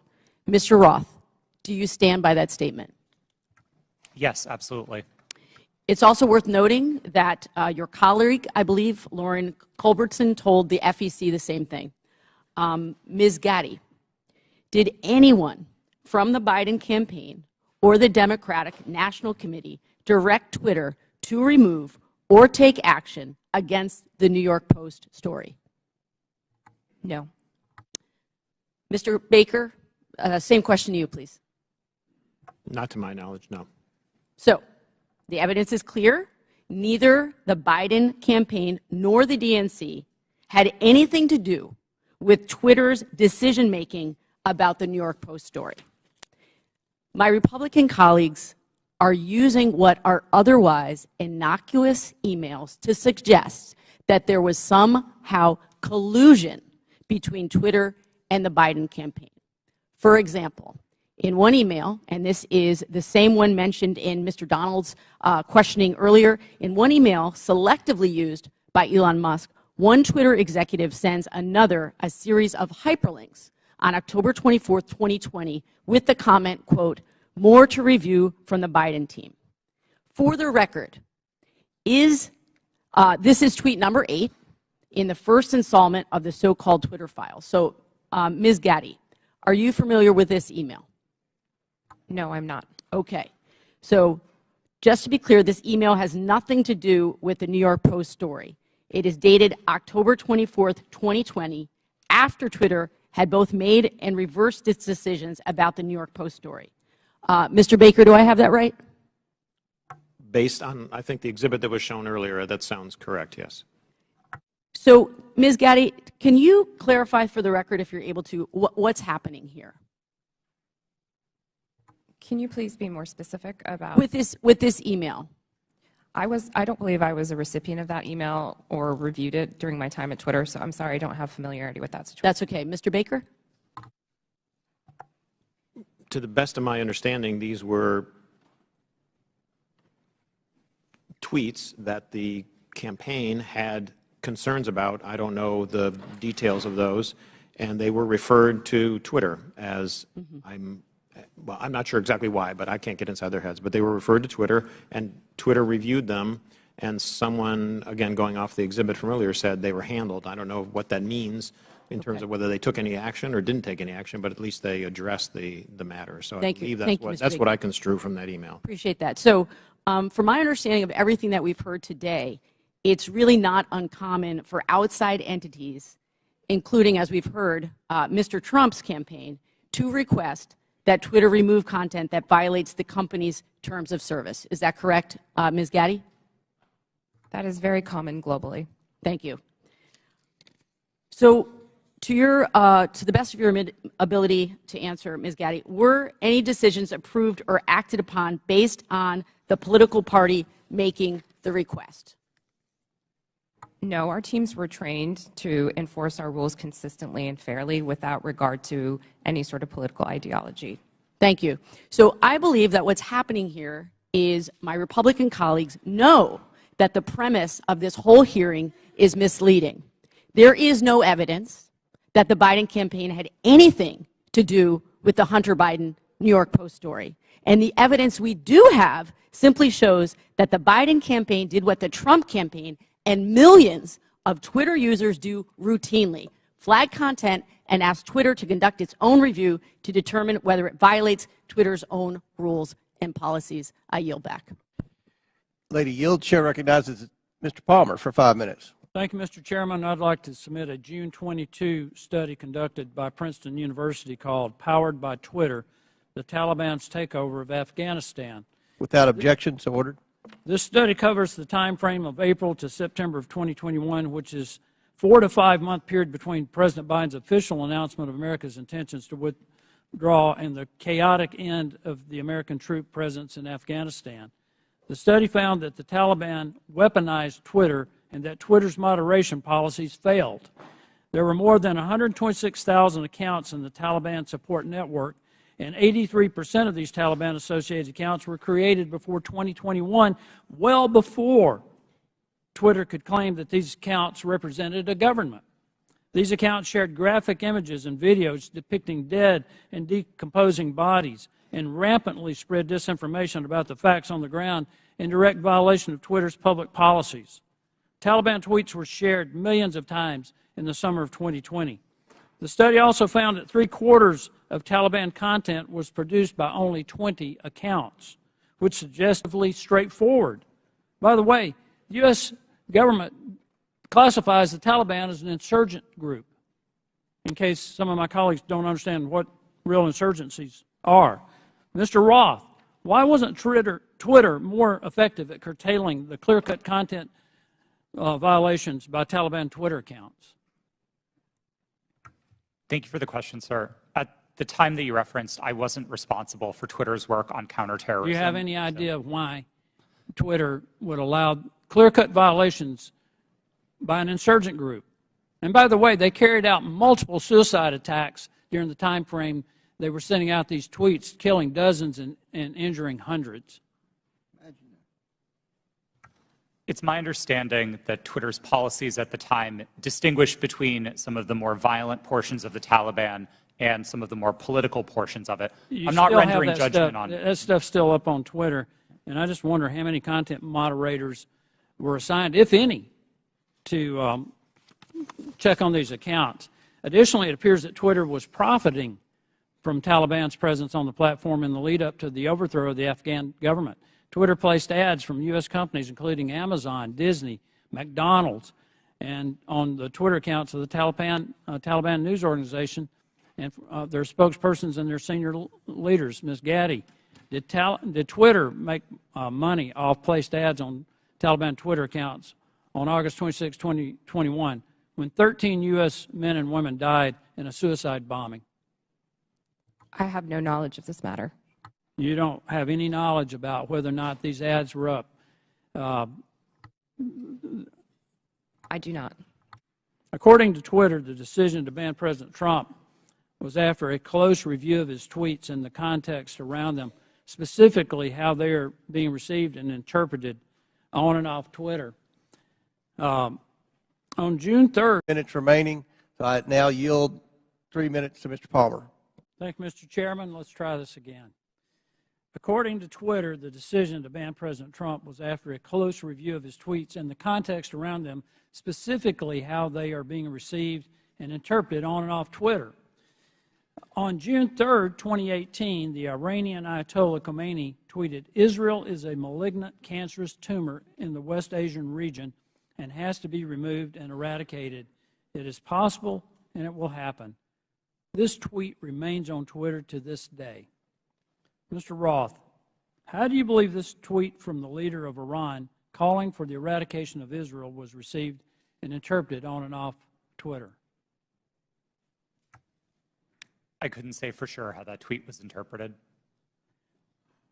You would have a pretty good idea, though, of how many retweets and the amount of traffic it got. Only from what I can see in that illustration. Why does the Iranian leader who has explicitly pledged to eradicate the Jewish state of Israel get to remain on Twitter? Mr. Roth. Like all of Twitter's users, the Ayatollah is subject to the same set of rules. And while I can't speak for Twitter's decisions today, I can say that Twitter took a number of enforcement actions against the Ayatollah's account, the same way that we would against That's still up. You understand how hypocritical this is, right? You banned a sitting U.S. president and a sitting member of Congress, Marjorie Taylor Greene, while a man who has pledged death to America and can openly call for the death of millions of Jewish people and yet not be removed from Twitter. Do you understand how that looks? How hypocritical that is? I'm asking Mr. Baker, Ms. Gadde, Mr. Roth, Ms. Navaroli. That's amazing. But it shows hypocrisy at Twitter. I want to pivot here, Mr. Chairman. Mr. Goldman made a very troubling statement claiming that as Vice President Joe Biden fired the Attorney General of Ukraine, since he had knowledge of this prior to becoming a member of Congress, Mr. Goldman should provide to the committee documentation about this action. We should know who authorized Vice President Biden to take this action against the Ukrainian Attorney General. We need to know, was there an investigation to justify the firing of the Ukrainian Attorney General, and if yes, who conducted it? He needs to provide all details involving this action, including Vice President Biden's threat to withhold $1 billion of U.S. funding if the Ukrainian AG was not fired, and who authorized Vice President Biden to make that threat. I would request that the committee look into this, and I yield back. Gentleman yields back. Chair now recognizes Ms. Lee for 5 minutes. Thank you, Mr. Chair. This has been an incredibly electric hearing. It'd be funny if it weren't real life. I understand my colleagues on the other side of the aisle want to be victims so very badly. But Ms. Navaroli, if I understand you correctly, public criticism and allegations of anti-conservative bias are actually making Twitter and other social media companies less willing to enforce their own policies against political conservatives, correct? Yes, that was my understanding based on research that was done at Twitter. Meaning the same Republicans insisting on making themselves a victim is working? Could you repeat the question? The same Republicans, folks on this panel, who are insisting on making themselves victims in this conversation about Twitter censorship and other accusations they've made, is this working because of the conservative bias and the implications of it? Or the allegations of conservative bias? In other words, are the allegations of conservative bias making it harder for those in Twitter or those who are working there to enforce these policies against folks who incite hate speech or make it? Thank you for rephrasing that question, and thank you for asking it. Yes, these allegations are very much having an impact on the leadership within every social media company, as they hope to not receive allegations of being biased or in any way being politically leaning. Thank you. I'm not the only lawyer in the room, so you all know that while the Constitution does provide us the right to free speech, there are, of course, limitations. As Ms. Navaroli pointed out, we cannot yell fire in a crowded theater. Compromising freedom of speech may seem dangerous until we weigh that compromise against the men and women massacred in Buffalo, for instance, or the many other places where radicalized violent extremists found their motivation to kill on social media. This isn't about oppression. It's about public safety. This isn't about censorship. It's about protecting our democracy from misinformation. Ms. Navaroli, it was your job to decide whether someone was yelling fire in the theater. Could you describe the coded incitement to violence policy Twitter did not implement? Yes, thank you for that question. The coded incitement to violence policy was an incredibly nuanced policy that was created in order to fill the gaps that were existing in the already existing policies around violence. The policies around violence were explicit. So these were calls that said, I'm going to, I want to, I plan to, I wish to. Those sorts of incitements would have come down. Things like stand back, stand by. Things like I am locked and loaded and ready for a civil war were dog whistles that were not covered underneath the policy. Thank you. Could it have saved lives if it were implemented on January 5th, 2021, or possibly in November of 2020? I can't speculate as to what might have happened, and I do wish we would have acted. Thank you. Ms. Gadde, the very same words that were plastered across Twitter were shouted at the January 6th insurrection. What threats do Americans face now that Elon Musk has removed all guardrails and welcomed back Donald Trump to the platform? Thank you for the question. I'm actually not really familiar with what the content moderation policies of Twitter are today. Okay, thank you. Social media platforms like Twitter must own up to their responsibility in spreading violence and chaos. I'd argue so too do members of this panel and institution. Thank you. I yield the balance of my time to Mr. Raskin. Thank you very much.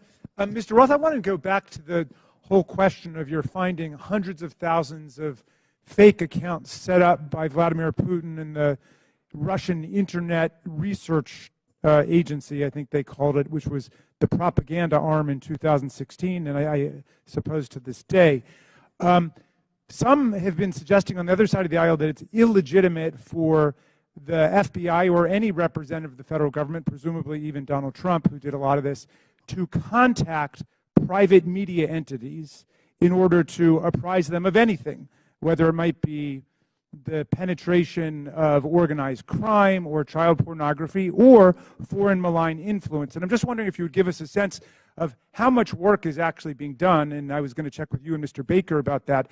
How much work does Twitter and other social media entities do that relies on the FBI and other national security agencies? Thank you for the question. There is a considerable amount of work to address foreign disinformation at Twitter and also at other companies. And this work was reliant in part on intelligence shared with companies by law enforcement and by the intelligence community. I would regard that work as essential. At Twitter, we had dozens of people working just on these questions of election interference. Those teams no longer exist under Mr. Musk. And Mr. Baker, if you could. Thank you, sir. Just generally, I mean, it's a matter of public record that the FBI has worked with the public, including private entities, for decades. Indeed, they've had for some number of years now an office of, I think it's called Office of Public Sector Engagement. This is part of what they do in order to fulfill their responsibilities and to do their jobs to protect the country. Yield back. Chair recognizes Mr. Armstrong for 5 minutes. Thank you, Mr. Roth. I'm going to continue down that line of questioning. So when you testified, you were just talking about working very hard to keep foreign troll farms from using Twitter and to engage in malign foreign interference. This sounds like a fairly robust undertaking. You said between 2016 and 2020, you had different teams stood up to do this. Constant vigilance? Yes, sir. That was the phrase that we used. Yeah. And these types of attempts are constantly evolving. They're trying to find new ways to penetrate your system, so you have to be engaging with it on a, and being willing to adapt on a constant basis. Yes, sir. That's right. And now we forward to 2020, and earlier you had testified that you were having regular interactions with national intelligence, Homeland Security, and the FBI? Yes, I did. And primarily to deal with foreign interference? Primarily, but I would say almost misinformation and all of that. exclusively. But you had said earlier, like your contact with Agent Chang was primarily with foreign interference? Yes, that's right. All right. And these were emails, were there meetings? Yes. Twitter met quarterly with the FBI Foreign Interference Task Force, and we had those meetings running for a number of years to share information about malign foreign interference. Agents from Homeland Security or intelligence, or just primarily the FBI?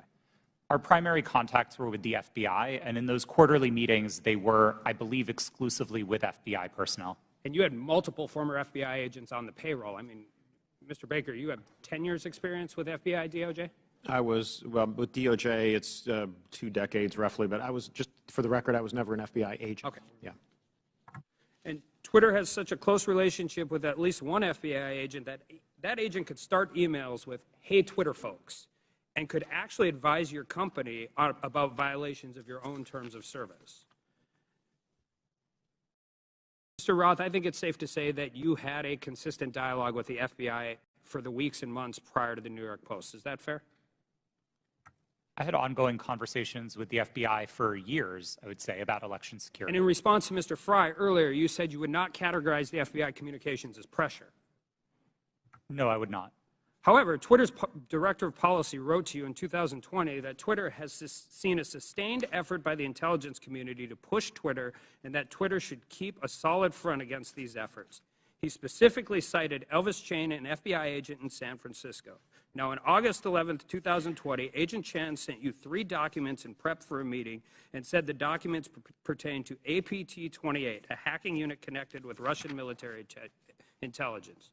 Agent Chan arranged for having security clearance for Mr. Baker and facilitated encrypted networks for the FBI to share information with Twitter employees. And on October 14th of 2020, you stated that this feels a lot like somewhat of a subtle leak operation. Earlier today, you testified that you were following national experts on Twitter, national security experts on Twitter, as a reason to take down the New York Post story on Hunter Biden's laptop. Yes, sir, I did. So after 2016, you set up all these teams to deal with Russian interference, foreign interference. You're having regular meetings with the FBI. You have connections with all of these different government agencies, and you didn't reach out to them once? Is that question in reference to the day of the New York Post Yeah. article? That's right. We generally did not reach out to the FBI to consult on content moderation decisions, especially where they related to domestic activity. It's not that we wouldn't have liked that information. We certainly would have. It's that I don't believe it would have been appropriate for us to consult with the FBI. In December of 2020, you did a declaration to the Federal Election Commission that the intelligence community expected a leak and a hack operation involving Hunter Biden. Recently, Mark Zuckerberg confirmed that the FBI warned Meta that there was a high effort of Russian propaganda, including language specific enough to fit the Hunter laptop Biden security story. You're talking to these people for weeks and months, years prior to this leaking. They have specifically told you in October that there's going to be a leak potentially involving Hunter Biden's laptop. They legitimately and literally prophesized what happened. And you didn't contact any of them? No, sir, I did not. Did they reach out to you? On and around that day, to the best of my recollection, no, they did not. So after the story was taken down and you guys did it and you personally disagreed with it, Ms. Gadde, you said you did. Did you contact them and say, hey, is this what you were talking about?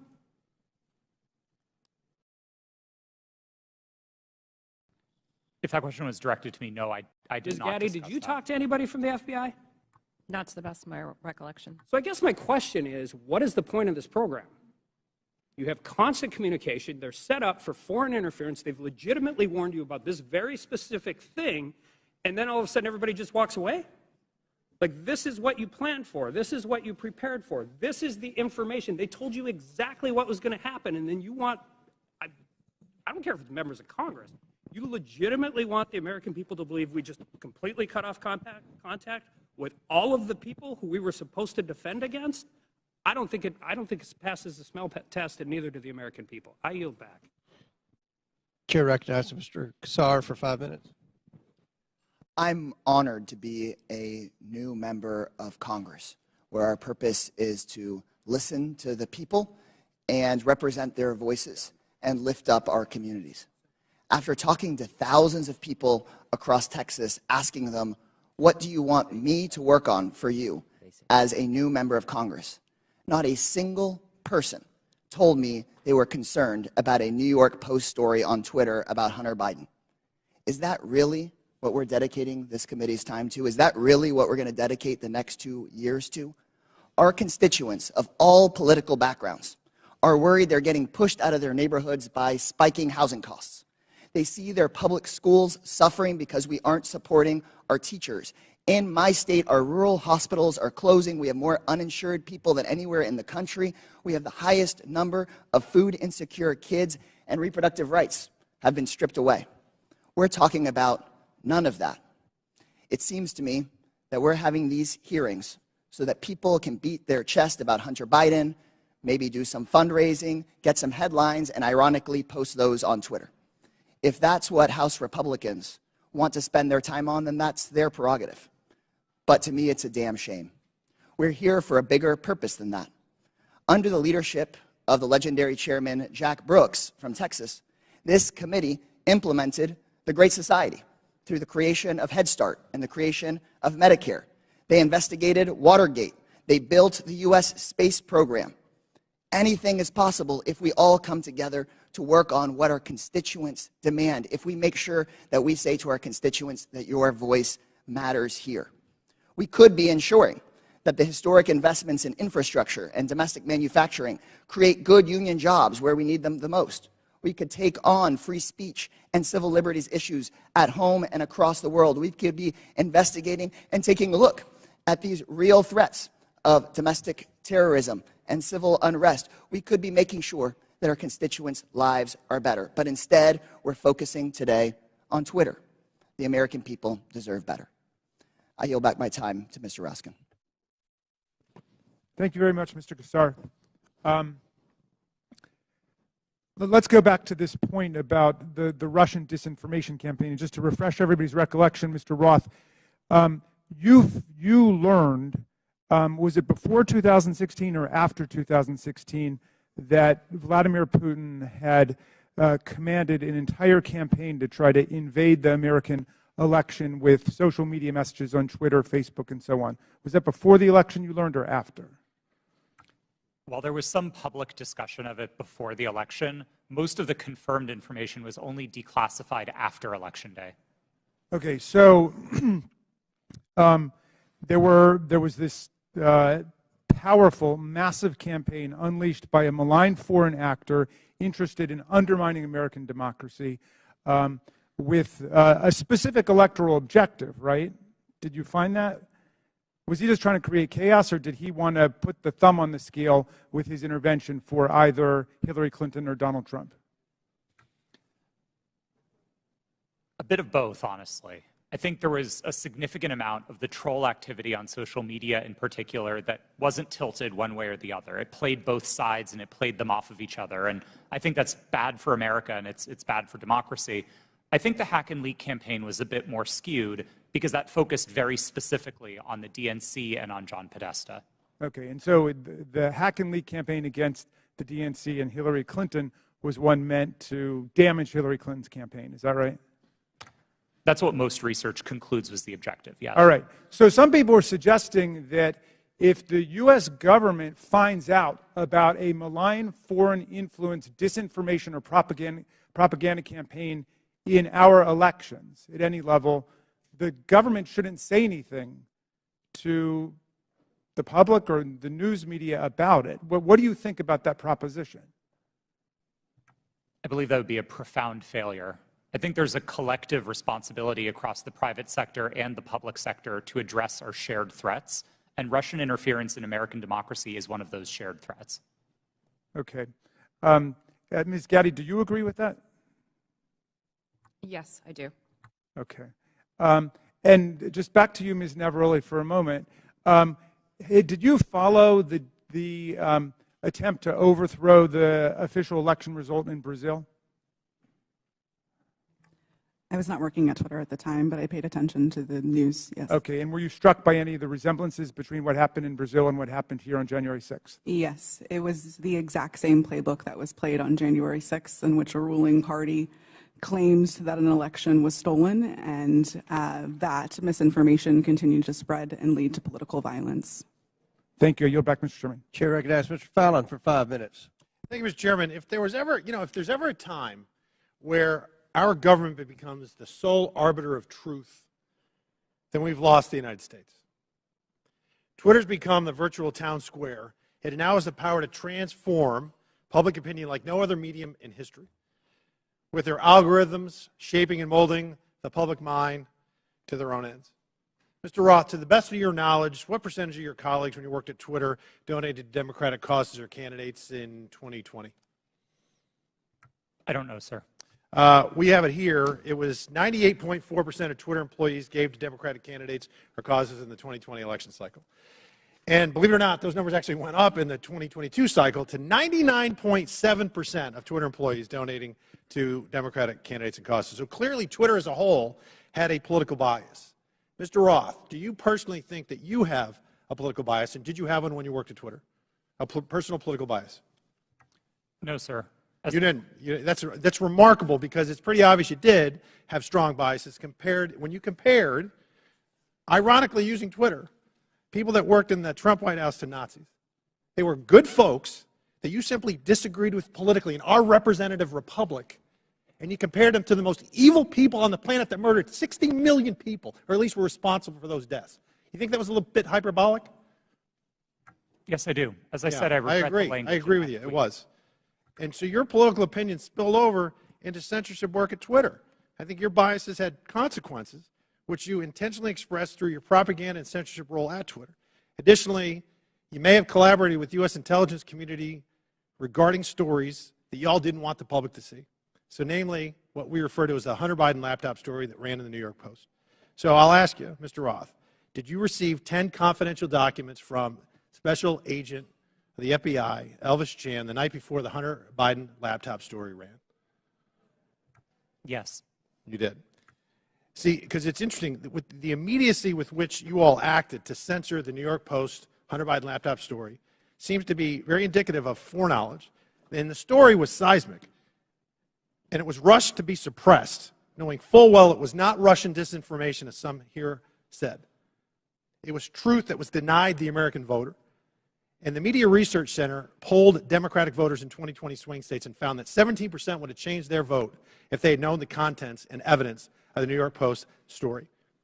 President Trump lost key states, Georgia, Pennsylvania, Arizona, and Wisconsin, by collectively just over 100,000 votes. And if this is accurate, this poll, 3.2 million votes could have swung. And he only needed a teeny fraction of those 3.2 million. That decision almost certainly changed the result of the 2020 presidential election. Did you have any idea the contents of the New York Post story, Mr. Roth? Only what I read in the New York Post that day. And then it was killed by Twitter, and the mainstream media followed. So I found this interesting. In 2019, candidate for President Joe Biden said, and I quote, "I have never spoken to my son about his overseas business dealings." And yet, the evidence in that story and on that laptop revealed that two of Hunter's Mexican business associates, Miguel Magnotti and Miguel Velasco, visited the White House in February 2014, and he was later photographed. Joe Biden was photographed with him in the White House. Also in October 2015, Hunter arranged a video conference with his dad, Joe Biden, the sitting vice president, and Carlos Slim, the Mexican billionaire. And then unbelievably in 2015, Hunter introduced his father, then vice president, to Vadam Pazarski, an executive at the now infamous Bursima Holdings Company, where Hunter would later magically make millions as a board member despite having no experience whatsoever in the energy sector. Joe Biden lied. He created the firewall, and then he was exposed because of this story and other information. He lied to the American people, and Mr. Roth, you withheld information on the eve of a presidential election, and you protected that lie. And I hope for the sake of the country that men like you that do those things, men and women, never get to put in such power, in positions of power again. And Mr. Chairman, I'd also like to see if, I'd like to ask unanimous consent to enter into the record a tweet from Ranking Member Raskin. The tweet reads, "It's horrifying to see images of Border Patrol agents whipping Haitian refugees at the Texas border. Not exactly the feeling I get from Without objection, it's ordered. Thank you. Would you yield back? Would you yield? Yep. Oh, well, I just think that's misinformation, or at least it was a mistake, and Twitter left it up for a week, or not a week, a year, a full year. Gentleman yields. I yield. Mr. Baker, in top of page 2 in your written testimony, you said, "I did not destroy or improperly suppress Whose time is this? any documents at Twitter regarding information important to the public dialogue. The way you worded that, it sounds like there is Mr. some Chairman, kind how of... much extra time is he going to get during this hearing? You finished He the had, question, he and had then you time, took let it him repeat the shorter. question, and then his time will be expired, and please Expired answer. before he started. Clearly, it's up to the chairman, so why don't you let him answer? Mr. Baker, on top of page 2 of your written testimony, you said, I did not destroy or improperly suppress any documents at Twitter regarding information important to the public dialogue. The use of the term improperly suppressed suggests there was some kind of suppression done in a proper way. I just want to know what that was, and is this referring to your work at Twitter when the Twitter files were first released just a few months ago? Unfortunately, sir, I think I'm constrained from answering that question any more fully than in my testimony because of attorney-client privilege. So unfortunately, I'm just going to have to leave it at that. I thought that's been waived. Not the privilege, not the privilege. The non-disclosure agreement, my understanding, has been waived, but not the attorney-client privilege. Gentlemen, time's expired. I do not have anything in writing to indicate that the Twitter has waived privilege with respect to that matter. Chair recognizes Ms. Crockett. Thank you, Mr. Chair. MAGA Republicans can't let go. That should be the name of this hearing. I'm glad that seemingly we have now accepted that President Joe Biden won the election, even though now we are blaming President Trump's loss on Twitter. Can we finally let it go? This is why Democrats are reinforcing that in this hearing we should be talking about the threats to our democracy. That's the real threat, not an old article that seemingly couldn't reach the viewership it sought through its own platform to disparage and attempt to skew the election in favor of a twice impeached former president who lost a secure and fair election. As a Texan who served in the House and fled the state as MAGA Republicans there pushed an agenda just as insidious as the foreign interference we experienced in the 2016 election, we should be talking about what they don't want to talk about as they continue to cut you off as you try to talk about things such as interfering with our democracy, and how there has been an inciting of political violence against individuals as well as our democracy as a whole.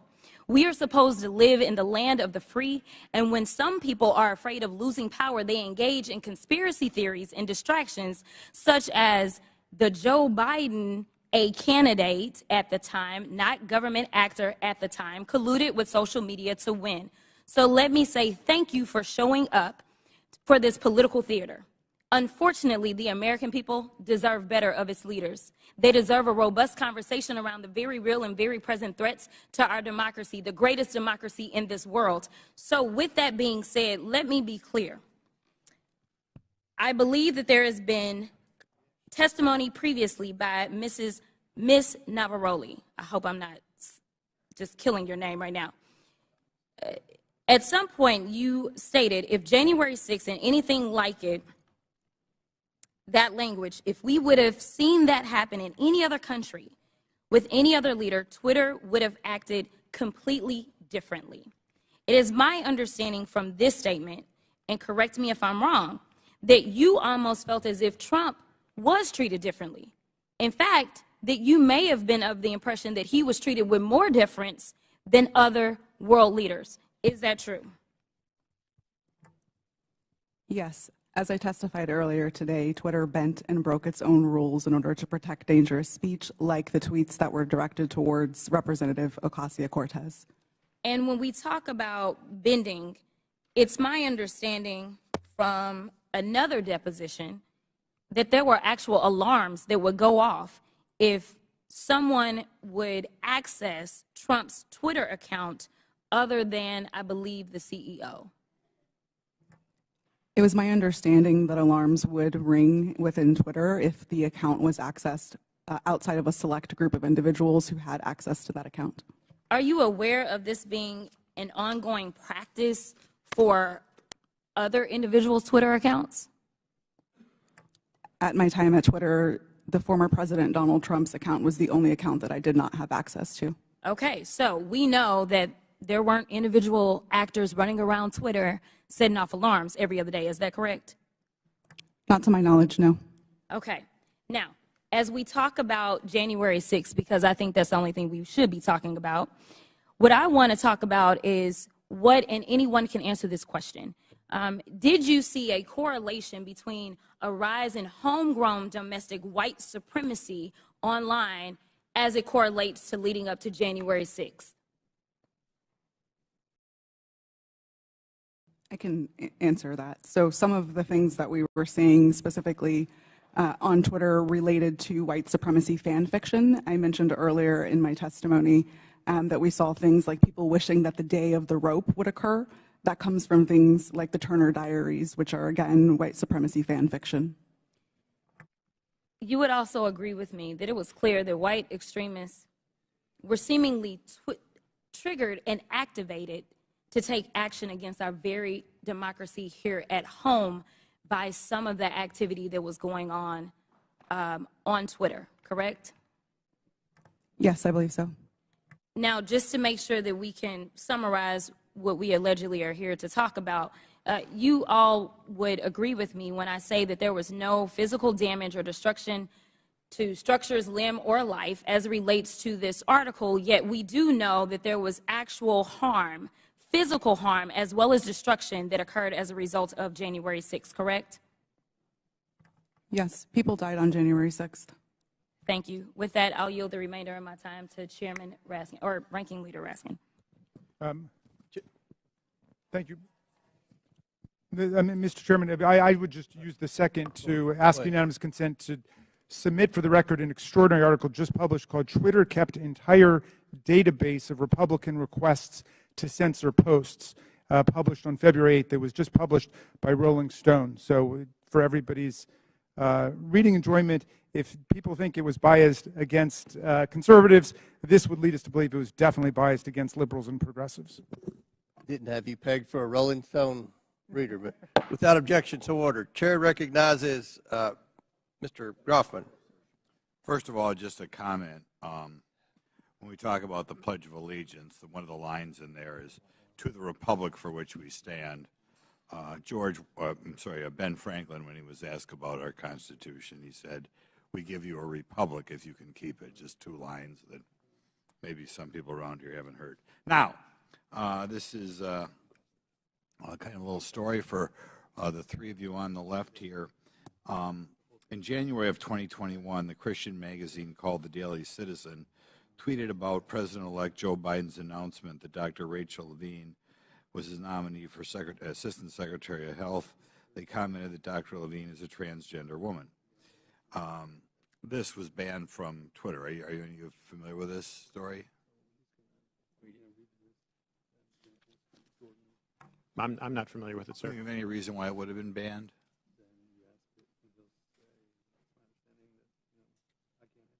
Okay. There are local talk radio hosts in my area, well-known media hosts out of the Madison, Milwaukee, Green Bay media market, widely listened to. They were shadow banned on Twitter. There's some very prominent doctors in the area that didn't agree, perhaps, with everything CDC or NIH said, that were banned on Twitter. I'd like you to comment on that because, normally I think when people make a major health decision, they always like to get two separate opinions. And some of these doctors who are wildly well-respected, probably two of the most prominent doctors in Wisconsin, thought outside the mainstream. And I think if we're thinking outside the mainstream,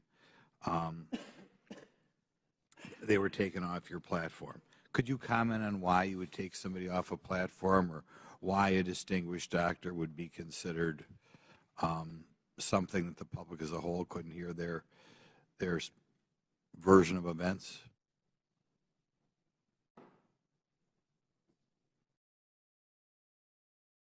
No, you're not aware that ever any doctors who commented outside the mainstream version of what was going on with COVID, going on with the vaccine, going on with treatments, that there were people who disagreed with the NIH recommendations and you took them off of Twitter? You're not familiar with that? None of you are familiar with that. Okay.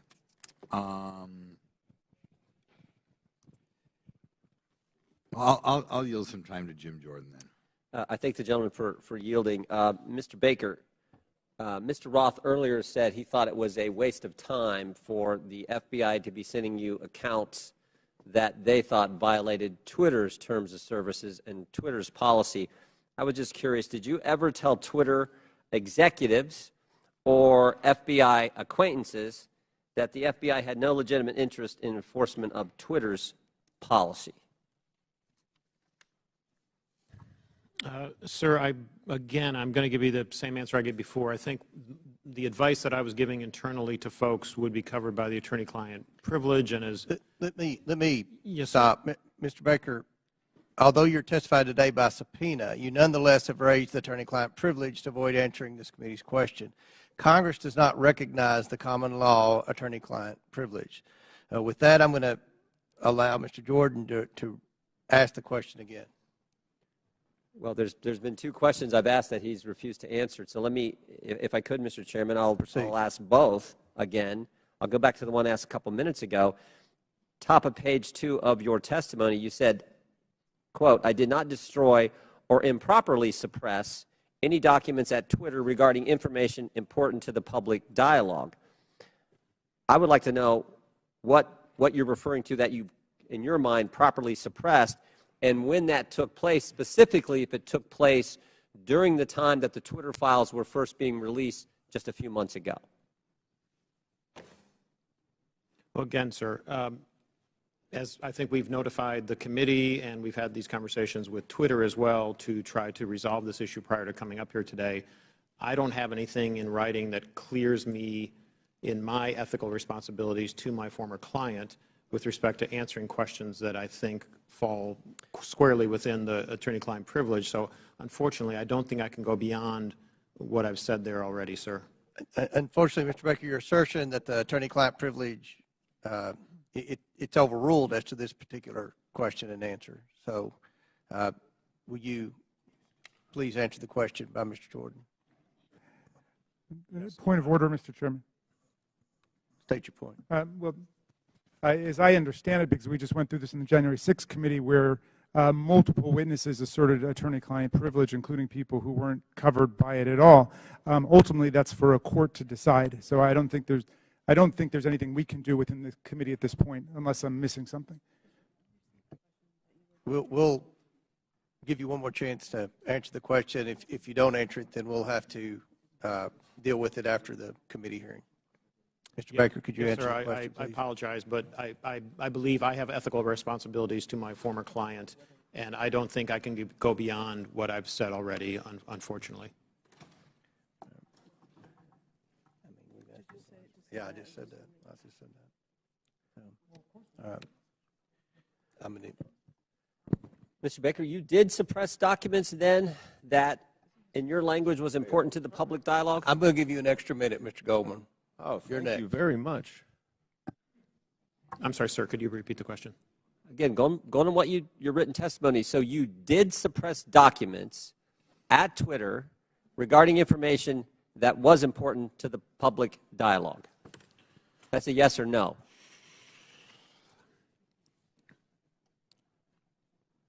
I'm going to answer the question with the following sentence, which is right after that. At all times, I sought to help my client understand and comply with its legal obligations. Okay. Gentlemen's time's expired. I recognize Mr. Goldman for 6 minutes. Thank you, Mr. Chairman.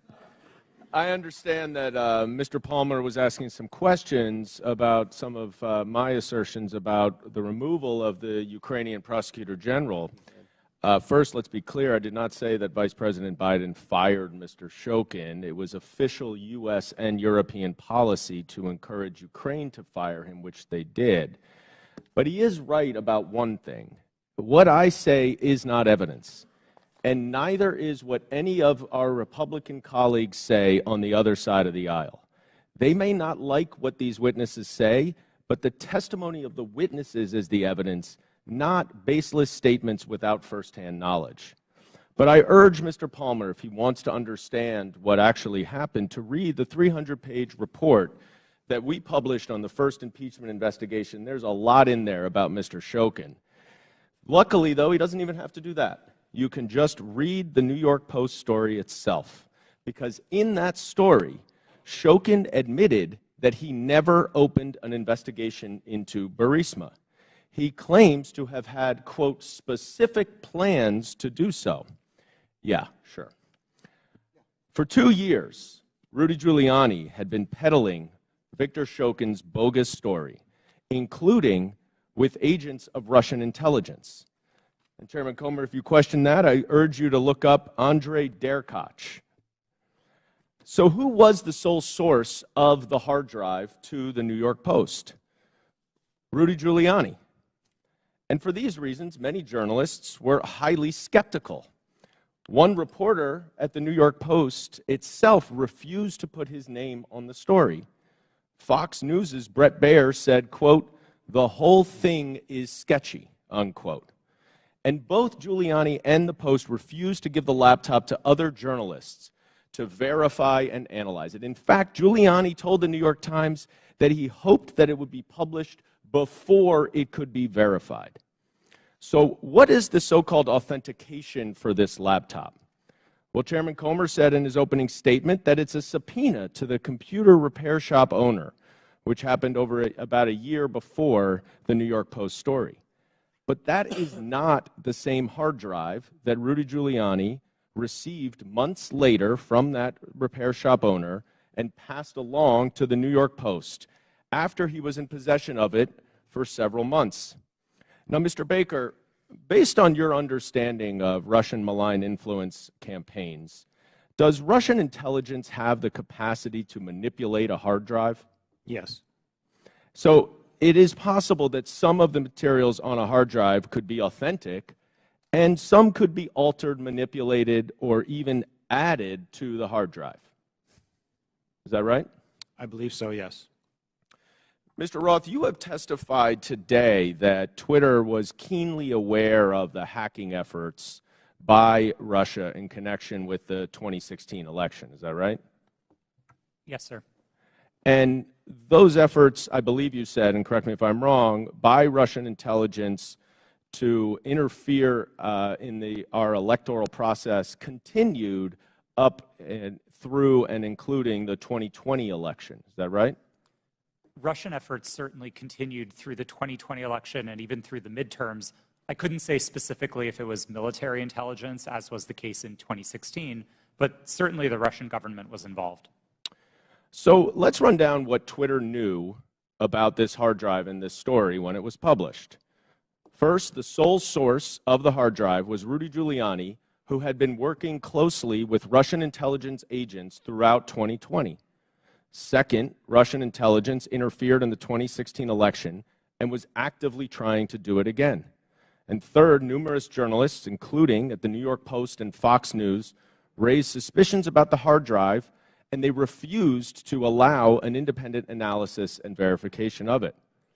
Now, Mr. Baker, based on your experience in law enforcement, wouldn't this give anyone concerned about Russian interference in our elections serious pause? Well, I think as reflected in the public record, at the time I thought there were great concerns on that side of the equation, because in part with respect to all the things that had happened since 2016 with respect to the hack and leak or hack and dump issues, there were facts that indicated that the computer might have been abandoned and so on, but which made it a very difficult case, which is why we're sitting here today talking about it. Right, and there was a 24-hour delay in continuing to spread the publication of it. Isn't that right? Yes. Okay. You know, that is exactly what 51 former intelligence officials, many from Republican administrations, even the Trump administration, said in that letter that is being distorted by Mr. Jordan and others at this hearing. Let me quote one paragraph of what they say. "We want to emphasize that we do not know if the emails provided to the New York Post by President Trump's personal attorney, Rudy Giuliani, are genuine or not, and that we do not have evidence of Russian involvement. Just that our experience makes us deeply suspicious that the Russian government played a significant role in this case." And unless Twitter, like Special Counsel Mueller concluded about the Trump campaign in 2016, wanted to welcome Russian interference in an election, all of you sitting here today were entirely correct to be highly concerned about the legitimacy of this story. I yield back. Chair recognizes Mr. Higgins for 5. Thank you, Mr. Chairman. I'm going to be yielding some time to my colleague, Mr. Jordan, here momentarily. But for the record, Mr. Baker, Ms. Gadde, Mr. Roth, Mr. Navaroli, are you here under the advice of counsel, and do you have counsel present? Yes, sir. That was a yes? Yes, sir. Yes, sir. Yes, I do. Yes, I was subpoenaed That's to good to appear. know. I'm glad you all have counsel present. Mr. Chairman, for submission for the record, I'd like consent to submit the Twitter files dated December the 8th, posted by the New York Post regarding the suppression of conservative commentators. Like that submitted. Without objection, so ordered. Mr. Chairman, thank you. I'd like to also submit for the record a timeline of events with cited sources outlining strong evidence of the Biden family organized criminal actions would certainly indicate that we've crossed the threshold of reasonable suspicion. I'd like this timeline submitted for the record. Excuse me, Mr. Chairman. Where is that from, that timeline? Timeline in my hand, boss. I'll get it to you shortly. Bottom line is that the FBI had the Biden crime family laptop for a year. They knew it was leaking. They knew it would hurt the Biden campaign. So the FBI used its relationship with Twitter to suppress criminal evidence being revealed about Joe Biden 1 month before the 2020 elections. You, ladies and gentlemen, interfered with the United States of America 2020 presidential election, knowingly and willingly. That's the bad news. It's going to get worse, because this is the investigation part. Later comes the arrest part. Your attorneys are familiar with that. Mr. Chairman, I'd like to spend 5 hours with these ladies and gentlemen during depositions surely yet to come. But for right now, I'll yield the balance of my time to my colleague, Mr. Jordan. I thank the gentleman for yielding. I think he made the right point. And I would just respond to to our colleague from New York. You know who knew the laptop was real was the FBI. They had it for, or maybe they had it for a year and just said, you know what, we're going to put it on the shelf, we're not going to look at it. But if anyone knew it was real, it's them. That's why I asked the question, again, back to my colleague from New York, what he was talking about. That's why I asked the question earlier. I said, did anyone at the FBI or Mr. Baker know, did Mr. Baker talk to any of those 51 former intel officials who sent the letter saying this has all the classic earmarks of a Russian misinformation operation? Maybe they could have checked with the FBI, because the FBI had the actual laptop in their possession. So I appreciate the gentleman from Louisiana. I think it's a great point that he made. Mr. Roth, I'm going to come back to you on something we were at a few hours ago. And we're talking about this visibility filtering, which in my mind I understand to be something short of suspending and blocking the account, which the user then knows has happened because there's a notification in a public way, like you did to Ms. Green when you suspended her account. But there's other things, this search blacklist, this do not amplify, that are some kind of filtering that account that the user doesn't know about. And I asked the question earlier, was there any bit of this visibility filtering that was hard-coded by Twitter employees into the account of specific users? And you said, you hesitated for a while, and you said, well, you wouldn't use the term hard-coded, but it seemed to me like something like that went on. Can you elaborate? Thank you for the question.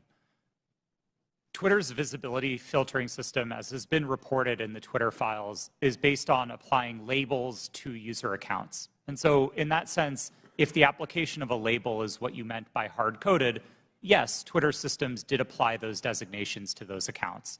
But it was seldom the case that Twitter staff would manually, individually go in and apply those labels directly. Were any government officials,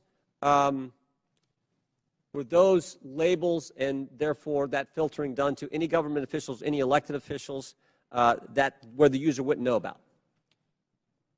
I don't know, sir. I didn't have access to my Twitter computer, to any Twitter systems to prepare me to answer that question. So I'm just talking your time there, and your experience there. Do you know if that happened? It would not surprise me to know that visibility filtering labels had been applied to the accounts of elected officials. So visibility filtered labels apply to the accounts, but the user doesn't know. Yes, it was not Twitter's practice to notify users. But you think that happened to elected officials and government officials? Again, I couldn't say for sure. I appreciate it. I yield back. Chair recognizes Mr. Mafumé for 5 minutes. Well, Mr. Chairman, it's been a long morning and afternoon. And at this point in time, there's an adage that says everything that can be said has been said, except that not everyone has said it. So if you will indulge me for a few minutes, I'd just like to reflect on some observations having sat here and gone through this. And I'm hoping and praying that this is not a problem in search of a solution, because we're dedicating an awful amount of time here, and I don't want a few things to escape us. But having said that, I want to first associate myself with the remarks of Mr. Raskin, the ranking chair. His opening remarks succinctly, I think, encapsulated and put in place what many of us on this side of the aisle are feeling. And I also, as a point of personal privilege, would like to just express how many of us share the concern of the gentlewoman from South Carolina who indicated her ongoing medical condition, which she said she might have to live with the rest of her life. That just got me for a moment, and I wanted to make sure that that's on the record. Now, I would disassociate myself with her remarks when she said, as did the gentlewoman from Georgia, God bless Elon Musk. For me, it's God bless my country, God bless my family, God bless my friends. Mr. Musk can take care of himself.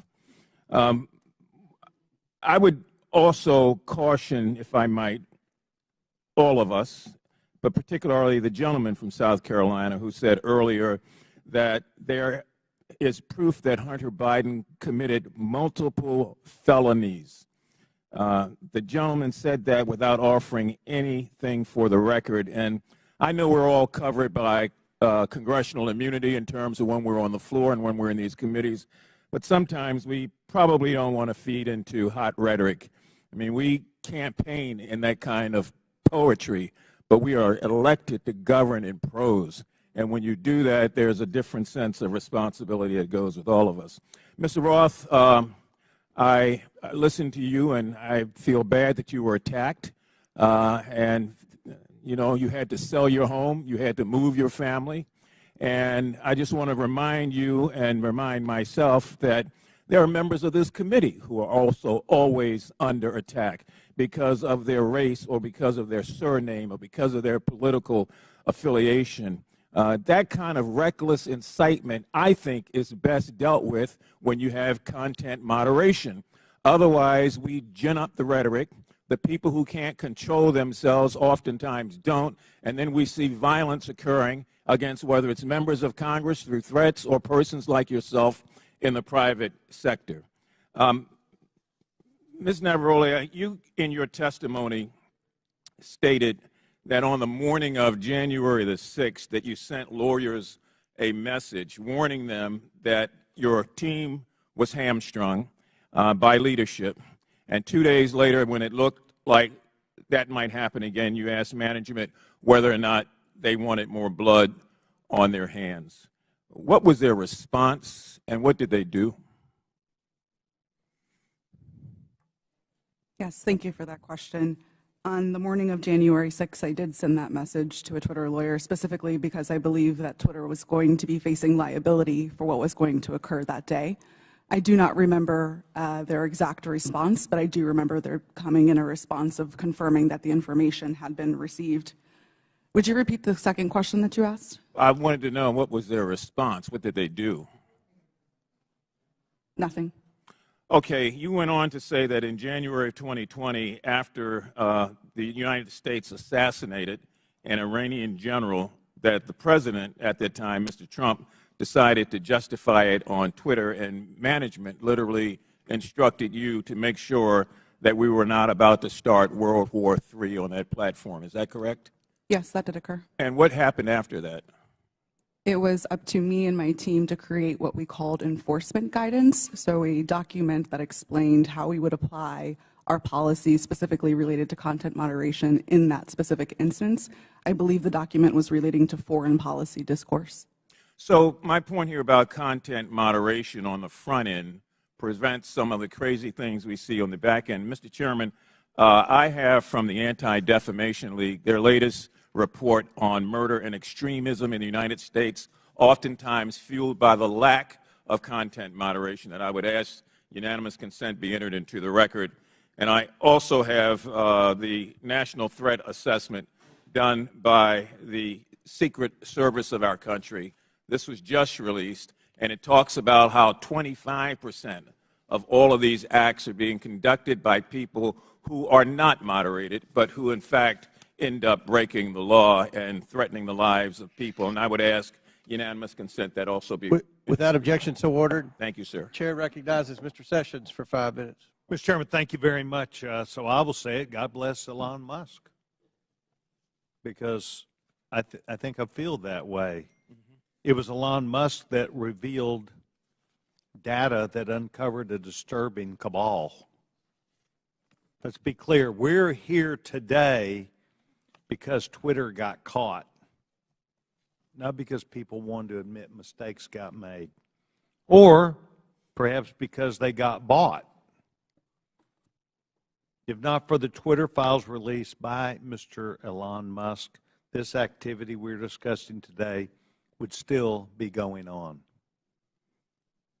It's no secret that the political bias of Twitter and their previous leadership bled into politics and merged that with practices of the company.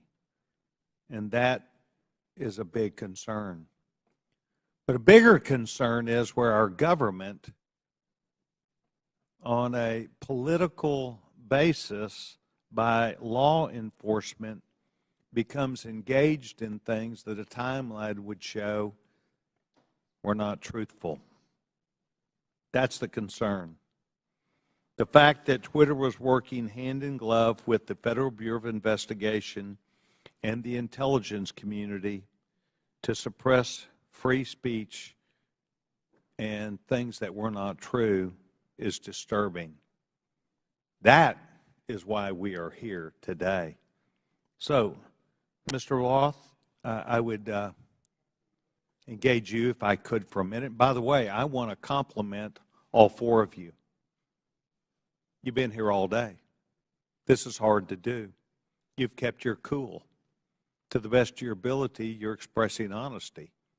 I admire that. Mr. Roth, can you please tell me about the meetings with the FBI? How many? Where did they take place? How do they accomplish what they wanted?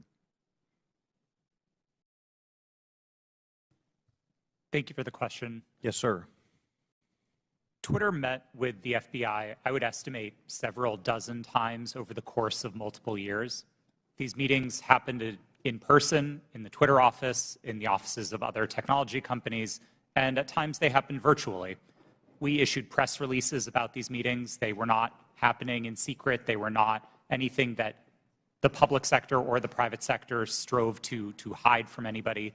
But in these meetings, we used it as an opportunity to discuss the shared threats of foreign malign interference, to discuss the preparations that the public and private sector were implementing, and to use that as an opportunity to make sure that we were having open channels of communication about those malign interference threats. Mr. Roth, did you at any time believe that the Bureau might not be honest about the things they knew and the information that they shared and passed to you? I would say I have a personal healthy skepticism about any type of law enforcement, but no, it was never my experience that representatives of the FBI were anything but forthright in those discussions. Do you believe that they, today, in looking back, misled you? I don't believe so, no. So you believe that the things which they told you, in looking back, are truthful even today? To the best of my recollection, yes. So the chance for FBI numerous times, dozens of times, to meet with you. Did you put out information of the substance when you said you provided the public with information? Did you discuss what those meetings were about? I believe the public statements were fairly high level and talked about preparations for upcoming elections in the United States. Any internal records or meeting minutes would be on my Twitter computer, which I don't have access to. And does that reside, to the best of your knowledge, currently at Twitter? Yes, sir. I returned all Twitter property to the company when I chose to leave. Yes, and that would be a requirement, generally speaking. Yes. So you believe that the Bureau met with you, they did not mislead you, that you were as forthright as you could be to the public, and that you were playing the role that you felt like was responsible. Is that your testimony today? Yes, sir, it is. Thank you very much, Mr. Chairman. I yield back. Gentleman yields back, and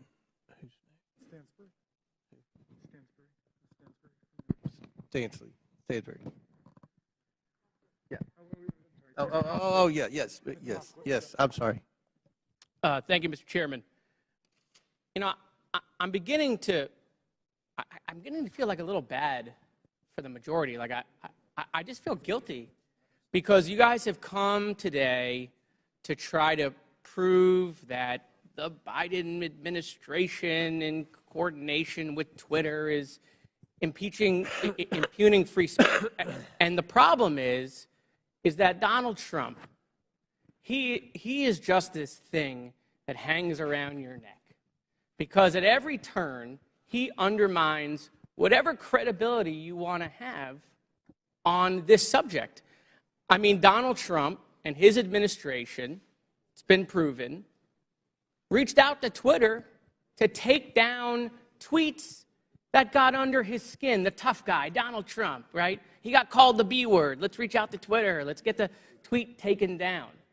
You guys have no credibility. You have none. Your own guy taking free speech off of Twitter. You know, I also don't understand this bipolar thing that you're doing with Joe Biden. So every day you guys tweet out, Joe Biden is boring, he's sleepy. Every day you say it on TV. Now you want to tell the American people Joe Biden is an international super mastermind along with his son Hunter.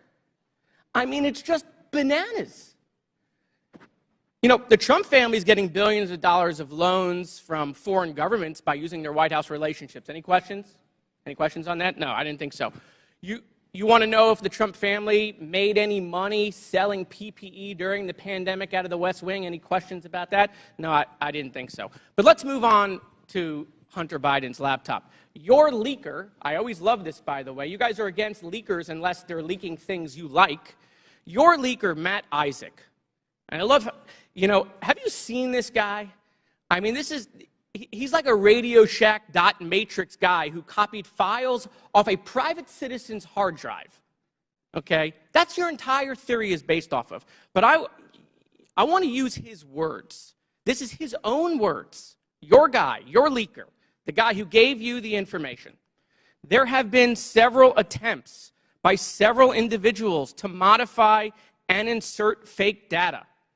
I do know there has been multiple attempts over the past year and a half to insert questionable material into the laptop, to pass off information or disinformation as coming from the laptop. He continued, "This is a major concern of mine because I fought tooth and nail to protect the integrity of the drive, and to jeopardize that is going to mean everything I sacrificed will be for nothing." Your guy, your leaker, questioning the integrity of the information you guys are peddling. By the way, why isn't he here? Bring him here. Let's ask him questions. And why haven't we seen the hard drive? You guys aren't shy. Why won't you show it to the American people? Let's talk about Twitter. Let's talk about God bless Elon Musk. See these? God bless the guy who is allowing Nazis and anti-Semitism to perpetrate Twitter. been a 66% increase of anti-Semitism on Twitter since Elon Musk set it free.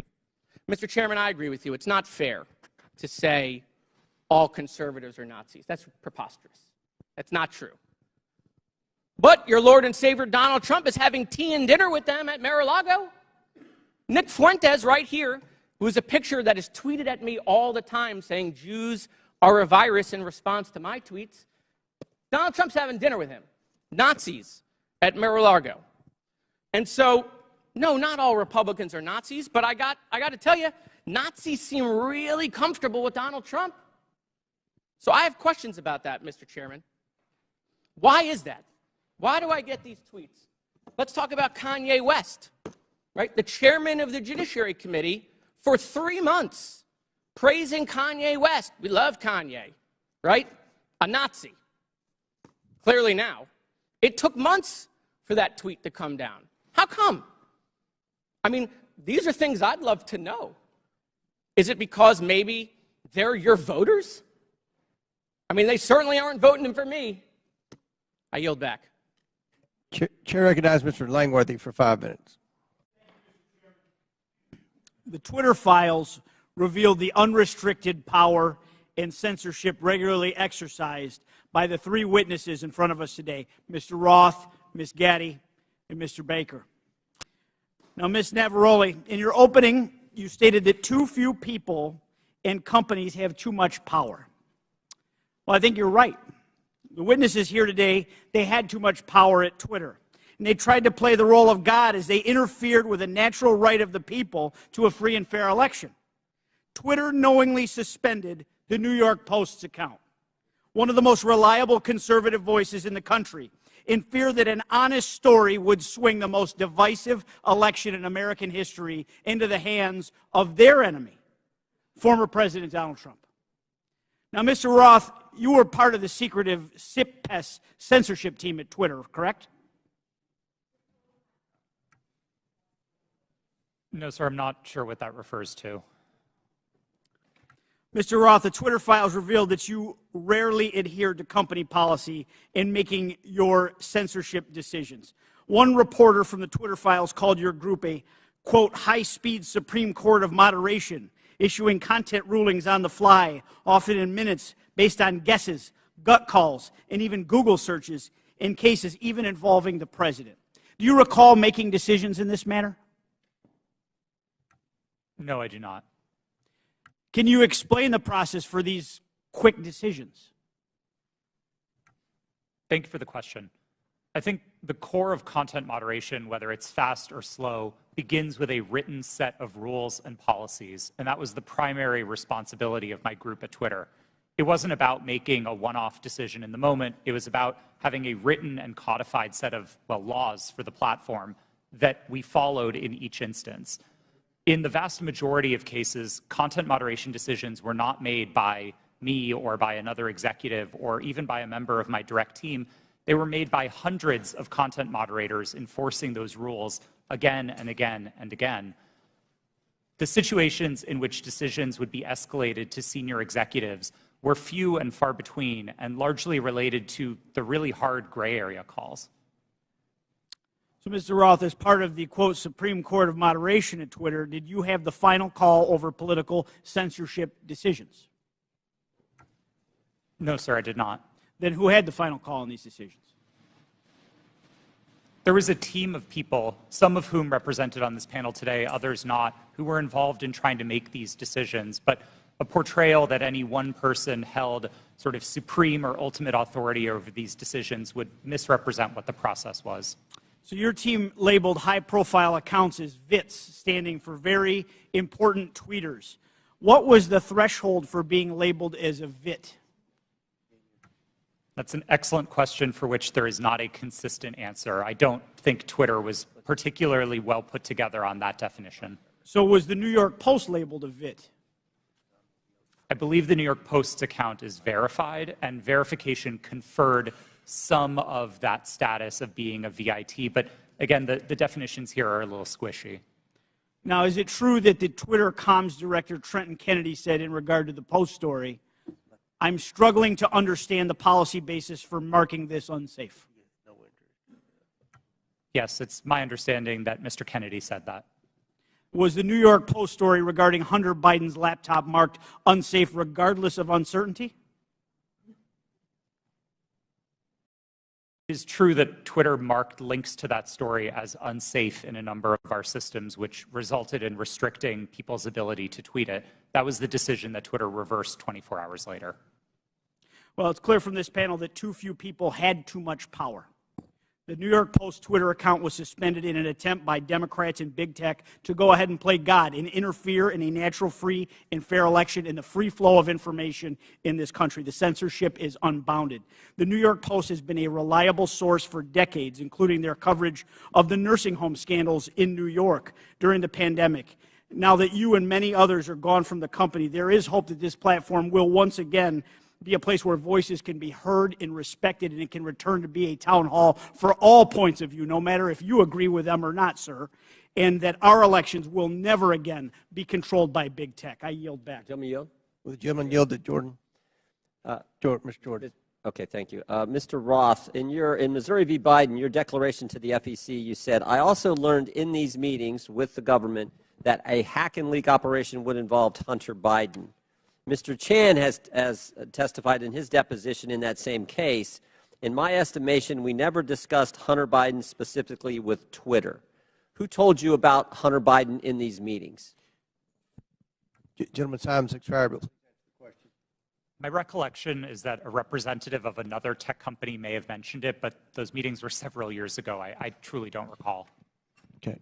Chair recognizes Ms. Stansbury for 5 minutes. Thank you, Mr. Chairman. And I want to just start this afternoon by thanking our panelists who have been sitting here all afternoon, and many of the members of the public who are with us. I see a lot of tired faces out there, and I want to thank you all for spending your day with us. But I also want to start out by asking, what are we doing here in this committee today? Why are we here? Why is this committee devoting a day-long hearing to a political conspiracy theory that was planted in the media by Rudy Giuliani to support Donald Trump's re-election campaign? Of all the topics we could be focused on in this committee to support the American people, how people are going to put food on their table at the end of the day, how we're going to address the economy, how we're going to address critical issues that are on people's minds every day. We are devoting an entire day to this conspiracy theory involving Twitter. Now, the mission of this committee is to root out waste, fraud, and abuse, and to conduct oversight on behalf of the American people.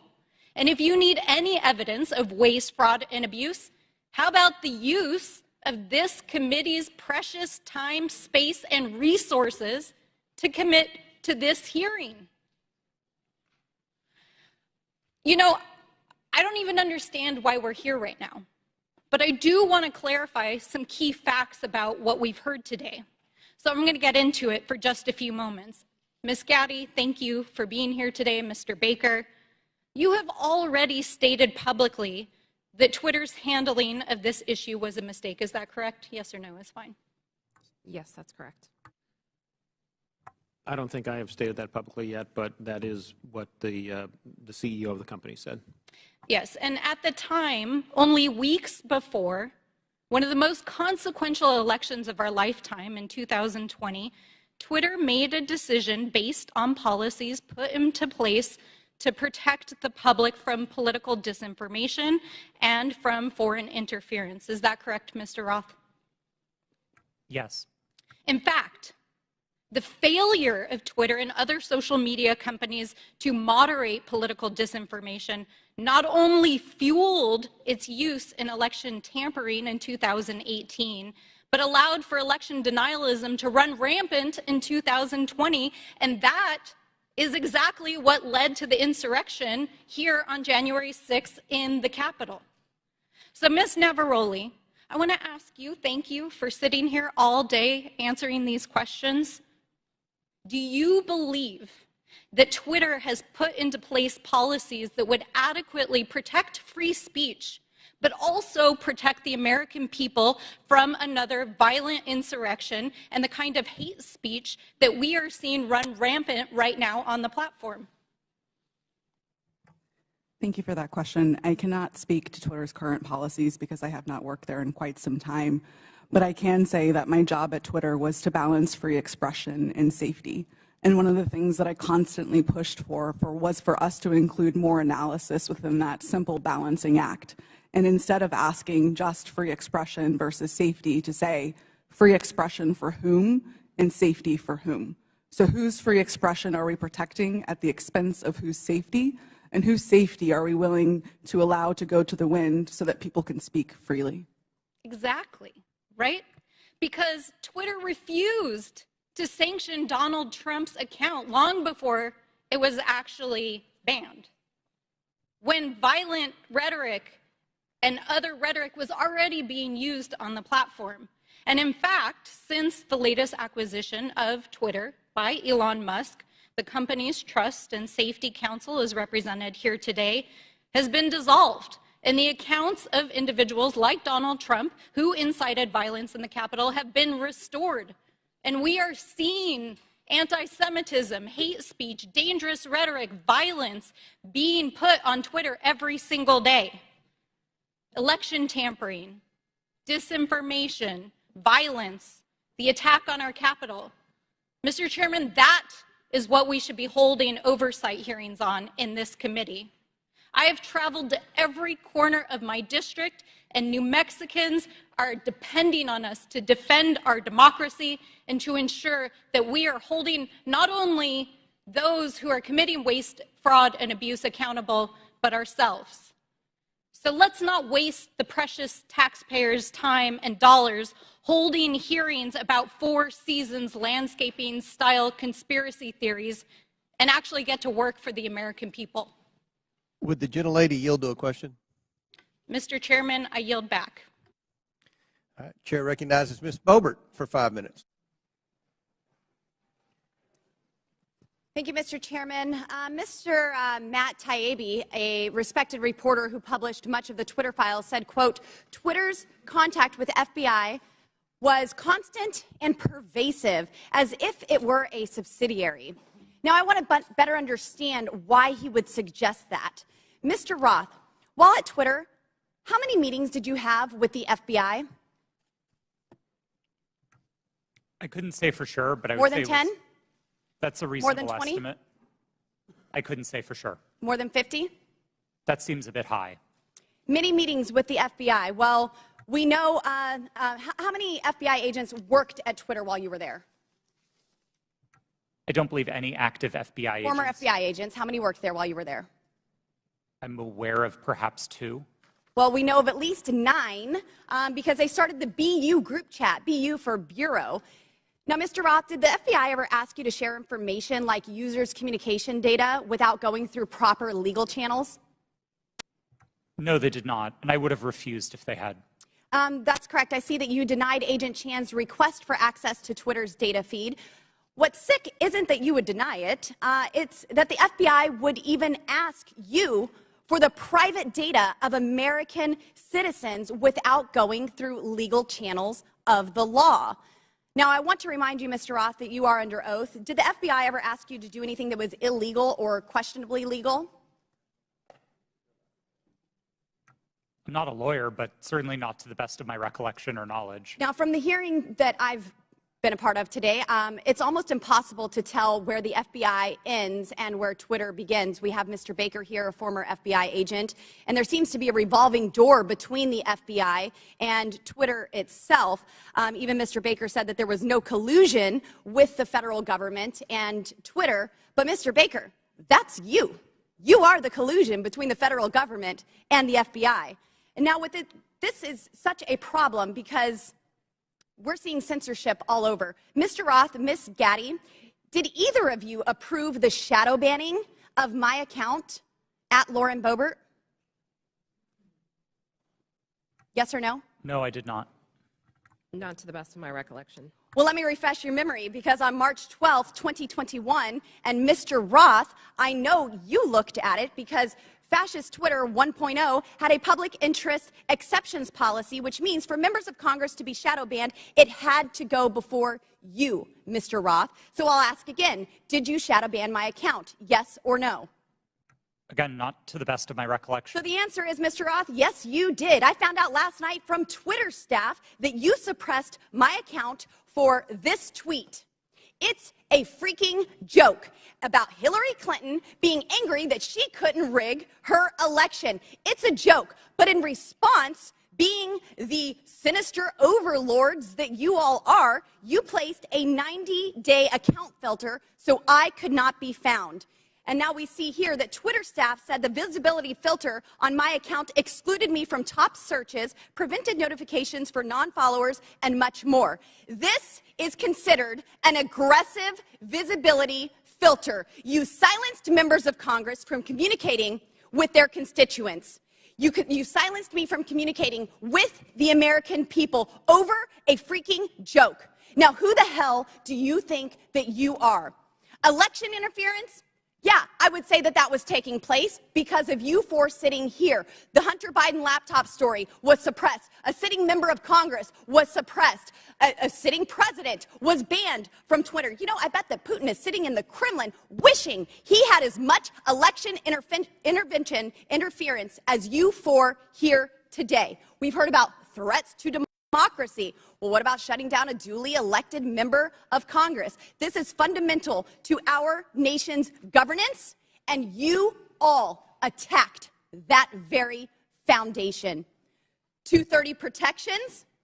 Well, those are for publishers, not for editors. And it's clear you were not acting as publishers, you were acting as editors. And Mr. Chairman, I think it's far past time that we remove 230 protections for big tech platforms who are abusing this protection.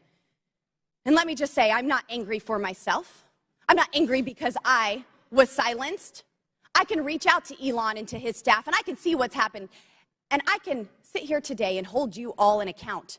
I am angry for the millions of Americans who were silenced because of your decisions, because of your actions, because of your collusion with the federal government. They can't reach out to Elon. They can't sit here today and hold you into account. We don't know where the FBI ends and Twitter begins. But I do want to thank Mr. Elon Chairman, we're Musk over for 17 firing seconds. you four and saving free speech and even Twitter. Mr. Chairman, I yield. The lady yields. Went over 24 seconds. I'll give Ms. Porter 24 extra seconds. Well, I appreciate your indulgence, Chairman Comer, but I won't need it. So today's hearing gavelled in at 10 a.m. For nearly 6 hours. Power outage. We have been going back and forth about this supposed suppression of a single news story from a single outlet for a single day. This hearing has been, in its length, nearly 1/4 of the amount of time that Twitter users could not share the link. We are spending almost as much time screaming about this as this was ever a problem. Look, criminal activity is always a concern, but if there is criminal wrongdoing on Hunter Biden's laptop, that is a matter for the FBI and our law enforcement agencies. Today's hearing is merely an exercise in misinformation and disinformation, a free-for-all hellscape. That's what now CEO Elon Musk said Twitter would become if the platform became a place where anyone could say anything with no consequences. It is unbelievable to me that I am quoting Elon Musk, but that is how ridiculous this hearing has become. The Oversight Committee, like Twitter or any other social media company for that matter, cannot become a free-for-all hellscape where anything goes. With that, Mr. Chairman, I yield back. The lady yields back. Thank you. Mr. Chairman, Ms. Boebert. I ask unanimous consent to submit 2 documents into the record, both from Twitter. Without objection, so ordered. Thank you. Chair recognizes Ms. Luna for 5 minutes. Thank you, Chairman. Mr. Roth? Mr. Roth, have you communicated with government officials ever on a platform called JIRA? Yes or no? Real quick answer. We're on the clock. Not yes to or the no? best of my recollection. Not no. to your recollection? Great. If you did, in the event, communicate, who would have had access to this platform? That's the nature of my confusion. Okay. JIRA Did you ever speak to government officials on JIRA regarding taking down social media posts? Again, not to the best of my recollection. Can you explain to me why the federal government would ever have interest in communicating through JIRA, mind you, a private cloud server, with social media companies without oversight to censor American voices? I want to let you know that this is a violation of the First Amendment, and the federal government is colluding with social media companies to censor Americans. Mr. Chairman, I ask for unanimous consent to submit these graphics into record. And Mr. Roth, I'm going to refresh your memory for you. This flowchart behind me. Ordered. Thank you, Chair. This flowchart shows the following federal agencies, social media companies, Twitter, leftist nonprofits, and organizations communicating regarding their version of misinformation using JIRA, a private cloud server. On this chart, I want to annotate that the Department of Homeland Security, which has the following branches: Cybersecurity and Infrastructure Security Agency, also known as CISA, Countering Foreign Intelligence Task Force, now known as the Misinfo, Disinfo, and Malinformation, MDM. This was again used against the American people. The Election Partnership Institute, or Election Integrity Partnership, EIP, which includes the following: Stanford Internet Observatory, University of Washington Center for Informed Public, Graphica, and Atlantic Council's Digital Forensic Research Lab, and potentially, according to what we found on the final report by EIP, the DNC. The Center for Internet Security, CIS, a nonprofit funded by DHS, the National Association of Secretaries of State, also known as NASS, and the National Association of State Election Directors, NASED, and in this case, because there are other social media companies involved, Twitter. What do all of these groups, though, have in common? And I'm going to, again, refresh your memory. They were all communicating on a private cloud server known as JIRA. Now, the screenshot behind me, which is an example of one of thousands, shows on November 3rd, 2020, that you, Mr. Roth, a Twitter employee, were exchanging communications on JIRA, a private cloud server, with CISA, NASS, NASED, and Alex Stamos, who now works at Stanford and is a former security officer at Facebook, to remove a posting. Do you now remember communicating on a private cloud server to remove a posting? Yes or no? I wouldn't agree with the characterization. I don't care if you agree. This is your stuff. Yes or no, did you communicate with a private entity, the government agency, on a private cloud server? Yes or no? The question was if I Yes or no? Yeah, I'm on time. Yes or no? Ma'am, I don't believe I can give you a yes or no. Well, I'm going to tell you right now that you did, and we have proof of it. This, ladies and gentlemen, is joint action between the federal government and a private company to censor and violate the First Amendment. This is also known, and I'm so glad that there's many attorneys on this panel, joint state actors. It's highly illegal. You are all engaged in this action, and I want you to know that you will be all held accountable. Ms. Gadde, are you still on CISA's Cybersecurity Advisory Council? Yes or no? Yes, I am. Okay. For those who have said that this is a pointless hearing, and I just want to let you guys all know, we found that Twitter was indeed communicating with the federal government to censor Americans. I'd like to remind you that this was all in place before January 6th. So to say that these mechanisms weren't in place and to make it about January 6th, I want to let you know that you guys were actually in control of all of the content, and clearly we have proof of that. Now, if you don't think that this is important to your constituents and the American people from those saying that this was a pointless hearing, I suggest you find other jobs. Chairman, I yield my time. Mr. Chairman, point of order. Chair. Yeah, I just want to call to the attention of the chair and members yes, that we're getting awfully close to witness intimidation, and I would ask the chair to intervene. I'm sorry, I didn't hear what you said, Mr. Mafui.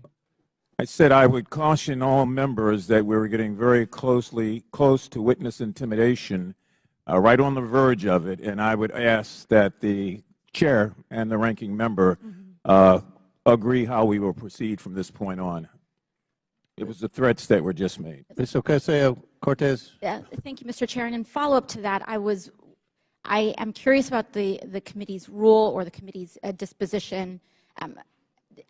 Accusing witnesses of a crime, discussing arrest, discussing, making these allusions and threats. I want to clarify for the record, what is the committee's policy around threatening a witness?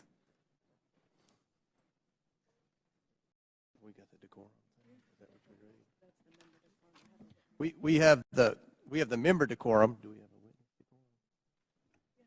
decorum? And around the rules of decorum, can we agree that threatening a witness comes close to broaching general decorum? It does broach general decorum of the committee? With all due respect, Ms. Ocasio-Cortez, we don't agree that there was any witness threatening. In threatening, when we discuss arrest, when we discuss a potential arrest of a witness and alluding to a witness or suggestion of a witness committing a crime without evidence and without documents being supported to the record. Can you be more specific?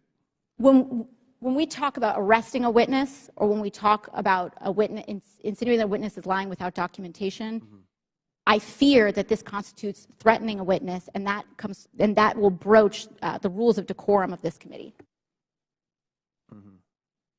And I'd like to ask that we request witnesses be treated with respect. Thank you.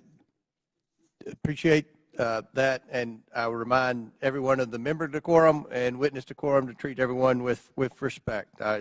Thank you, Ms. Ocasio-Cortez. Do you have anything to add? No, thank you. I agree with you, Mr. Chairman. I have a separate point of order I just wanted to raise, which is it seems as if several members now seem to have access to some information from Twitter that people on our side don't have, and I would just hope that anybody who's communicated directly with Twitter or received any information relating to the witnesses who has that, who plans to use it, distribute it to the committee in advance. That's okay. I think that most of the evidence is coming from. I think a lot of the quotes and emails are on the laptop. Well, I think that at least one member indicated the Twitter files that Elon Musk has. Well, one member had indicated that she had received information directly from Twitter. Okay. Chair recognizes Mr. Edwards. Thank you, Mr. Chair, and to our witnesses, thank you for being with us today. I know it has been a long one. Just so that we're clear, and to stage my next line of questioning, in December 2019, we've established that the FBI subpoenaed Hunter Biden's laptop from a computer store owner.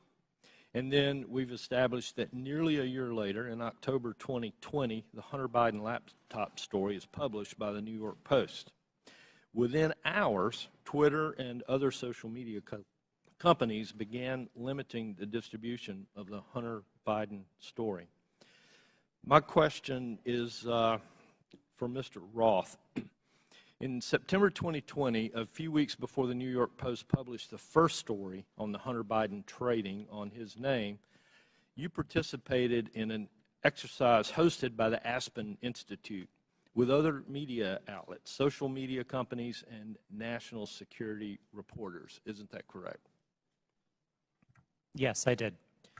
And Mr. Roth, that event was hosted specifically by the Aspen Digital Hack and Dump Working Group. Is that correct? I know it was hosted by the Aspen Institute. I couldn't say who specifically within that. Mr. Roth, this event was before the release of the Hunter Biden laptop story, correct? That's my recollection, yes. And during that event, a scenario that was discussed was a hypothetical October 2020 release of records related to Hunter Biden. Is that correct? Again, that's my recollection of the event, yes. And Mr. Roth, did you participate in the design of this hypothetical scenario? Not to the best of my recollection, no. Are you telling me that you never had any conversation with anyone regarding the contents of this scenario? No, sir, I didn't say that. I met with the Aspen Institute on a number of occasions. I wouldn't say that I was involved in the development of the scenario in a specific way, no. So you're telling me that I will find no witnesses that would testify they had conversation with you regarding the development of this scenario? I genuinely could not say what other witnesses might or might not say. Why was Hunter Biden chosen as the subject of this scenario just weeks before the October 14th, 2020 publication of the first Hunter Biden story?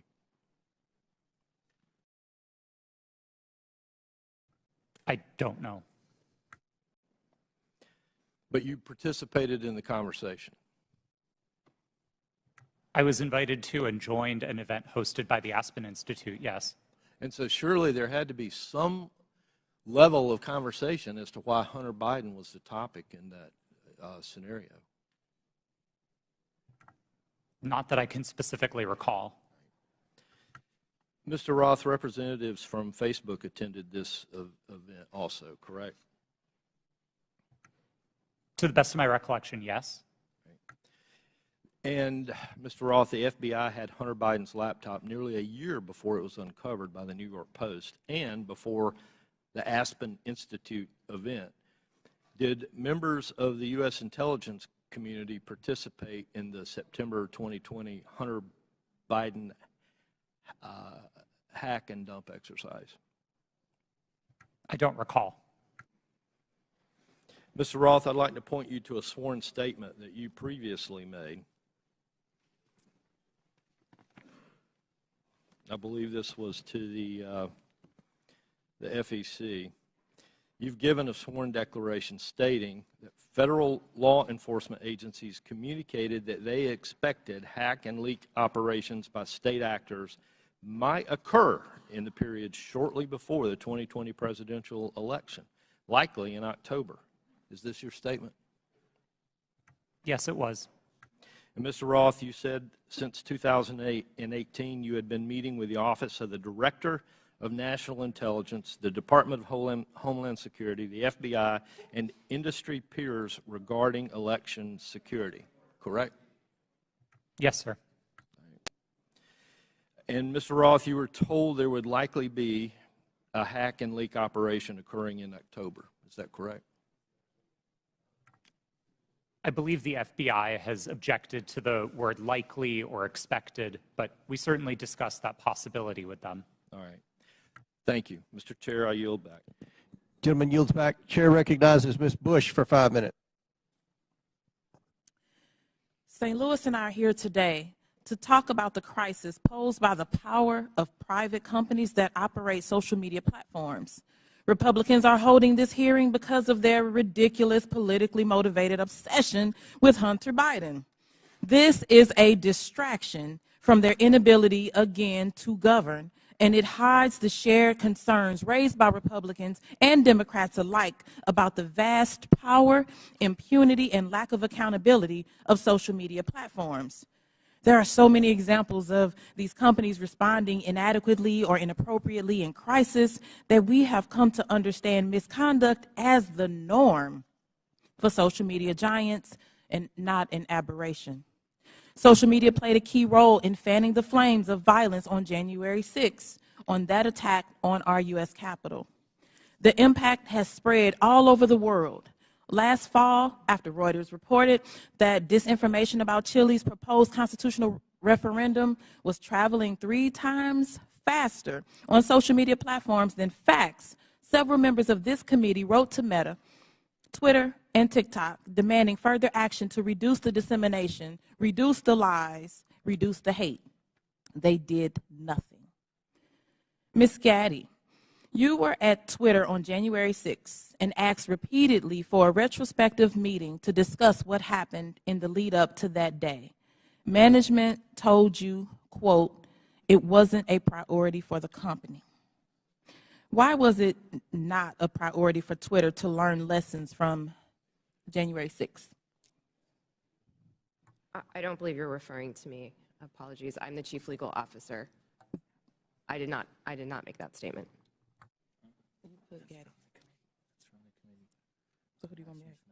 Okay, Ms. Navaroli.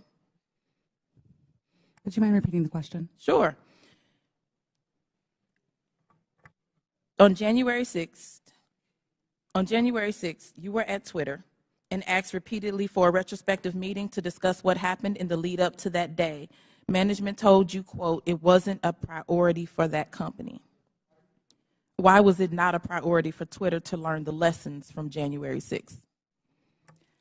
I can't speak to leadership's motivations or why it would not have been a priority for them.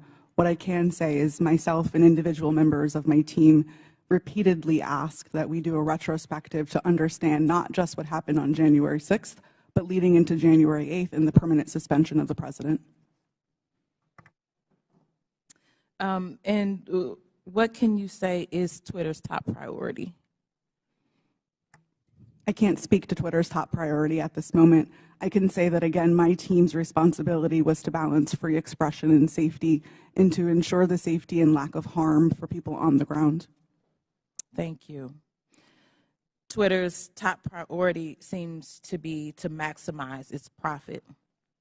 The people on this panel were among the top experts moderating content for equity and safety at Twitter, and your concerns were consistently steamrolled by executives pursuing profit.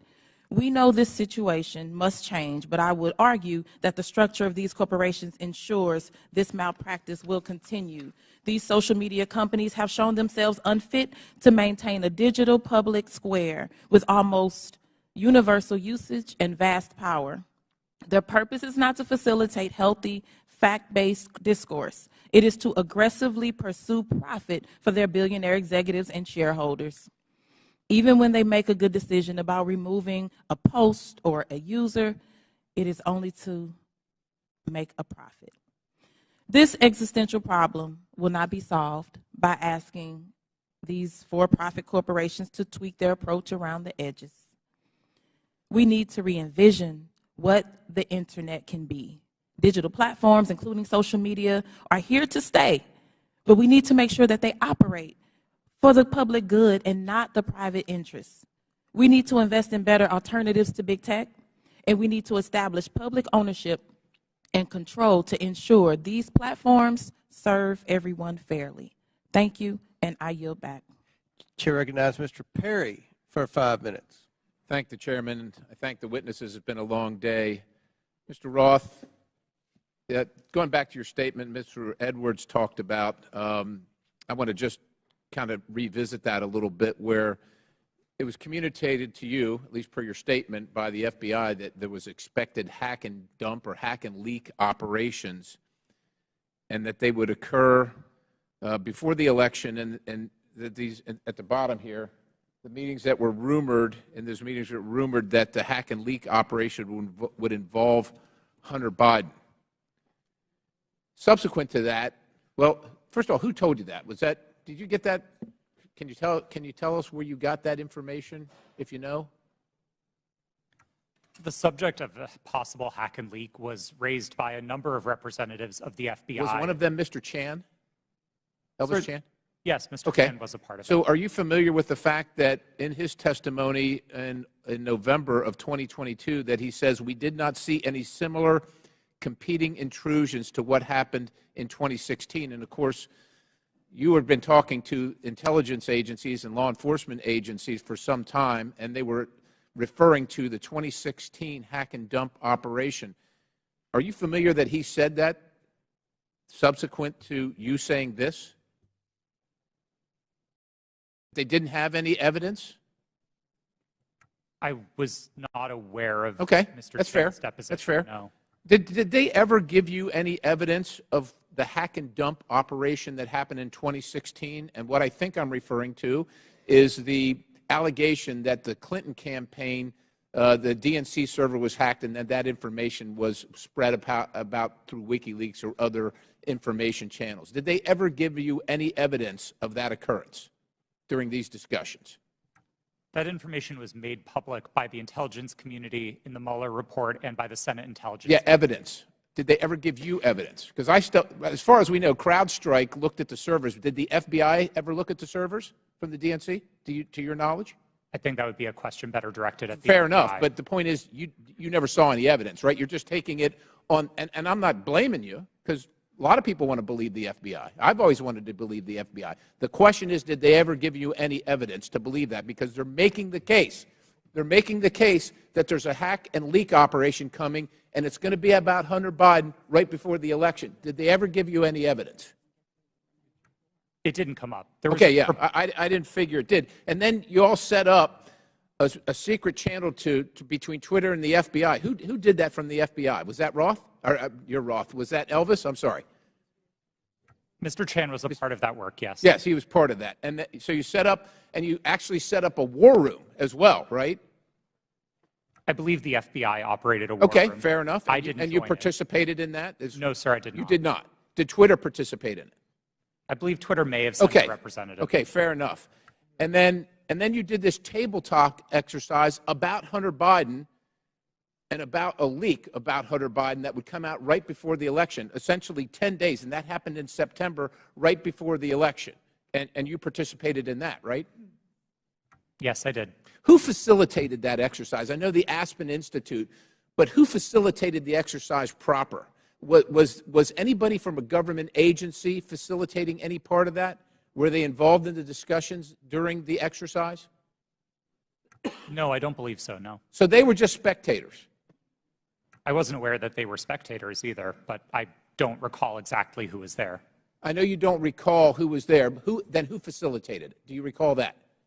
My recollection is that the event was facilitated by Garrett Graff, who was a member of the Aspen Institute and Aspen Digital.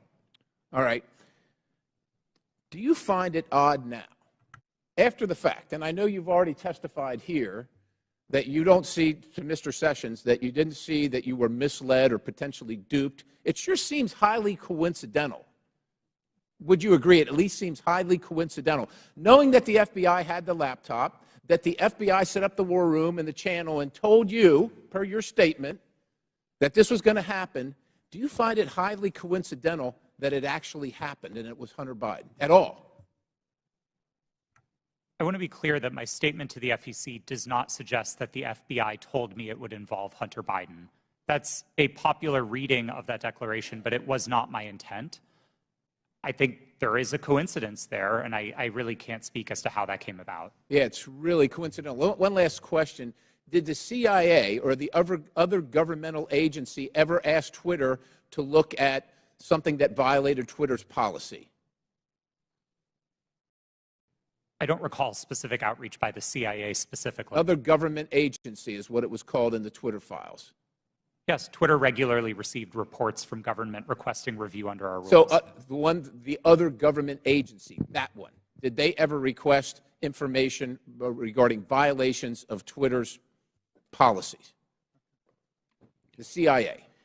Gentlemen, time's expired, but please answer the question. I thank the Chairman. Again, I don't recall specific contact from the CIA, no. Okay. Chair recognizes Mr. Burleson for 5 minutes. Thank you, Mr. Chairman. I've sat here listening. I'm glad to be last in rank. I get to listen to all the testimony. And what's become clear to me, there are a few things, and that is that the censorship efforts of the big tech, the intelligence community, and the media were all working in concert to affect the 2020 election. I find it unbelievably ironic, and I hope others do too, see the irony that people who were so concerned and hell-bent and worried about the interference of outside groups on the 2016 election became willing participants to interfere in the following presidential election. These three groups worked together, and it's clear, worked hand in hand to hide the truth from the American people.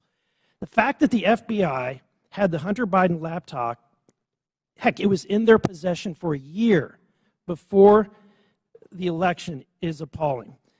But that didn't stop them from spreading a lie and a bogus claim about it being Russian interference again. And you know, it's clear to me why they reached out to you, because they knew you would buy the lie. They knew that an organization with 99% of its employees donating to Democratic candidates and efforts would absolutely not look at any information with a jaundiced eye. You would take it as the gospel truth. And so they knew that, because it was clear from your tweets before that you have an opinion about the president, you have an opinion about the Republican Party. And so when all of that leading up to the October 14, 2020, when the New York Post published its story, everything was already in place. So, Mr. Roth, my question to you is, when 51 intelligence officials told us that the Hunter Biden laptop was Russian disinformation, the Democrats, the mainstream media, the president, all repeated this lie. Now that you know what you know years later, do you still believe that the Hunter Biden laptop is not real? Or do you believe it's real? Sir, I never held that belief. Do you believe that the story is Russian disinformation? No, sir. I didn't then, and I don't now. Okay. I have a question for Mr. Baker. You started your role as Twitter's deputy general counsel in June of 2020, correct? Yes, sir. Who hired you for that role? Who specifically hired me? My boss was a person named Sean Edgett, who was the general counsel. Sean Edgen? Edgett, Edgett. E-G-E-T-T. And that's who you interviewed with? I interviewed with numerous people, but Sean was my boss. Anyone that comes to mind outside of Sean? Ms. Gadde I interviewed with. You're saying other people that I interviewed with at Twitter? But ultimately, the hiring agent was Sean Edgen. I'm not sure exactly who made the decision, to be frank with you, but Sean was my boss. Okay. My next question is, when you were fired from Twitter in December of 2022, after the release of the first installment of the Twitter files, did you destroy any internal communications related to that first batch of the Twitter files? As I said in my testimony, I didn't destroy any documents, period. What reason were you fired? You'll have to ask Mr. Musk about that. That was not given. You were not given any information. He made a public statement about it in a tweet, but I think you would have to ask him for the precise reason. Okay, thank you. Back to Mr. Roth. Is it true that Twitter whitelisted accounts for the Department of Defense to spread propaganda about its efforts in the Middle East? Did they give you a list of accounts that were fake accounts and asked you to whitelist those accounts? That request was made of Twitter. To be clear, when I found out about that activity, I was appalled by it. I undid the action, and my team exposed activity originating from the Department of Defense's campaign publicly. We've shared that data with the world, and research about it has been published. Was that only in efforts against foreign entities, or were there any efforts against citizens of the United States? I think the nature of public social media activity means that anybody might have seen it, but my understanding was the activity was predominantly focused outside of the United States. Okay, thank you. And Mr. Chairman, I want to just say thank you for this hearing. I would hope that we would be asking for documents in communications, whether it's on personal devices or private devices, between these individuals and government officials. So noted. Very good. Thank you. Chair recognizes Ms. McClain for 5 minutes. Thank you, Mr. Chairman, and thank you all for being here today. It is a long day.